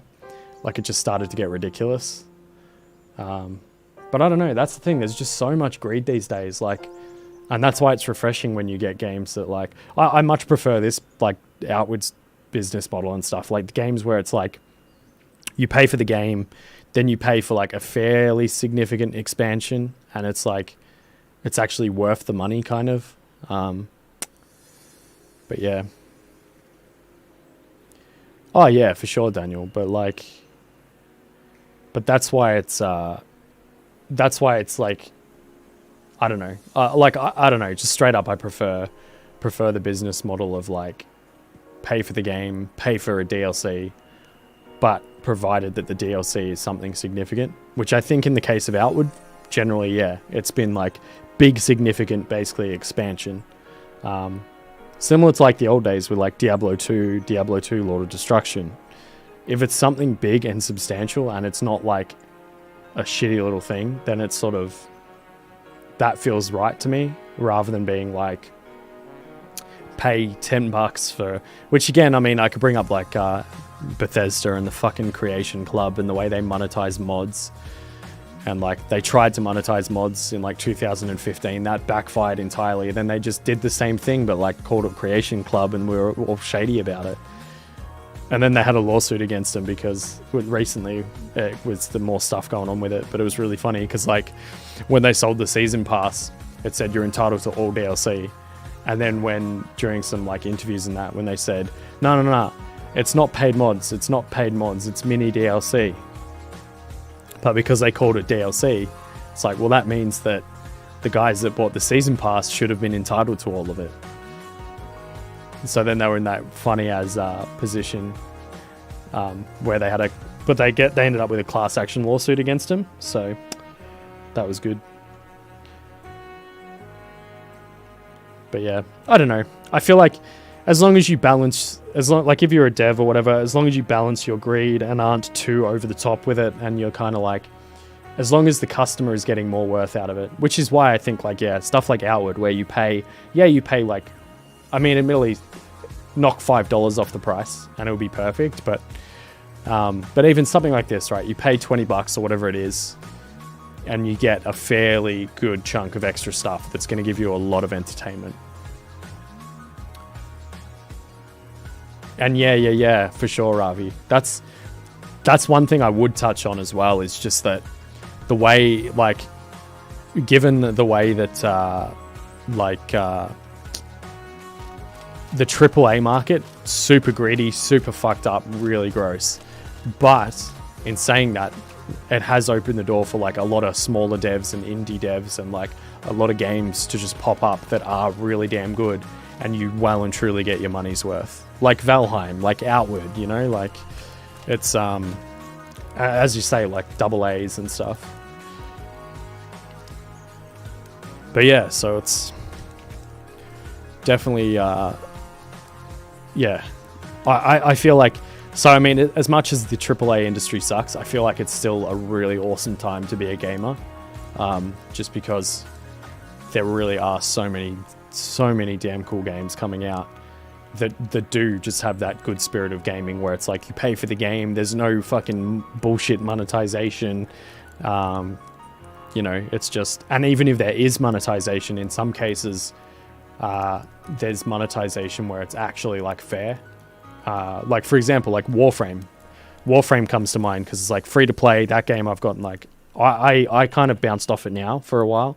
But I got over, I think, 200 hours out of it. And I played it a shitload in the space of like 3 weeks or something. And I feel like, you know, a game like that, it's free to play and jump on. Then if you want to, you can like support them. But the core gameplay and everything, there's no fucking bullshit paywalls. There's no pay to win. There's no, you know, it's, yeah. Yeah, Stardew Valley's pretty good. I don't know the story behind its development, but I've played it once or twice. Minecraft was a good one. That's much more like commercialized now, I feel. And much more expensive than it used to be, but still. It's pay to win? Okay. Well, I didn't notice that in Warframe when I played it. Oh, okay, yeah. Well, that's... I guess it's pay to negate the grind, which I guess could be called pay to win, but I feel like what I mean is like, so yes, you can pay, which is still pretty fucked. Like you can pay to circumvent the grind and then just be like Superman. But at least you can access sort of everything fairly. I don't know. Admittedly, like, I just feel like from what I experienced of it, I was able to, because I got the weapons I wanted, and this was without platinum. In the end, I did buy a bunch of platinum. I spent a little bit of it, but not really much. It's still all just sitting there. But I feel like you can play and like get a significant amount of enjoyment out of the game and like farm up. Because I know I was able to, anything I wanted to farm, I could just do it. Like I didn't have to have platinum to buy it. But yeah. But I guess that makes sense. Yeah. I can see, but I'm trying to think like how to, I guess because you could do the grind, but yeah. Oh yeah, it's an awesome game for sure. I can see what you mean though about it being pay to win. But I feel like I guess, yeah, even on a pay-to-win scale, I feel like because of the type of game it is, it's not as brutal as like something where it's... Because I know there's been competitive games in the past, but then admittedly that kind of reminds me now to kind of like segue the way when Battlefront 2, Star Wars Battlefront 2, when that came out, and it like they had the massive backlash because that was like a competitive game that was clearly pay to win, and then yeah, it just sort of like that was really, really good because of the backlash and then all the gambling laws and stuff that changed, and like, so that was really, really cool. And yeah, Glass, that's how I would describe Warframe. Pay to win faster, but like everything you can do, you can still just do it. It just takes ages. But Warframe's built like that anyway. A lot of the stuff is like, just be patient. Just like set up Warframes to build, and yeah. Pay to win faster is actually a really good term. I really like that. That's I'll probably start using that too, actually. That's like spot on. But yeah, I don't know, like it's interesting because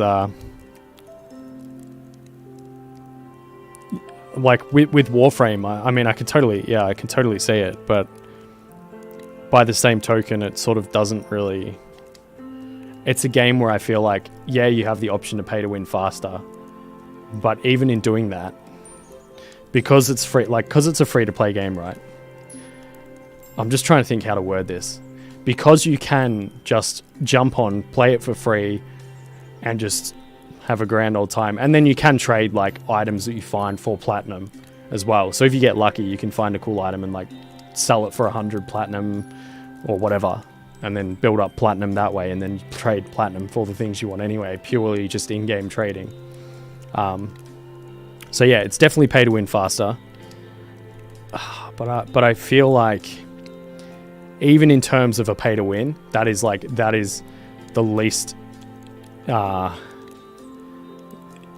like it's the least aggressive. It's the least how to say it? Like it's the least offensive, I guess, because it's sort of like you can just jump on this game for free, play it, earn up stuff, and then the way I saw it was like I was like, man, I really want to yeah, and it does. I would say yeah.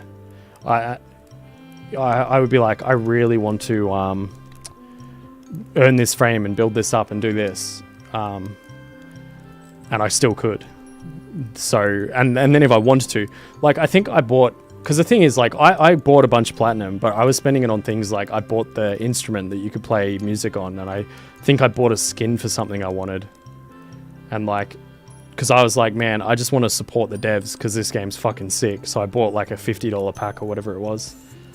But yeah, Caustic, I'd say like if you, but again, this kind of comes down to what I was saying before. Like if you feel justified, like if that's how you want to play, if you want to skip that progression with Warframe, I would say like, it's interesting because usually I'm like totally against pay to win, but I feel like because Warframe, it's like, at least, I don't know, I didn't play PvP at all, so this might be where it creates an issue.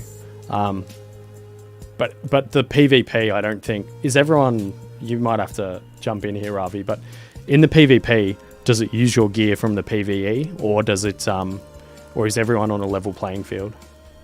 Because in PvP, if everyone's on a level playing field, and the progression's only affecting the PvE, then I think it's not... like, yeah, nobody cares about PvP. Okay, so then that, in my mind, if a game's PvE, it's sort of not, it's not as bad in a way, because it's sort of like, again, you're just kind of fighting computer-based stuff. Like you're fighting AI and stuff. So it's sort of, if you want to spend the money and skip all that progression, which admittedly I think is actually part of the fun of Warframe for sure. So skipping all that is like, man, what's the point? But yeah, like if you are the type of person that wants to skip all that and just fuck around on a souped up Warframe straight off the bat, and that's fun to you, and if you can justify that monetarily and be like, yeah, I want to spend, you know, $100, I don't mind spending $200 on this game, then sure, like be my guest. Because ultimately, because it's PvE and your experience isn't really going to affect anyone else's beyond like if they jump in a party with you and you just fucking shit on everything, which happens anyway. Like you, because I know me and the mates I was playing with, we started to get pretty damn powerful. And then I guess that's the thing with Warframe, like the power just keeps going up and up and up. But yeah, I guess like with that kind of context around it, the fact that you can pay to win faster, I kind of don't mind it in that context, because it's sort of like, meh. But yeah, I think in like a competitive context and that, it's definitely just like instantly, it's just stupid. Like as soon as you're in a competitive context and you can pay to win, just dumb, really, really dumb.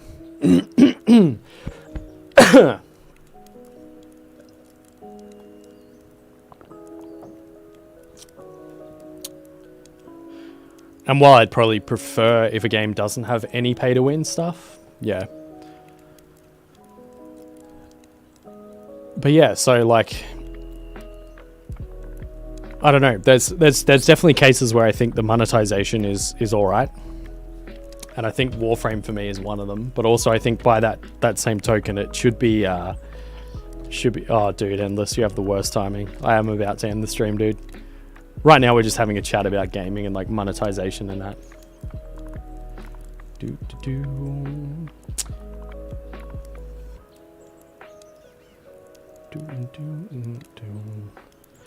Glass, yeah, but when you can pay to win, you get to progress faster and enjoy the end game, which is always more fun.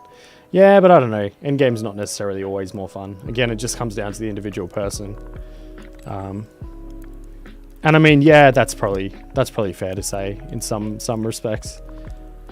I definitely I would definitely prefer if that wasn't a thing in Warframe. I'd prefer if there was no. Like, I'll give them that one though. Like, that's, I don't know. I feel like that's a threshold where I don't mind it.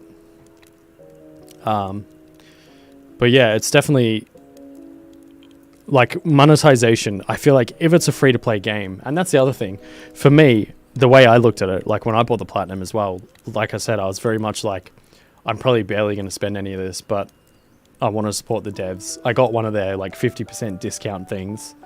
And then I was just kind of like, yeah, why not? And yeah, I don't know. It's just like,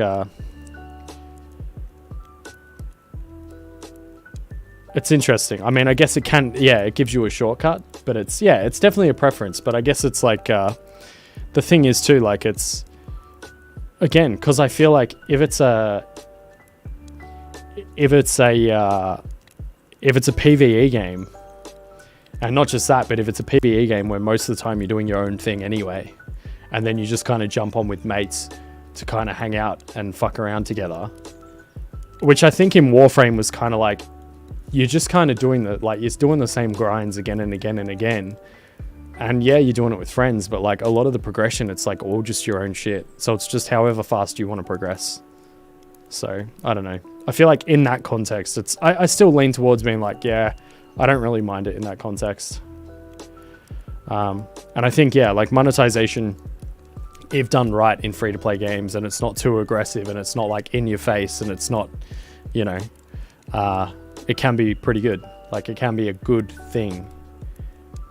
Yeah, exactly, Daniel. Like, and that's where it's like, there's a fine line between doing monetization right and yeah, exactly.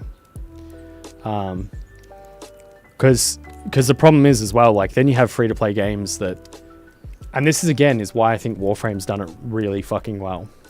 So you have a game like that where you can, if you want to, you can do everything without paying a dime. Yeah, it might take longer, but you can do it. But then there's games where, like, one that comes to mind is Knights of the Old Republic, but the MMO one, Star Wars The Old Republic. Because I know I subbed to that for like a month, and before that I'd played free-to-play, and then also I've looked at what the free-to-play was like recently. And similar again, yes, technically you could do everything if you really wanted to, but the grind becomes fucking insane. And you're wasting... You're hampered. Like, you gain XP more slowly, I don't know. It's... But I'm sure there's... I don't know, it's just weird. It's like a weird... There's like a line, and I feel like once you start hampering a player too much just straight off the bat, and then you just kind of like encourage them to pay money to experience the game properly, it's... I don't know. But it's a weird... I feel like it's a weird balancing act of like where the monetization fits right, because I'm sure there's things that Warframe could do better with it as well. Like, I don't want to hold them up as like a golden child of it, but they're definitely, the way their monetization is definitely, in my opinion, really, really nice, because it's not aggressive. It's not like, it's never, from what I experienced, it was never in your face. It was never over the top. It was never, yeah. Oh yeah. I mean, the thing is though, like in an MMO, you could even argue that like being able to buy XP boosters and stuff is pay to win. I mean, I guess technically it's pay to win faster, but yeah. Then it's different with so-called free-to-play games, but when you pay for the game, then you pay for the DLCs, then you pay a monthly, and then you start hitting... Yeah, that's where it starts to get fucked as well. Like, I think that's the other balancing act as well with a lot of these games and stuff. Oh, the fires went out. We've been talking so long. I think the other part of it, like the other part of the whole like monetization thing, is that it's sort of like it depends how many layers of monetization there are, because it's exactly that. If it's a free-to-play game and it has some monetization and they've done it right and it's not too aggressive, then fair game. Like, you've got, exactly as Daniel said, you've got to make money somehow, and as long as your monetization isn't pay to win in a competitive setting, and if it's pay to, I don't know, it's, and then if it's in a non-competitive setting, there has to be a certain line, I feel like. Which Warframe, yeah, like on the extreme, if someone just fucking drops hundreds of dollars, I don't know. I could definitely see how that would get a bit over the top. But by my same token, with that game, the reason I don't mind too much is that my own individual journey in that game is not going to be fucked over by so-and-so whale that spends $500 or $1,000 to get the best of everything. Like, it's not really going to affect me. And then, yeah, but like Glass said, because that's the problem as well, like, especially in the AAA stuff, now every single stage is starting to get monetized. So it starts to be this case of like, you buy a game, you buy a season pass if you want to get all the DLCs, but oh look, now we've released this other thing that's technically not part of the season. It's not part of the DLC. Oh, we've also got a monetized store where you can buy all sorts of shit. And you can buy, guess what? Loot boxes. And loot boxes, you're going to get a 10% chance to get this super cool item. But it's very, very rare. So you better buy a pack of 50 of them. That's what Blizzard comes to mind. Yeah. That's what was good in Rifts. It was not pay to win at all. It was strictly cosmetic items that you paid extra for, but it can easily get out of hand. Exactly. You can't blame them for trying to make a living, but when it gets over the top, then I think it crosses the line and makes the point of making a profit too extreme. Yeah, Blizzard too. They were a good company until WoW had been around a few years. ESO also suffers from that. Yeah, that's the problem. There's too many games where the monetization over time just gets more and more aggressive, and it just gets to the point where it's absolutely fucked. And it just gets to... And then that's the other problem, like, monetization starts to affect game design. Which really just starts to fuck with it. Like, examples that come to mind straight off the bat. Diablo 3, when that initially released, they had the whole real money auction house idea, where you could pay real money to buy items. And you could... By that same token, you could earn real money by selling items, right? But the problem is that, like, yeah, you could just put your real money in, pay for items. But this is the problem where it starts to affect game design. The drop chances of items were so fucking minuscule, and it was so rare to get an item. And then, on top of that, you would find items that just had the completely fucking wrong stats for whatever you were doing. And then this becomes this problem where they built the game's design and the way the mechanics of the game work. They built it around driving the real money auction house, which is fucked, because then for the average player, you could not progress properly at all without using the auction house. Yes, there was the gold option as well, so you could spend your gold on there, which is what I did. But because it was designed, like, things were so fucking rare to get anything good. And it was just this, like, it was just fucked, that the way that was, right? And then another much more recent example, Shadow of War, like Shadow of Mordor, Shadow of War, the second one. That was built to be super fucking grindy unless you spent money on the loot boxes, which were basically loot boxes, because it was like... I haven't actually played the game, and I know they removed it and fixed it later, but I've got it in my library, I just haven't played it. But yeah, that game was built so that if you wanted to get the proper ending, you had to do all this extra shit. But to do all this extra shit, you wanted to have a fucking, like, all these awesome orcs or whatever in your army to make it work properly, so you could actually do it, so you could actually get to the end and see this cool ending. But that was going to take like hours and hours and hours and hours and hours, like a fuck ton of hours. I think it was like 30 or 40 extra hours, whatever it was, to actually end up being able to do it properly. And then to get the good stuff, you would have to, like the good orcs, you would ideally kind of just be like, fuck it, I'll just spend $10 to get a pack of loot boxes that have a chance to get the, yeah, see, that's just fucking stupid, Ravi. Like, removing something that had the special stuff rather than just fixing your dumb problem of, like, the way you've designed your game is, yeah. But that's what I mean. That's where a lot of this shit starts to get so aggressive that in the current climate of, like, AAA games aren't being designed to be fun. They're being designed to be grindy as fuck, to encourage people to purchase loot boxes or purchase whatever they need to purchase on the monetization side to actually be able to play properly. That's so fucked, Ravi. That's dumb. Have they fixed that, or like, if they haven't, get a class action lawsuit going, mate. I don't know. There's just, but yeah, I'm sure you guys know what I mean. And I mean, I could rant on about this stuff for ages. I've thought about making videos talking about all of this stuff, but I may at some point, you know, like make proper videos going into like all these concepts. But yeah, I think that's the sorry state of it all at the moment, which is really, really sucks.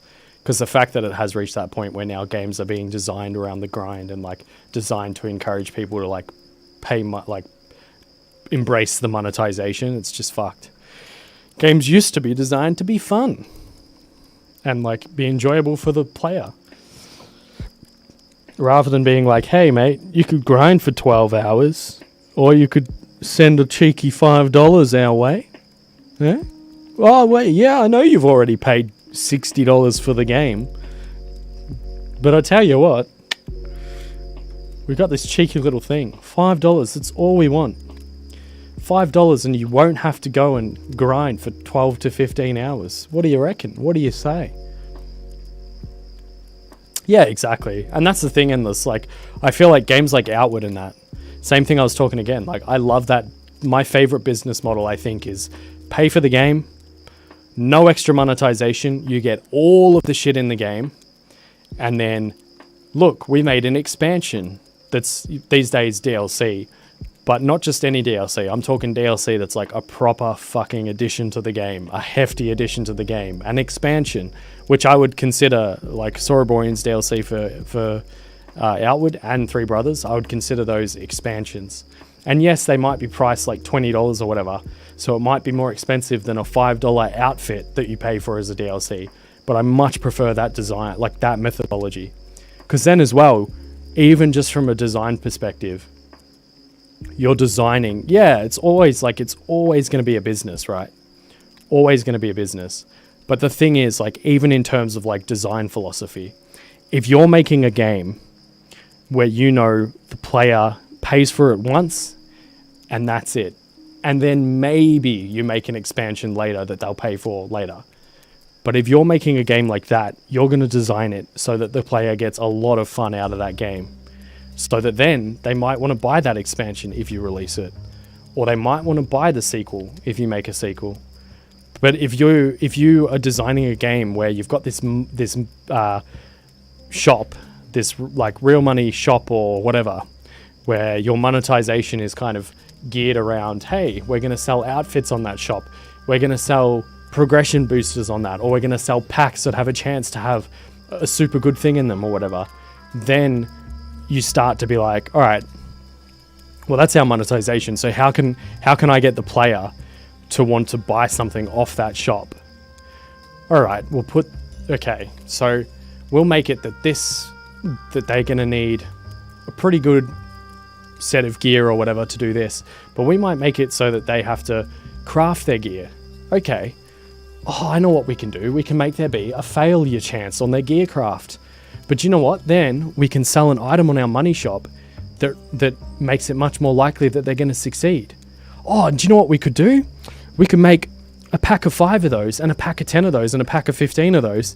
And better yet, we can make our own currency, right, for our money shop. So they have to pay to get that currency. But you know what we could do? We can stagger out our prices so that one pack is 500. The next, a pack of 10 can be 1,000 of those of our money coins. But you know what we can do? we can make it so that for $5 of real money, you can get 400 points. But for a special deal of $10, you can get 1,100 points.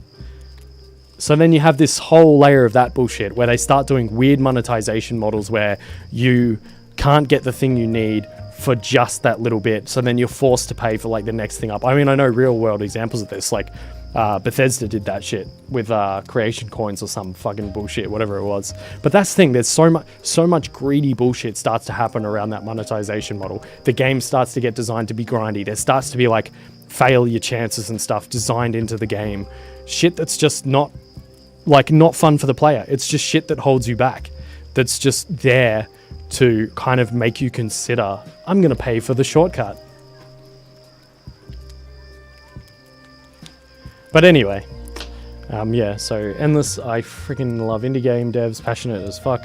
A lot of small indie devs are so unknown, but put their hearts into their games. You pay for it, you get the content, and guess what? It's worth it.